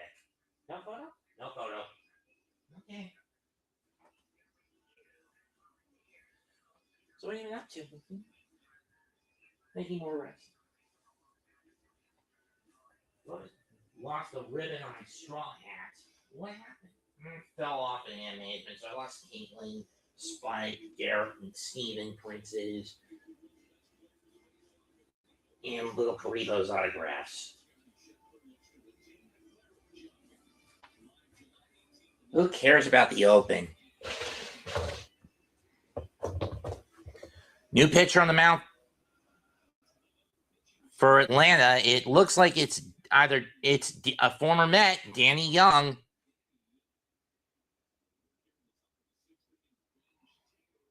Gonna be bench Taylor and Ewing, and bench takes strike 1. Bench is struck out, lined out, and grounded out. And grounded out twice. Swing and a miss. Chase the sweeper outside, 0-2. No discipline from either side at this point since the early innings in terms of plate discipline. Oh, it was a line out and a ground out. I thought it was a line out, strikeout, and ground out. Oh well. 0-2 pitch to Benj. Outside 1-2. And this time Benj does not go after it. Now, what players do I think the Mets are going to keep when we get to the deadline or with a rebuild at the end of the year? Keep Juan Soto, keep Carson Benj, keep Nolan McLean, keep Christian Scott, keep AJ Ewing. Maybe keep Luke Weaver if you haven't shipped him out the deadline because of his trade value. Same thing with Huascar Brazaban. 2-2 pitch. Bench fouls that one off. We'll do it again. But basically get rid of everybody else. Lindor especially, because then it basically forces him to be away from his wife. He can't use political influence. Wins to play to cow the team. And Bench goes down swinging. Maybe keep Bo Bichette. I don't know.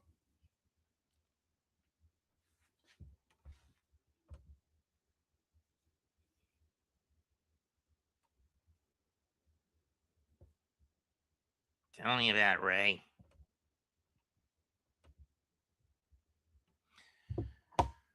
Tyrone Taylor's up next to face his former teammate, and I've lost the television signal. And if you think I'm going to use my mini TV, forget it. They'll just give it to me in Spanish at worst if I do pick it up and not give me the signal at all at best. First pitch outside, ball 1. Second pitch in, 1-1.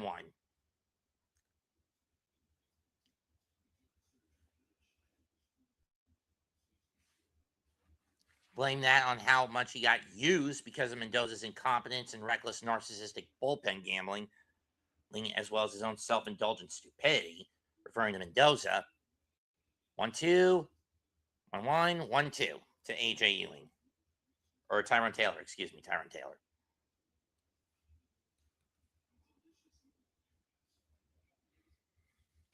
It is very delicious. Victory is most delicious when it's seasoned with irony. 1-2 and down looking goes Taylor, as the Mets are now starting to fall off in terms of their plate discipline again, as I guessed. That's strikeout number 4 against the Mets, 3 against the Mets. So now A.J. Ewing, who got the Mets galvanized in the second with a solo shot to the right center field bullpen, into the Brave bullpen in right center.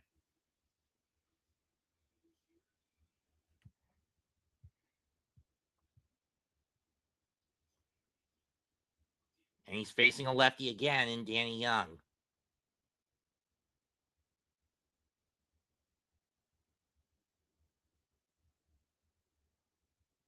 First pitch. Outside with the sinker, 1-0. This is why I don't like doing games in heat waves. Goes outside with a sweeper, way out, 2-0 does Young.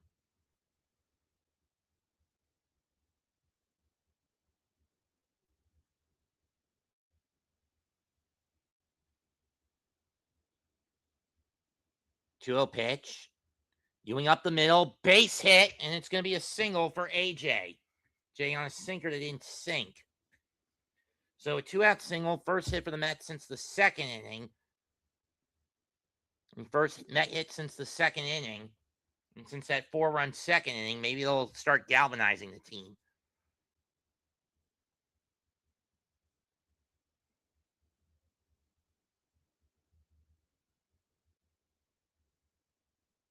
Coren's up next. Trent's nearly gets hit with a sweeper that comes in on him, 1-0.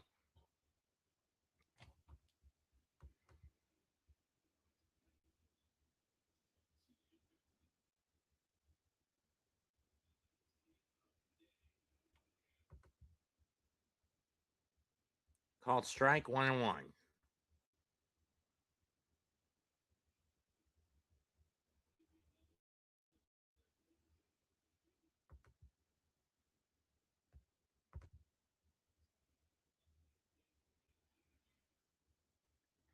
Two and one.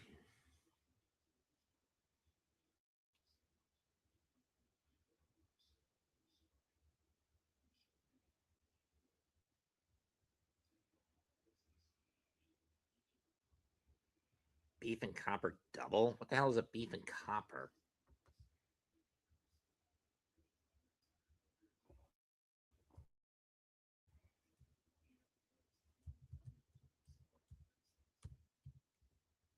Three one pitch. Ewing is a fleet footer. He'll try to take off. And Trent chops it to Riley.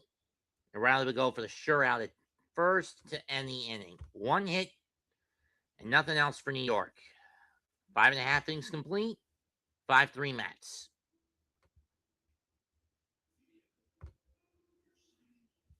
See if McClain can get through a 6th inning. He went through 7 last time out against Toronto. But with how badly he got plate discipline came about, I'm not sure you can do that again here in the 7th. I mean, in this case.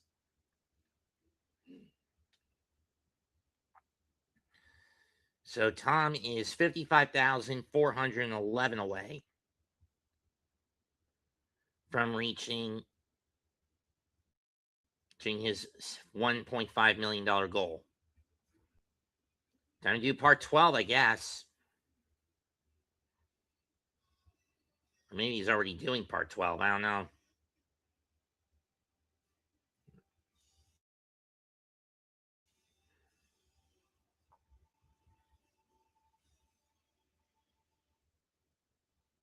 The Yankees are doing even worse.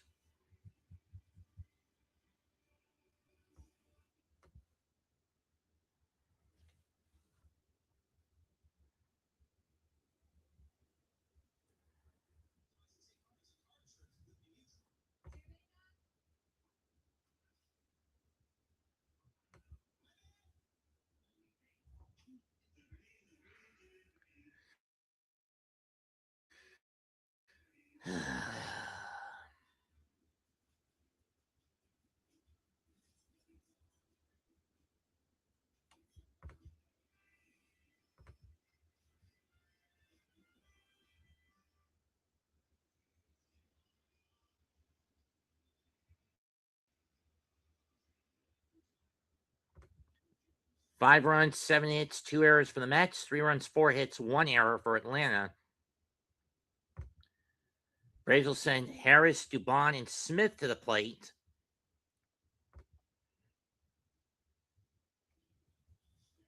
To start the 6th. Friday, the HBCU Classic. The Futures game on Sunday. The Derby on next Monday. And a sinker goes low, ball, strike one.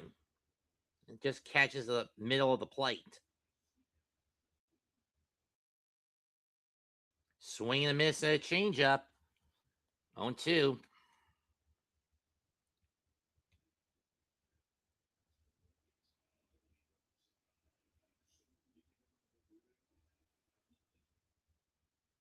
Harris is going to burn his batter's timeout. 0-2 pitch. Little golf pop-up. Bainey moves in. He'll make the catch. 1 out. He moves out to shallow center, and he makes the catch. I don't understand why Game Day calls those flyouts when by trajectory angle those are pop-ups. I mean, I understand if a pop-up just stays in the infield. That's fine, but still, those are more like pop flies when you think about it. First pitch to Dubon, strike one.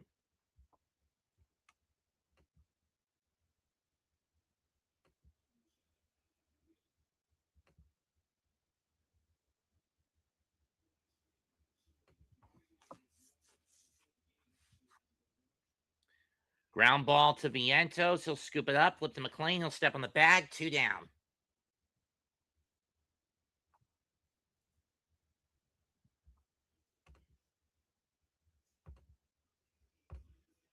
Sounds like it's raining outside. I better go get the drain cap off. Be right back. And it is.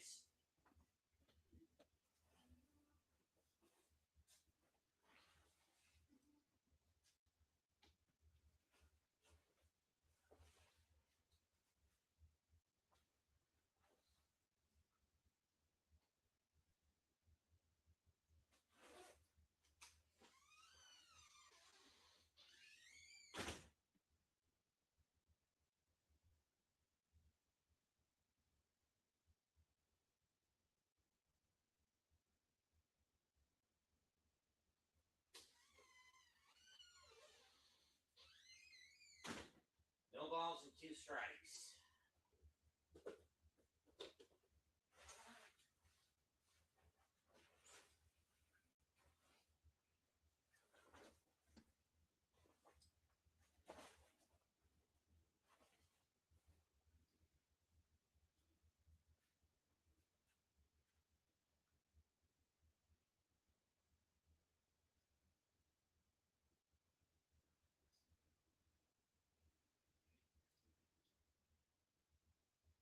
One, two.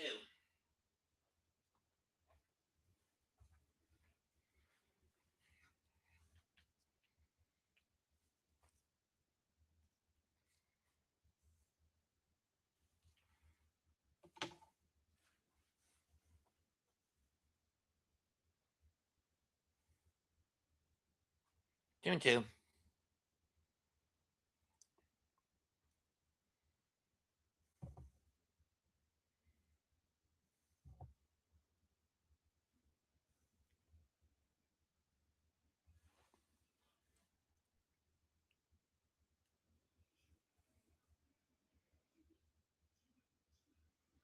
So it's now a full count by Dom. I mean, Dom did spend his early years with the Mets beginning in 2017. Had one of his best years in 2018, and to a lesser extent, the pandemic season.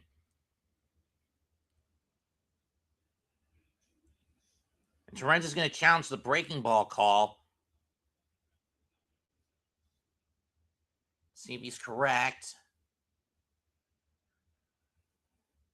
And he's correct. Strike three.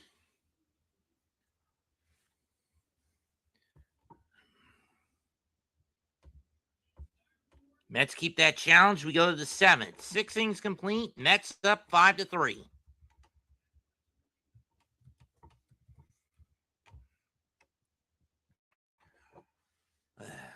Seriously, the fact that I've been at this for 3.5 hours, again, the fact that basically almost 2 of those hours were wasted doing other games because of a rain delay is a bit frustrating for me. Could I push this back to 2:15? Yes, but I was a little concerned or know when the game would start, thinking it would get out of the way pretty quick. But that and my own mentality, get tunnel vision mentality, get shit done when I commit myself to it.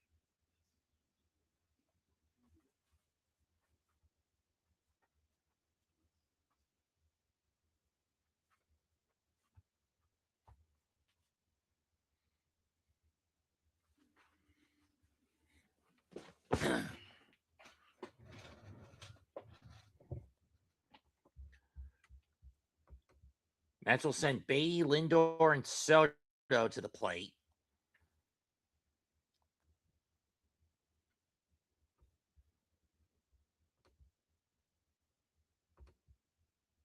And it'll be Dylan Dodd replacing Danny Young. So let's look at this. Nolan McLean, through 6 innings, has thrown 92 pitches, 3 runs, 2 earned, 1 strikeout, 4 hit, 1 walk, 5 strikeouts, and 4 hits over 6 innings. I think he's done for the day.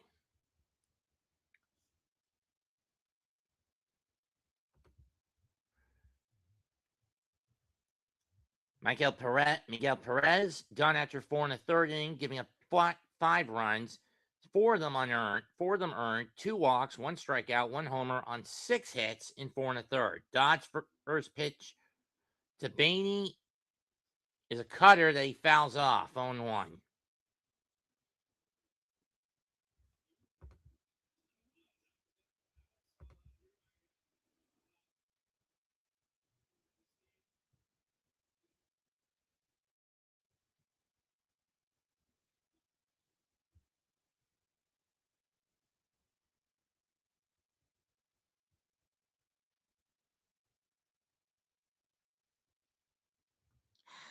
I hate when I lose this signal like this. 0-1 pitch.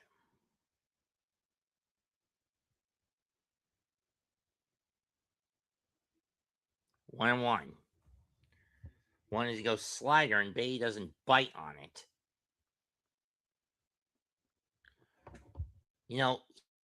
Heat wave interference is bad enough, but rain interference is worse. That one's fouled off 1-2. But rain and wind interference with the reception is even worse. 1-2.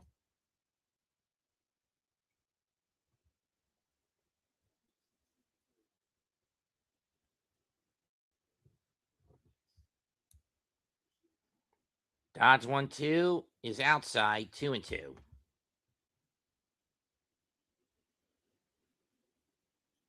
Another game's going on. Pittsburgh's up 9-4 over Washington. Cubs are up 2-0 on St. Louis. Kansas City's up 2-0 on Philadelphia. So that gives a little solace to Atlanta, even if they lose today. That one's fouled off, and we'll do it again. Detroit, Minnesota up on the Yankees 6-0. Detroit, Tampa, and Houston, and Detroit and Texas have just started. Full count. And here comes the Thunder. How far is Richmond County from Cabarrus County? Payoff pitch.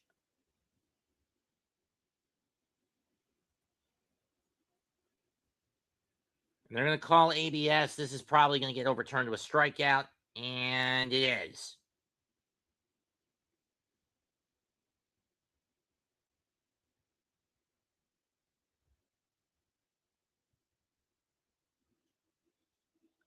At least a third of the ball is in the strike zone. I don't know why Beatty didn't bother to try to take a cut at it. You got to defend yourself on those pitches. 1 down.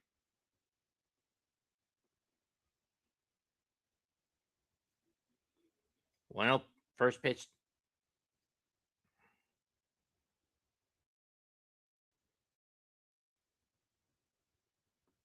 Lindor has to get out of the way of that one. Ball 1. Lindor reached on an error in the first, singled in the second. Upstairs, 2-0.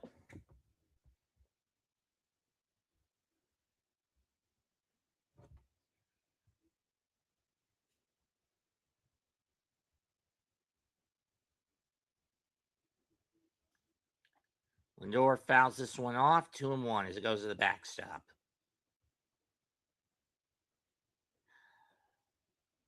I hope mom shut the wind. Wait a minute, she wouldn't have bothered going in the sunroom. It's a fucking oven today.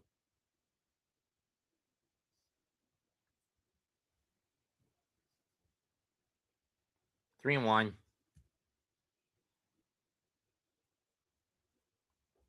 Another high sinker that doesn't drop. Ground ball to third. Riley will scoop it up. Throw to first. 2 down. Out on the bounce. 2 down.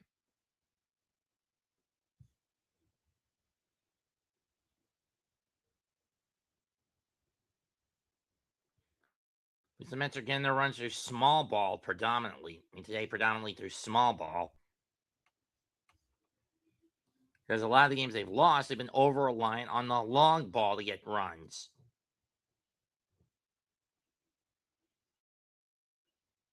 Fun fact, Soto and Andrew Jones actually made their debuts as first basemen before getting moved to the outfield.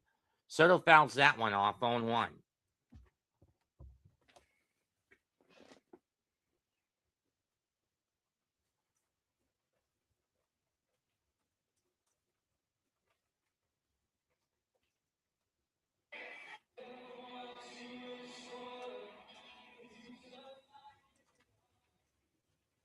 1-1.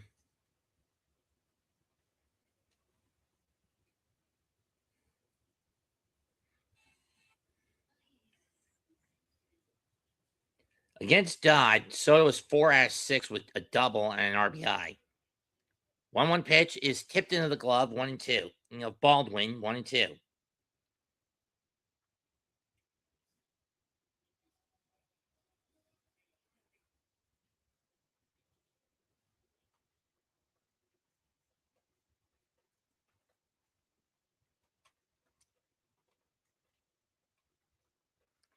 Fly ball to center. It's not fairly deep. It's not deep. Harris will come up under it and inning over. Time to stretch in hot Atlanta. 6.5 complete, 5-3 New York.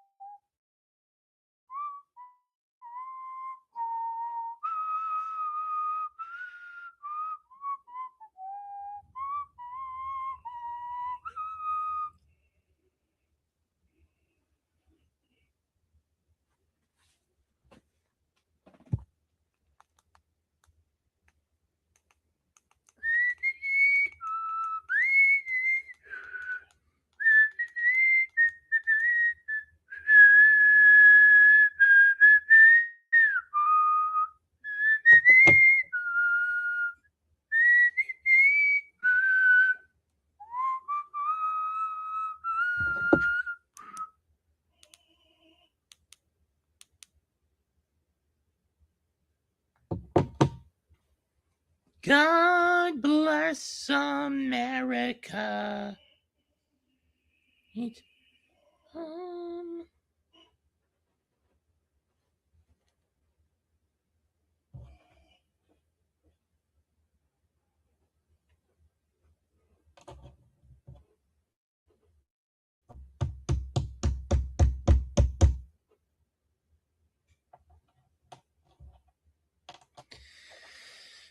Might as well help Mom get old Glory up. Get old Glory out of the rain while I can. I'll be right back. Better turn my camera off.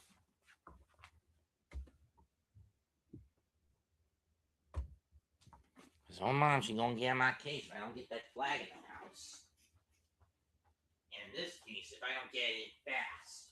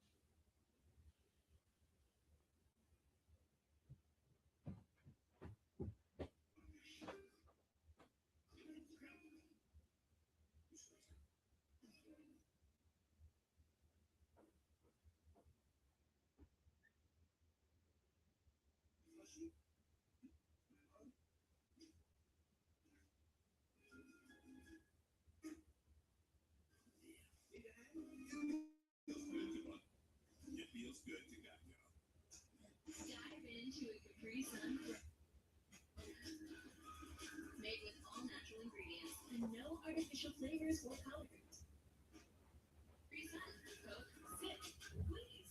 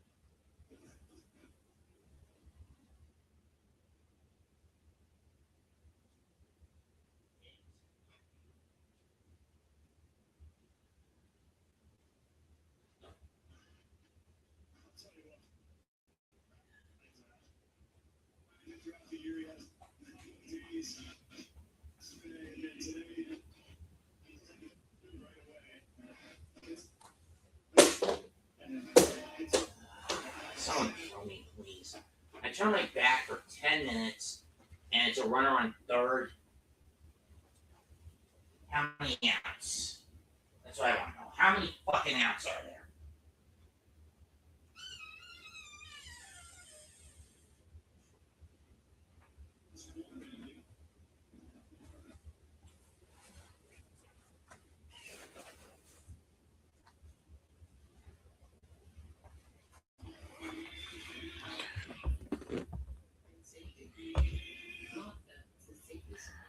Oh, it was a single to lead off the inning. And the Mets are going to their bullpen.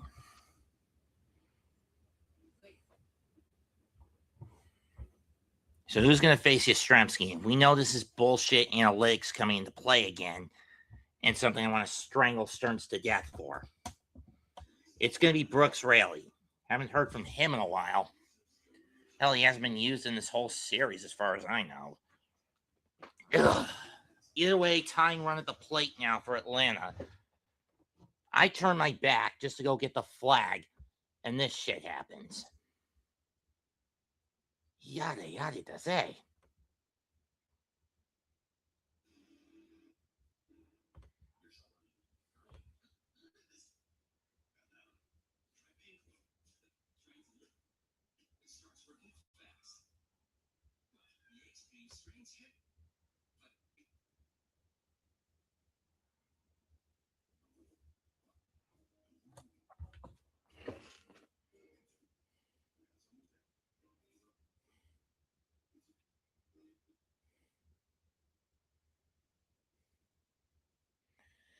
And it's going to be Eli White to face Yastrzemski, which means White, in a reversal of last night, White will stay in for the rest of the game.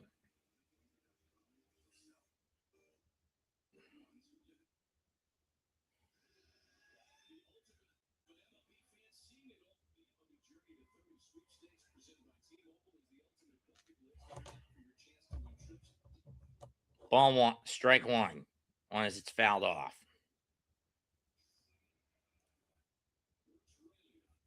3-2 now in favor of St. Louis.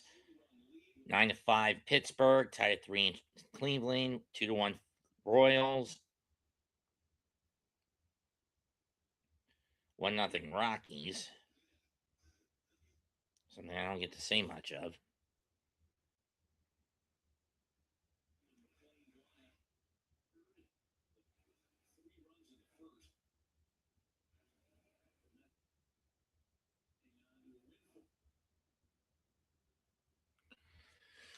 Really ahead in the count on White, 1-2. White's been a pain in the ass for the Mets in this series.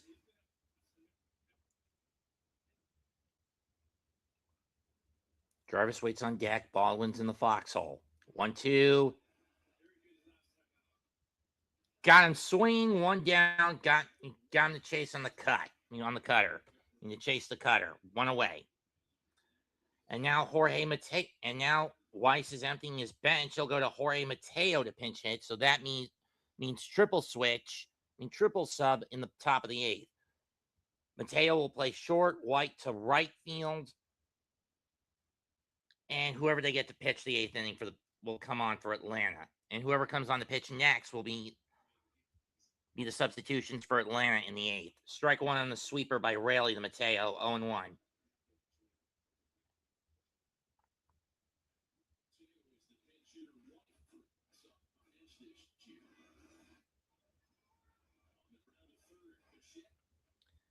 No time to go to second. He'll go to first and get the out.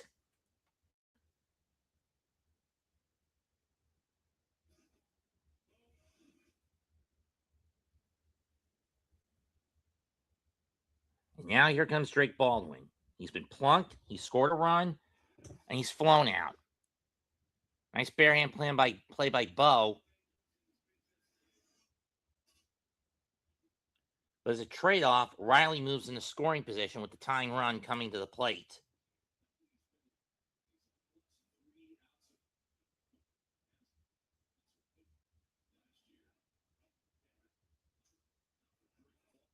First pitch is a strike.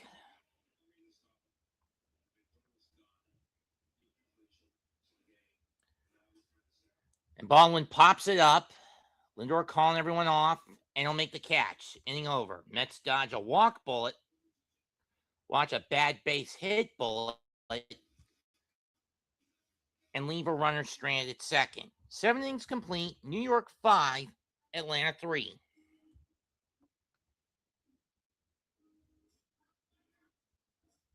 I better see when it's going to stop raining in my neck of the woods. Let's see.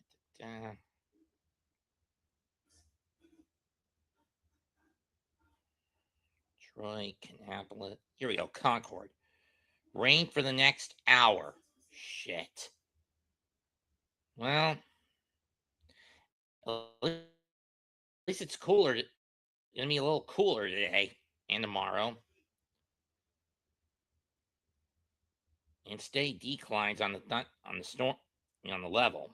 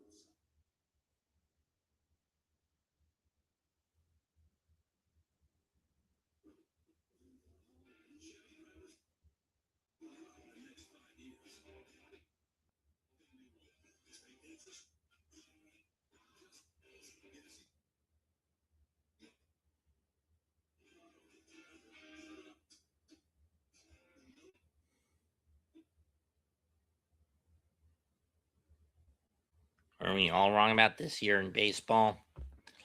Okay, as I mentioned, double substitution, and well, if it ain't old Cookie coming in to pitch. I mean, after the Mets ruined him as a starter, he reduced himself to a bullpen arm.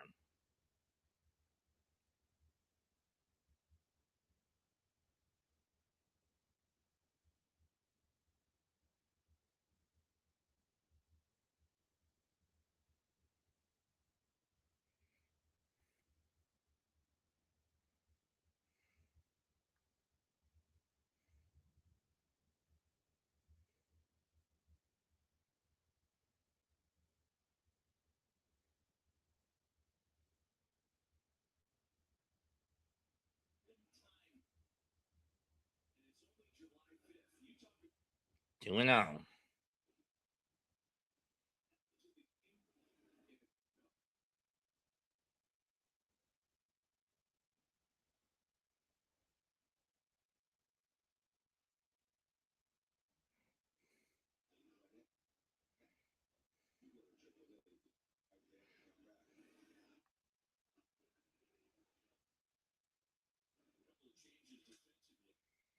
In the center field, base hit for Bichette. Harris will cut it off, and it's a leadoff single for the Mets.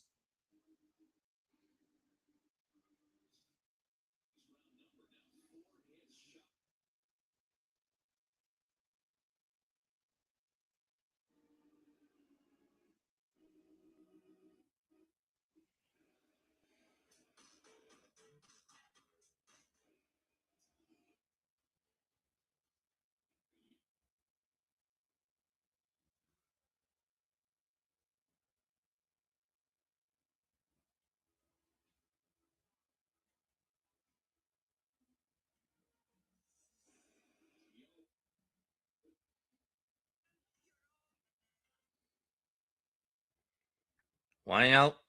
No, the Young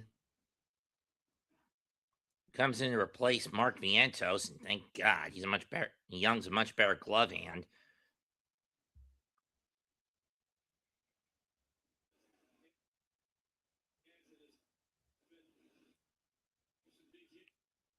I mean, late in the game, I would have called for a challenge on that.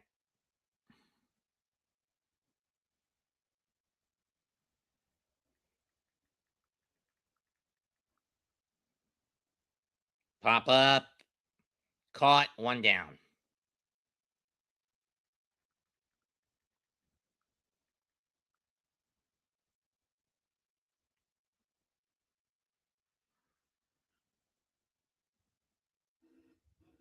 If that is the pilot. Who's flying the plane?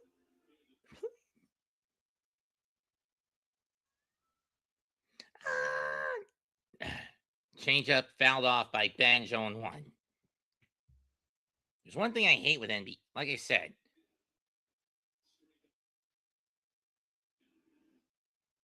summer day NBC game calls, pain in the ass with how much static I have to deal with.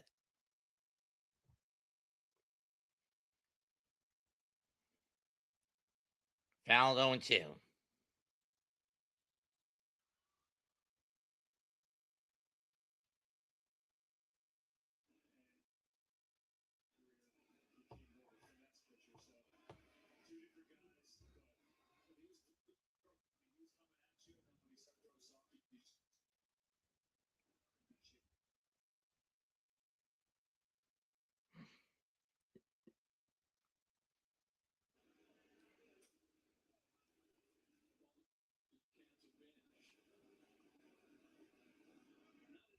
One and two. Ben just lined out, struck out, and grounded out in his 3 at-bats today. Ground ball to Ozzie, 4-6-3 ends the inning.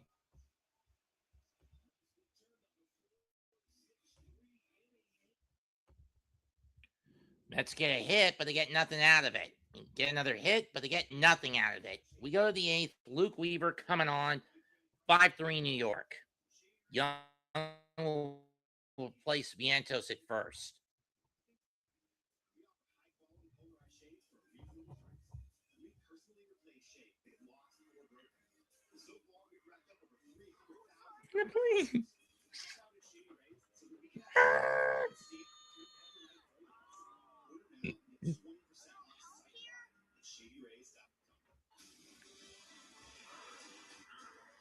That is the pilot.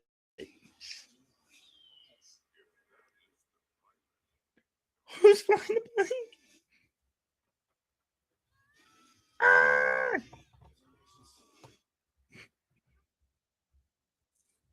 Love that line.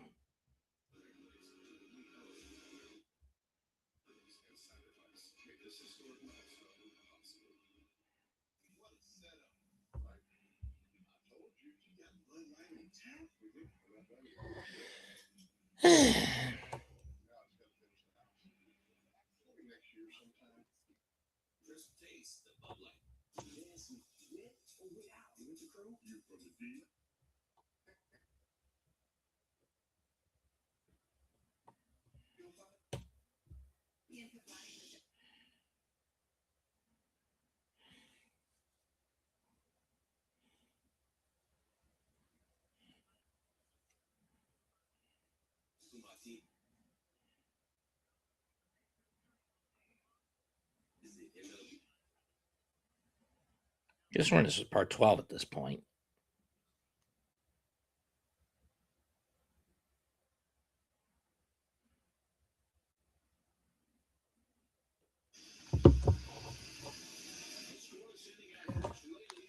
Luke Weaver now due up.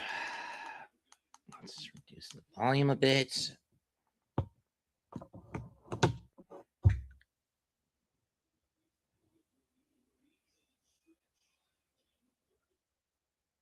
Luke hasn't allowed a run since April 30th against Washington, so he's been the best pitcher the Mets have had coming out of the pen.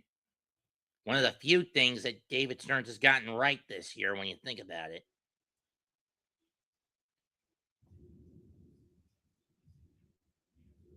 First pitch to Ozzie, swing and a miss, strike one. Went after the changeup. Weaver, unfortunately, is facing the heart of the Brave order, the 2, 3, and 4 hitters.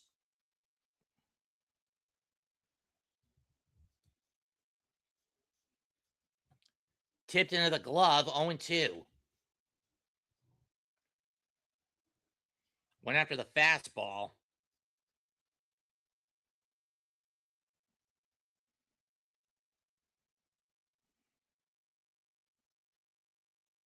Fly ball to center. Ewan coming on. Makes the catch. One down.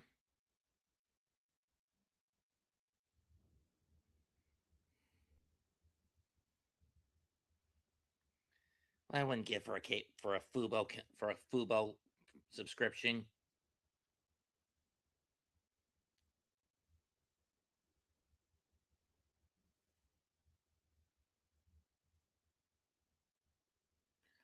Michael Harris Jr., the second up next. Matt Olson up next, and he chases a changeup in the dirt, 0-1.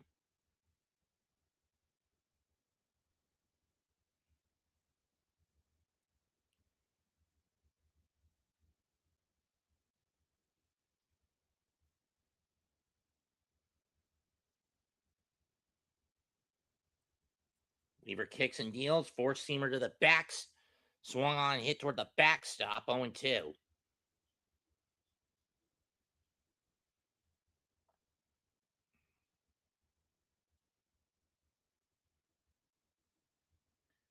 Met bullpen this year, 6th best in the majors, 3rd in WHIP, 5th in OPS in batting average.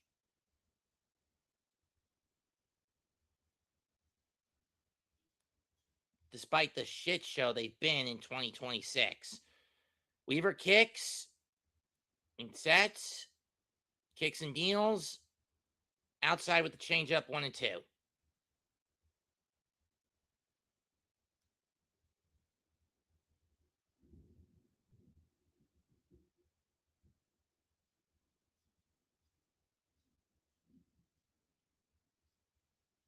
That's hit deep to left field. Hooking down the line toward the corner. It is foul.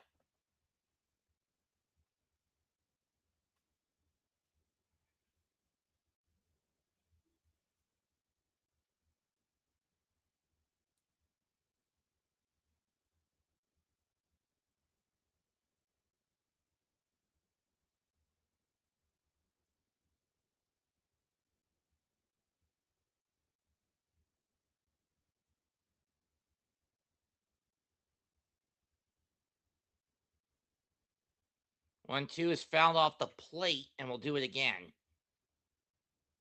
Fouls it off the plate, and we'll do it again.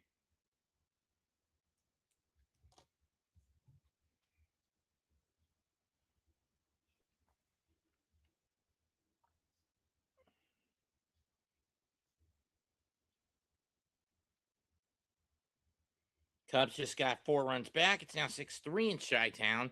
White Sox lead the Guardians by the same score. Phillies now down 3-1, but they got 2 on, 2 out in the 6th.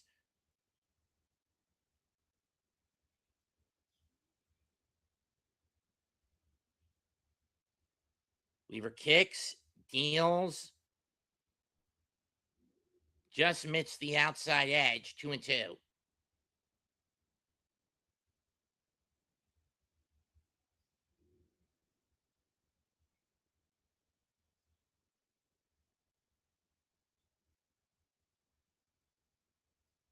This one catches that corner, strike 3.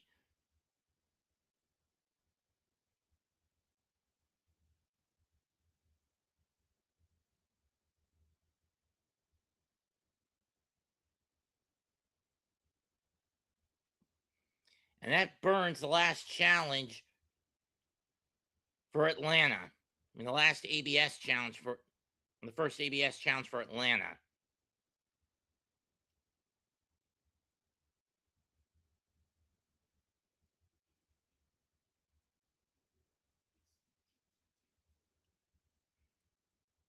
First pitch to Harris, change up in the dirt, swing and miss, 0-1.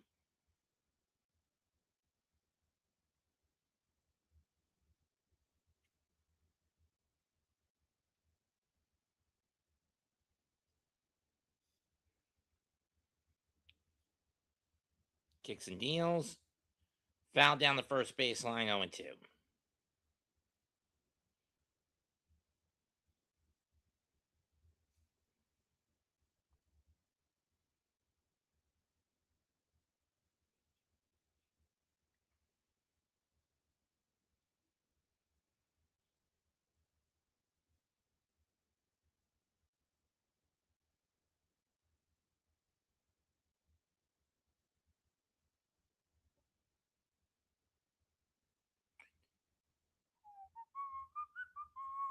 Two and two.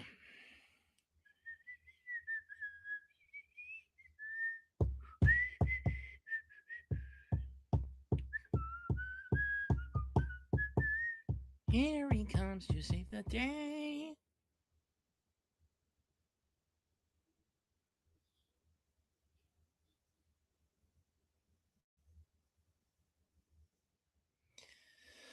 Full count as Weaver's pitched himself into a pickle. He was up 0-2 on Harris, and now he's behind as Harris is figuring him out.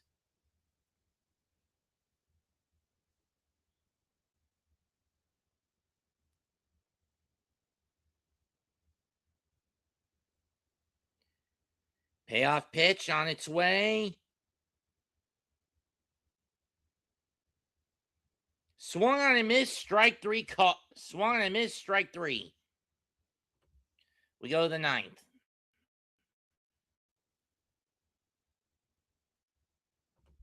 I think we should keep Weaver. He's the best pitcher we got in the pen. You'd be an idiot to give up your one of the best setup men in the league this year.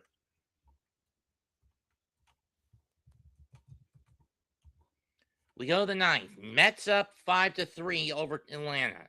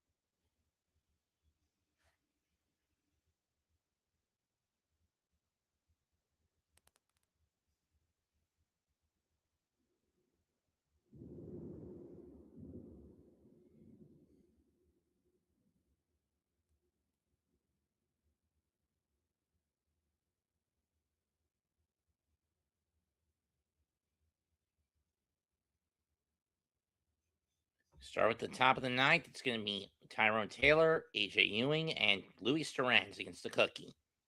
Let's see if they can crumble it. First pitch is up and in, too far, ball one.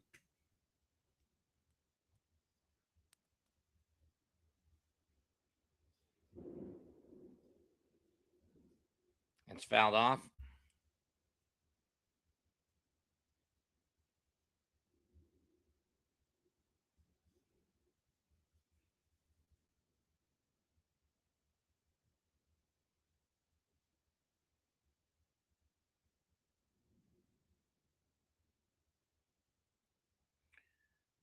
One, two as he swings and misses a changeup. First two are sinkers.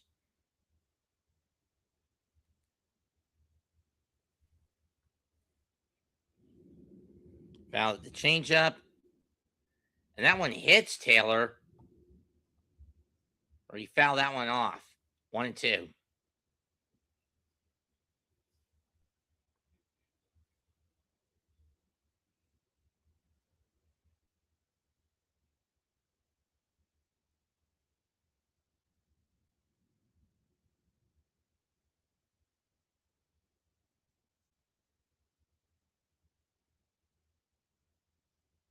Taylor hits this one deep left field, going back left center field, and it's out of here. Second homer in as many days.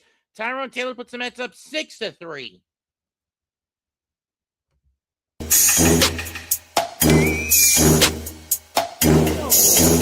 And so gets underway deep center track near the wall, and it's out of here.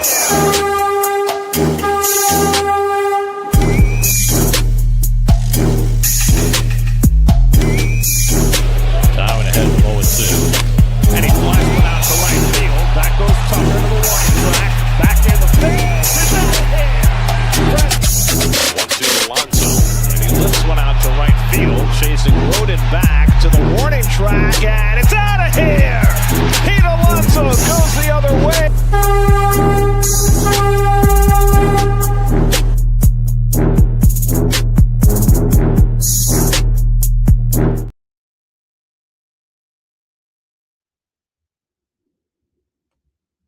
Mets now go up 6-3, 1-1 on a changeup. That's home run number 5 for Tyrone Taylor this year.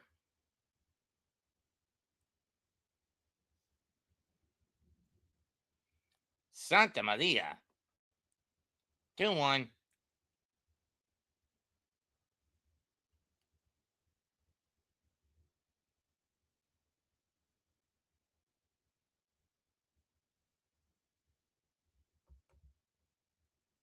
Swing and miss, 2-2.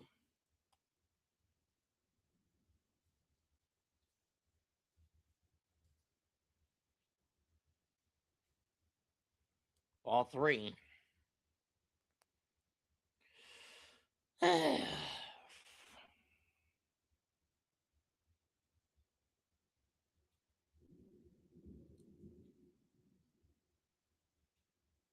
the spuds for breakfast, the salad and the burger for lunch. No way I'm going out for dinner. Payoff pitch is tipped into the glove and missed. Strike 3.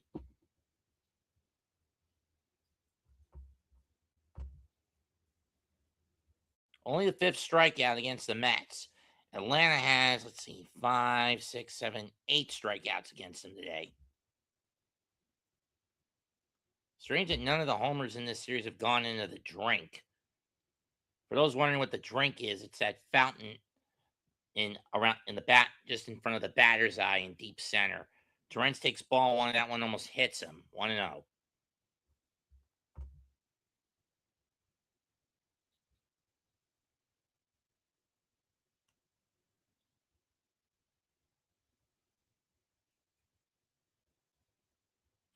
Torrens grounds it to Mateo. He'll throw to first, 2 away.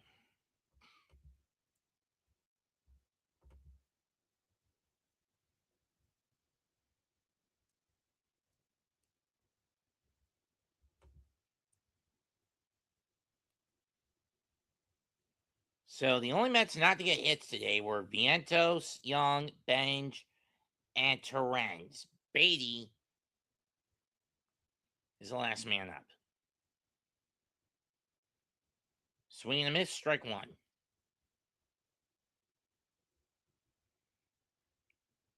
He uses his batter's timeout.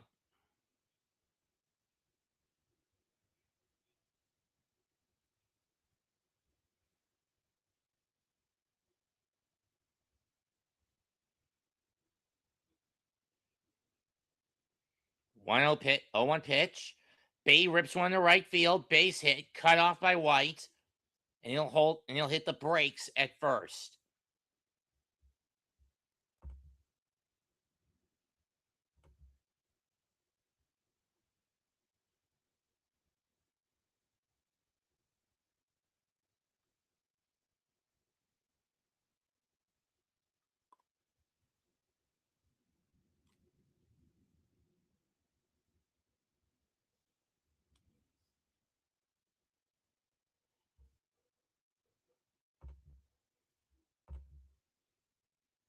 Pickoff throw by Carrasco to first. Bay back there safely. Lindor 1 for 4 with an RBI single. He reached on error. And a pop up and a ground out.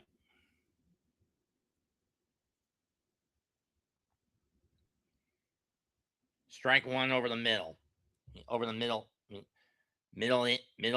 High middle. 0-1.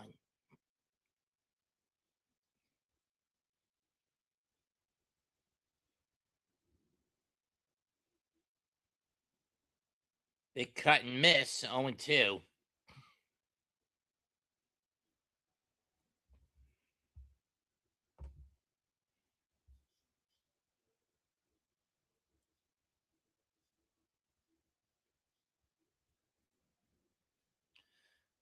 One, two.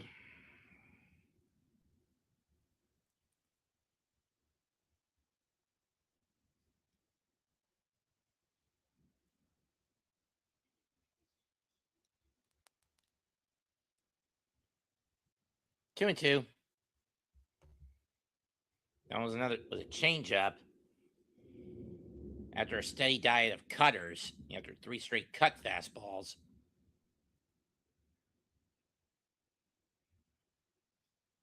Foul back. We'll do it again.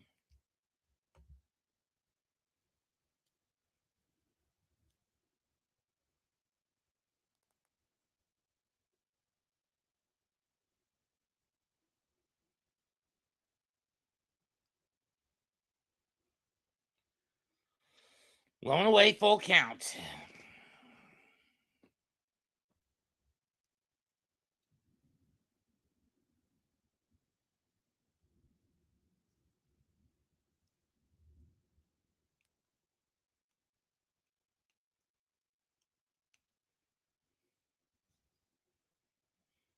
And Lindor is going to take a walk. That moves Beatty over to second for Soto.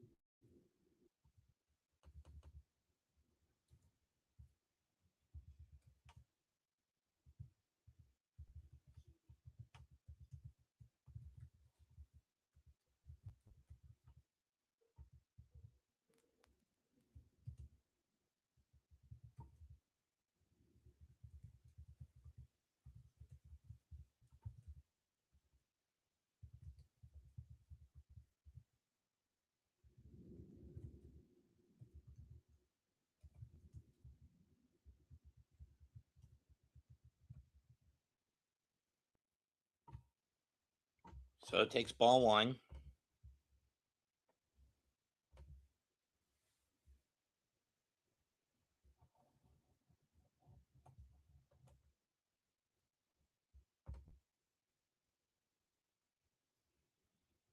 That's a strike. 1-1.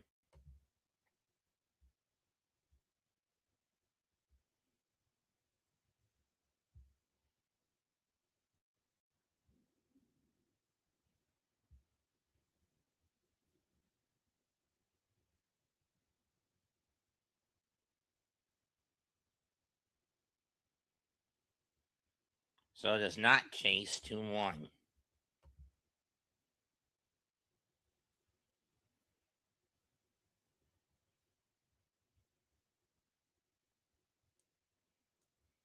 Upstairs with another sinker, 3-1. Mets can get at least 2 more across the plate. They're basically negates the need to bring Devin out.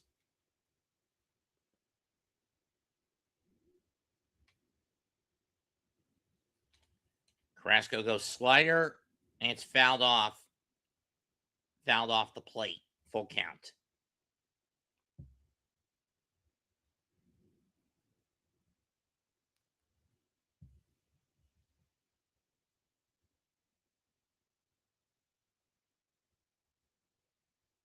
Payoff pitch. And Soto gets walked to load the bags.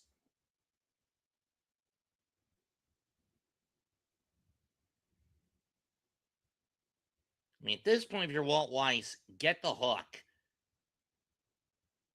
Look, at this point, you need, I mean, even if it's no save decision, you would need to at least get Raciel Iglesias out there just for the sake of damage control, for damage control purposes.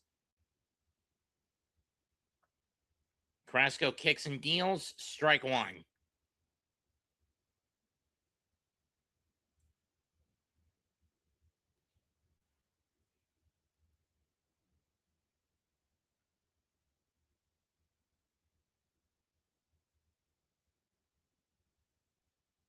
Bichette blasts this one deep center, going back to the track. It's going to go off the fence and clear the bags. It's a 3-run double for Bo, or a 2-run double for Bo, and the Mets lead is now 8-3.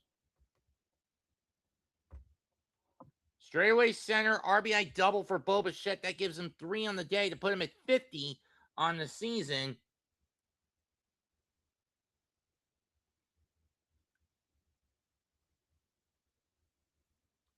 I thought that one was going out for sure.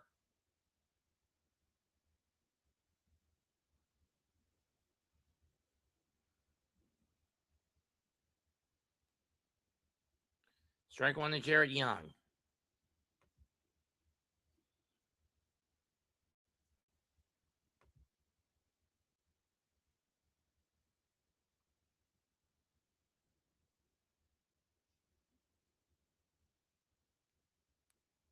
Cut fastball, misses the edge, 1-1.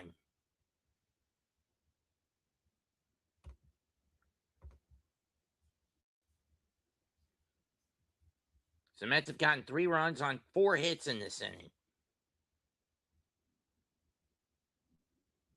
Ground ball into center field, in the left field, base hit. 2 runs come home. It's now 10. RBI single for Jared Young. It's now 10-3 New York. Urquidy, Soto, and Bichette come home.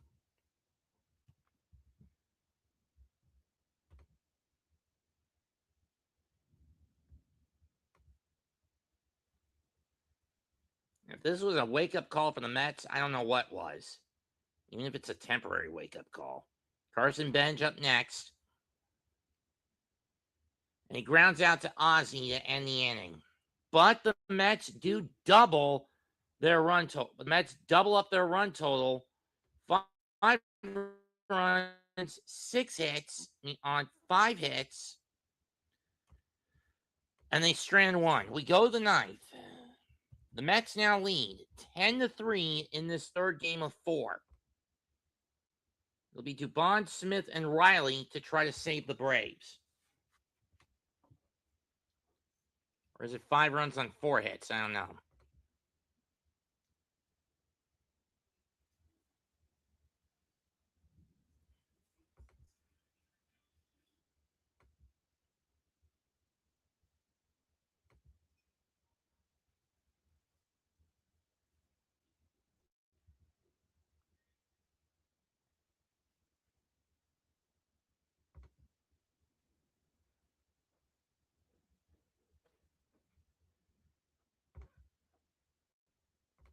So I prefer Saturday night baseball over Sunday baseball.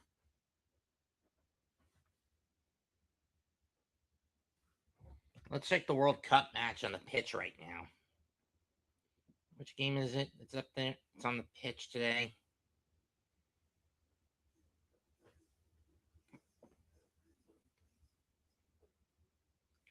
Oh, Norway against Brazil. It's at halftime with no score.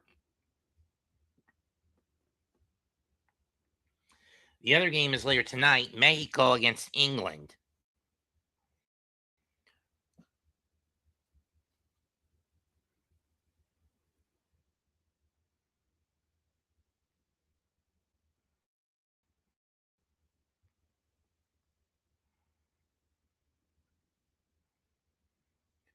Winner of those games face each other on July 11th.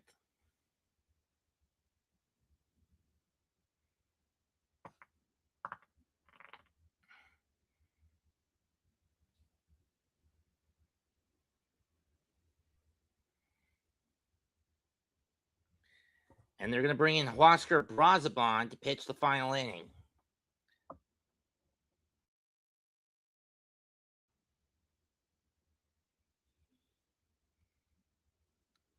Each team scored in the first 3 half innings, but then it became a pitcher's duel from bottom of the second all the way to the top of the ninth, when the Mets basically doubled their run total. Sinker, ball 1.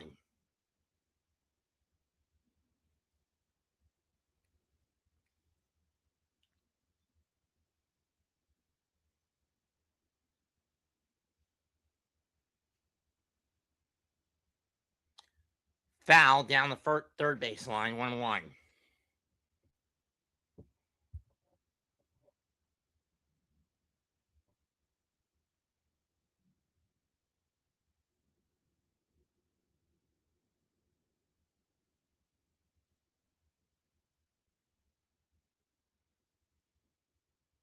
In all honesty, I don't know if you can uncurse a team that you didn't curse. I mean, it hasn't worked for the Mets, Danhausen.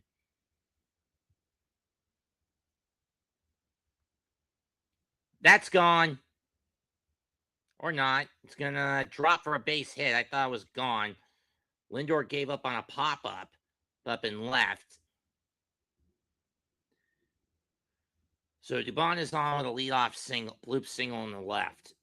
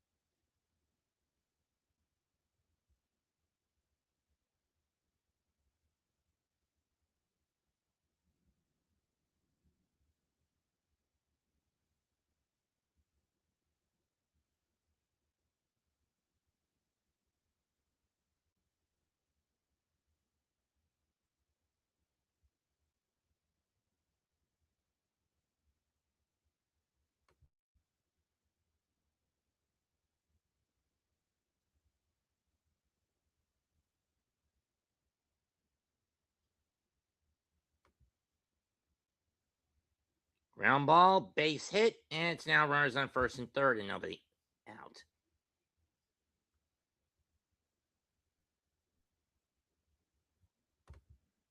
The Braves aren't going down without a fight.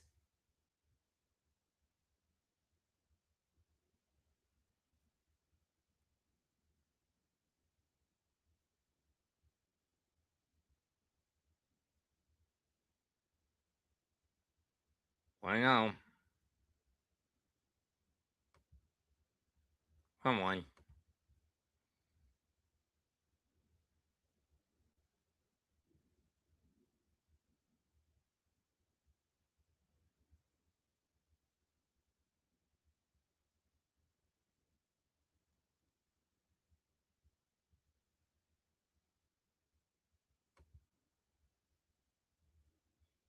One.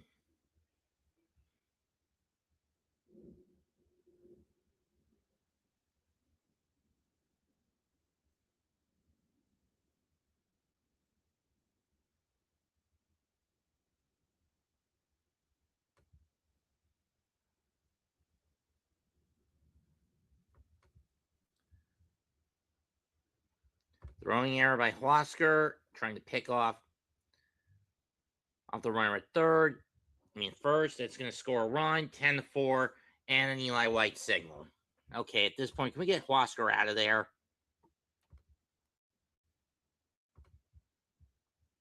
I don't want a repeat of what happened in Washington back in 2019. Granted, we were up 6 at that point. Here, we're down 7. We were up 7. We've given one of those fucking runs back.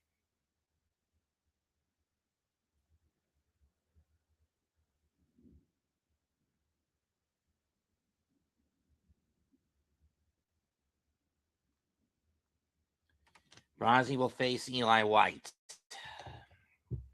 Met infielders go to try to calm him down. Lindor or Torrens go towards the mound to try to calm him down.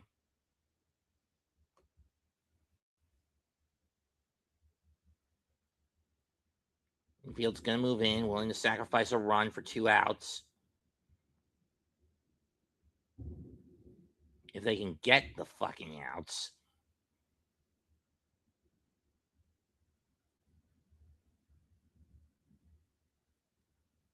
Sinker low, ball 1. If the Mets blow this game, I'm going to be pissed beyond recognition. This will be as bad, if not debatably worse, than the game they blew against Washington in 2019 that cost them their playoff shot. 2-0.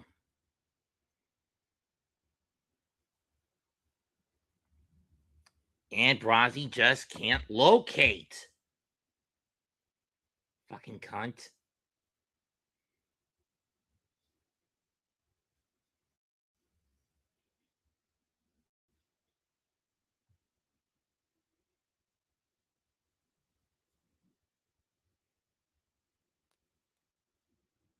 Gets the sinker there for a strike.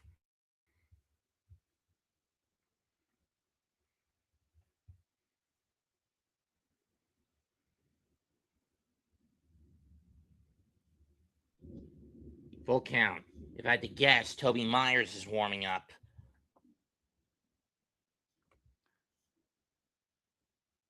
Nope, it's Devin. And he fucking walked him, you son of a bitch!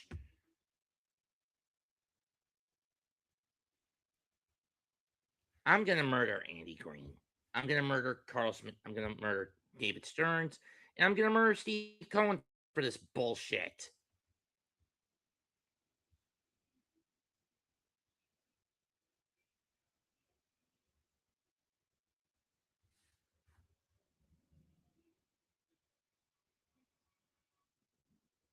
You're giving the Braves a fucking chance to rally, you dumbasses.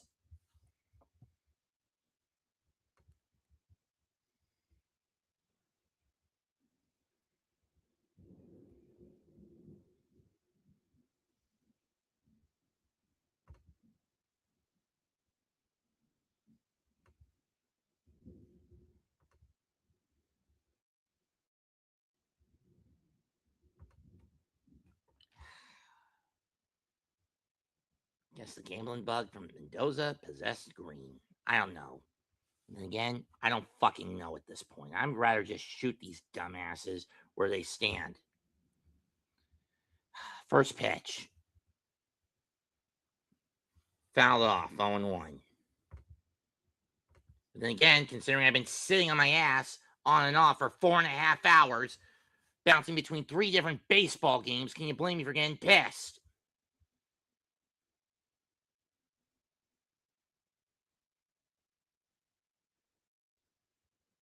Missed again, 1-1.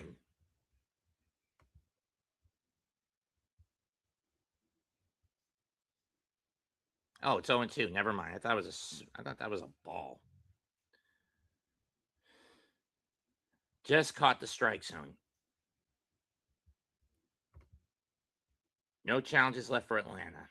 Payoff 0-2 pitch. Got him. And that's a much needed first out and strikeout for Huasker Brazaban. 1 down. As Mateo goes down swinging. Back to the top of the order, and it's Drake Baldwin up next.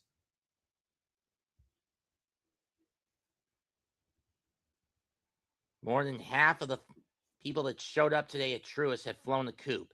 Baldwin blasts this one. Left field, deep but playable. Or is it gone? It's a salami? Santa Maria! Get Williams in there, damn it! Green, you fucking cunt. You're screwing this game up, Andy Green. 10-8 New York. This is basically becoming what happened in 2019 with the Nationals, but worse.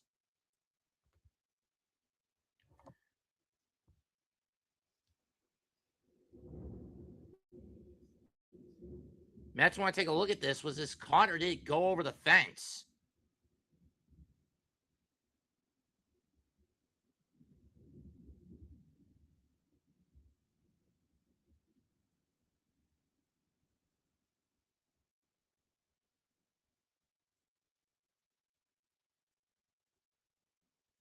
Nope. Over the fence. And finally, Huascar Brazaban is given the fucking hook.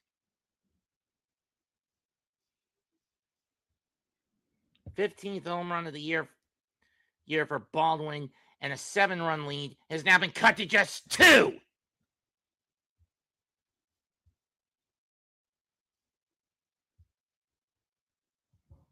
Because this Mets squad is run by a bunch of dimwitted cunts.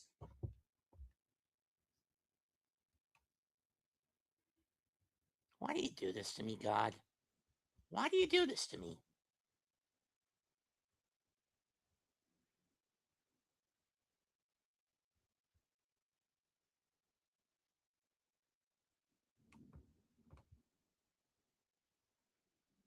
Now Devin Williams will come on to close it out.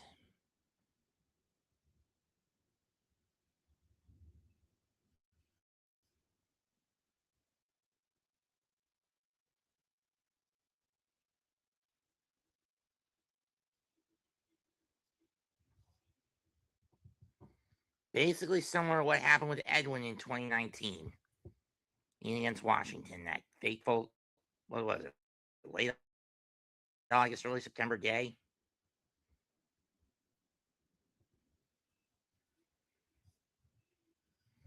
And all because Andy Green decided to gamble. Now, don't get me wrong. Dumb move to have brought Devin. It would have been a dumb move to bring Devin in when you were up 7, but the point still applies. You don't take your foot off your opponent's throat. You press down on it and crush it.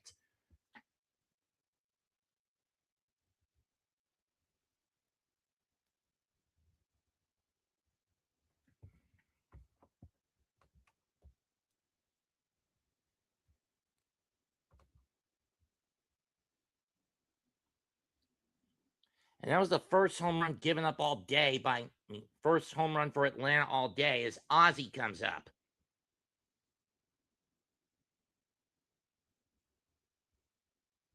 First pitch, strike one, 4-seamer over the plate.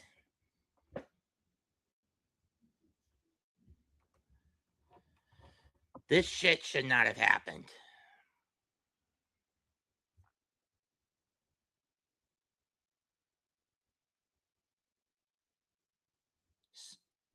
Down the right field line, it's going to hook foul.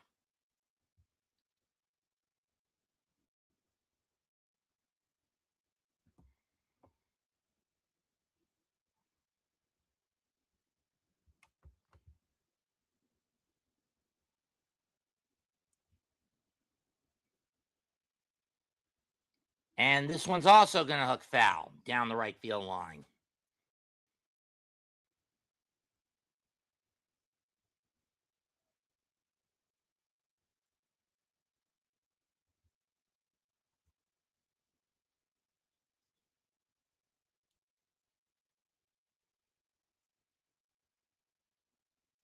Braves have won 27 comeback games.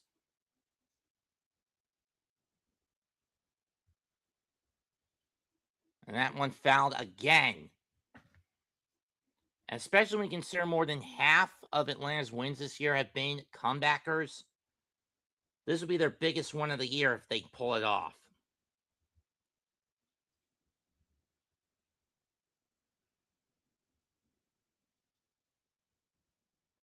This one foul going down the left field line.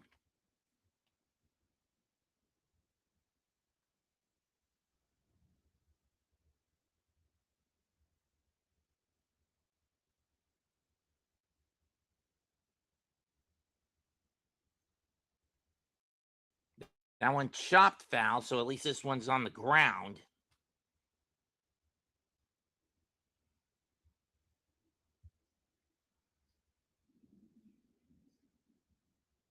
Closers really need a third pitch in their arsenal. Can't rely on just two. Upstairs, 1 and 2.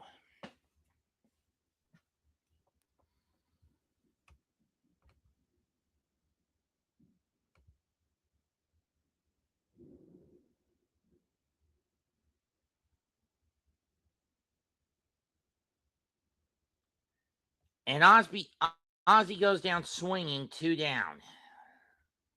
And after an 8-pitch battle with Devin Williams.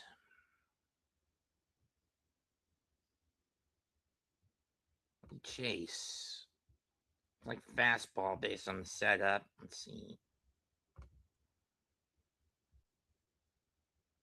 Here's Olsen. Last chance for Atlanta.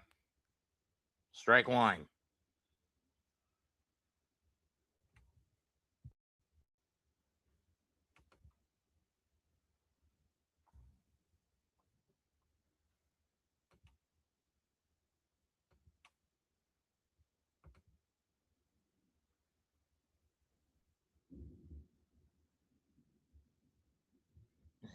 I am really hating that thunderstorm outside. In the dirt, 1 and 1. So what did Ozzy chase that got him out? Let's see. What did he chase? Fastball. So I was right. 1 ball, 1 strike to Olsen. Rip to right field. Fair ball into the corner. Olsen's going to get to second with a 2-out double. The throw to Bench didn't get him. So Michael Harris represents the tying run.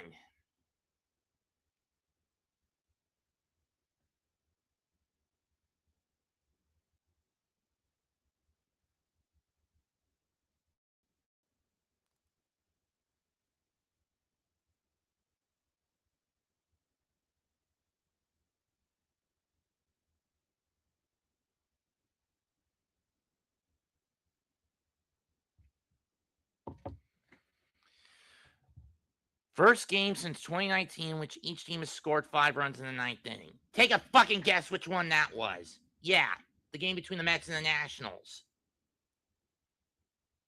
Fouled off by Harris.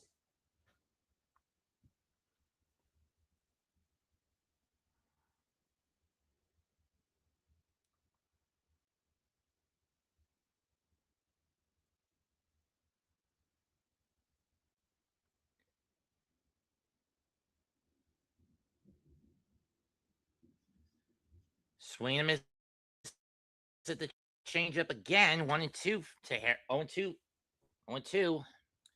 Braves down to their final strike. Let's see if the Mets can hold the line. Harris burns his batter's timeout.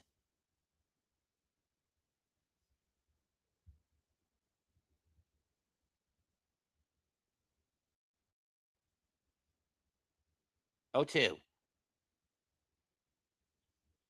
And the dirt gets away. Olsen will go to third. Wild pitch. Braves get a little life there.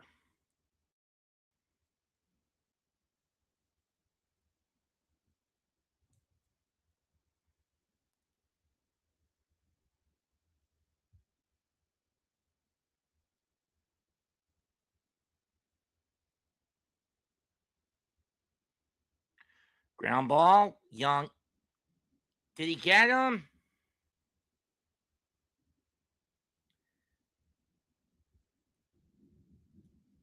Umps are saying he's safe.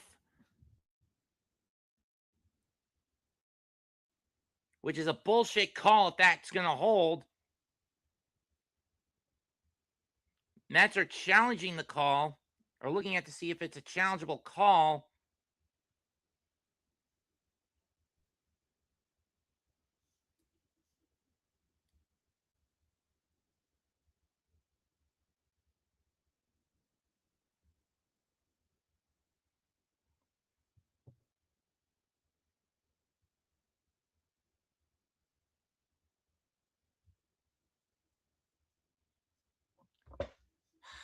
And the fuckwads screw it up.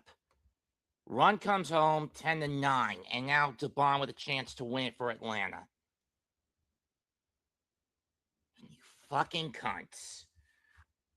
Why did you jog to the bag, Devin? Run to it and sprint to the bag.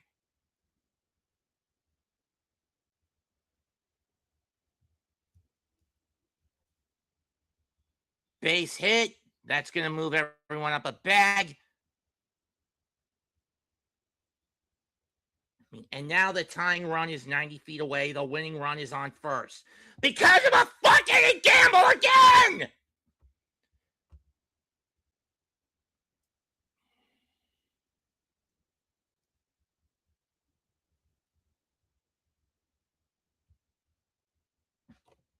I am so fucking pissed with this. This is basically going to play out the same way it did in 19. If Smith gets a hit through the hole, Atlanta wins.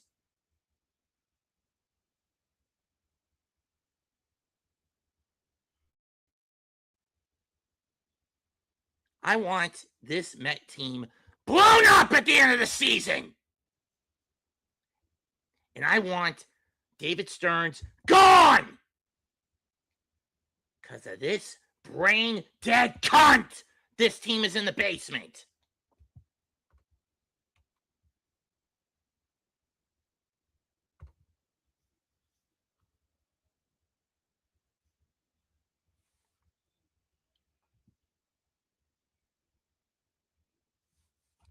David Stearns, you are scum! A terrorist! A criminal! For destroying this team. For your selfish desires.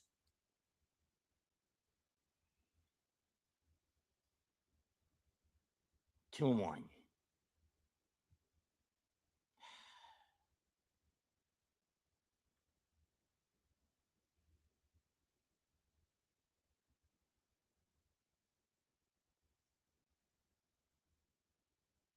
Strike two. Once again, Atlanta down to its final strike. And I'm giving myself a heart attack with this shit.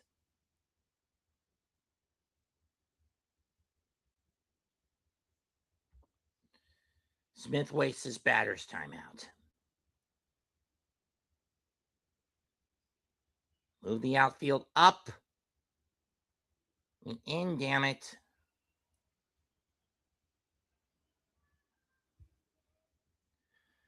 Swing and a miss. Strike three. Put it in the books. Game over. Mets fucking survive. 10-9.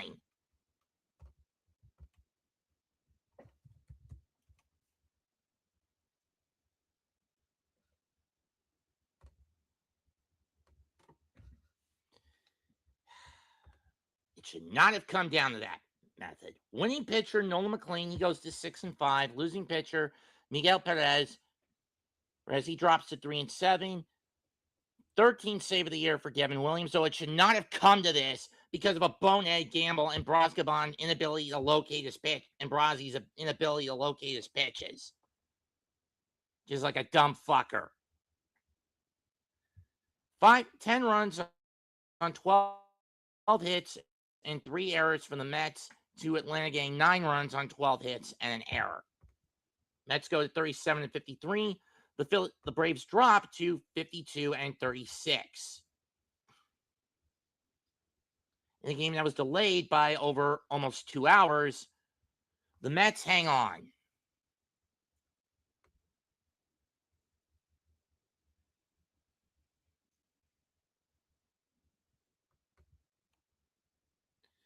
Thanks to everybody who stuck through this.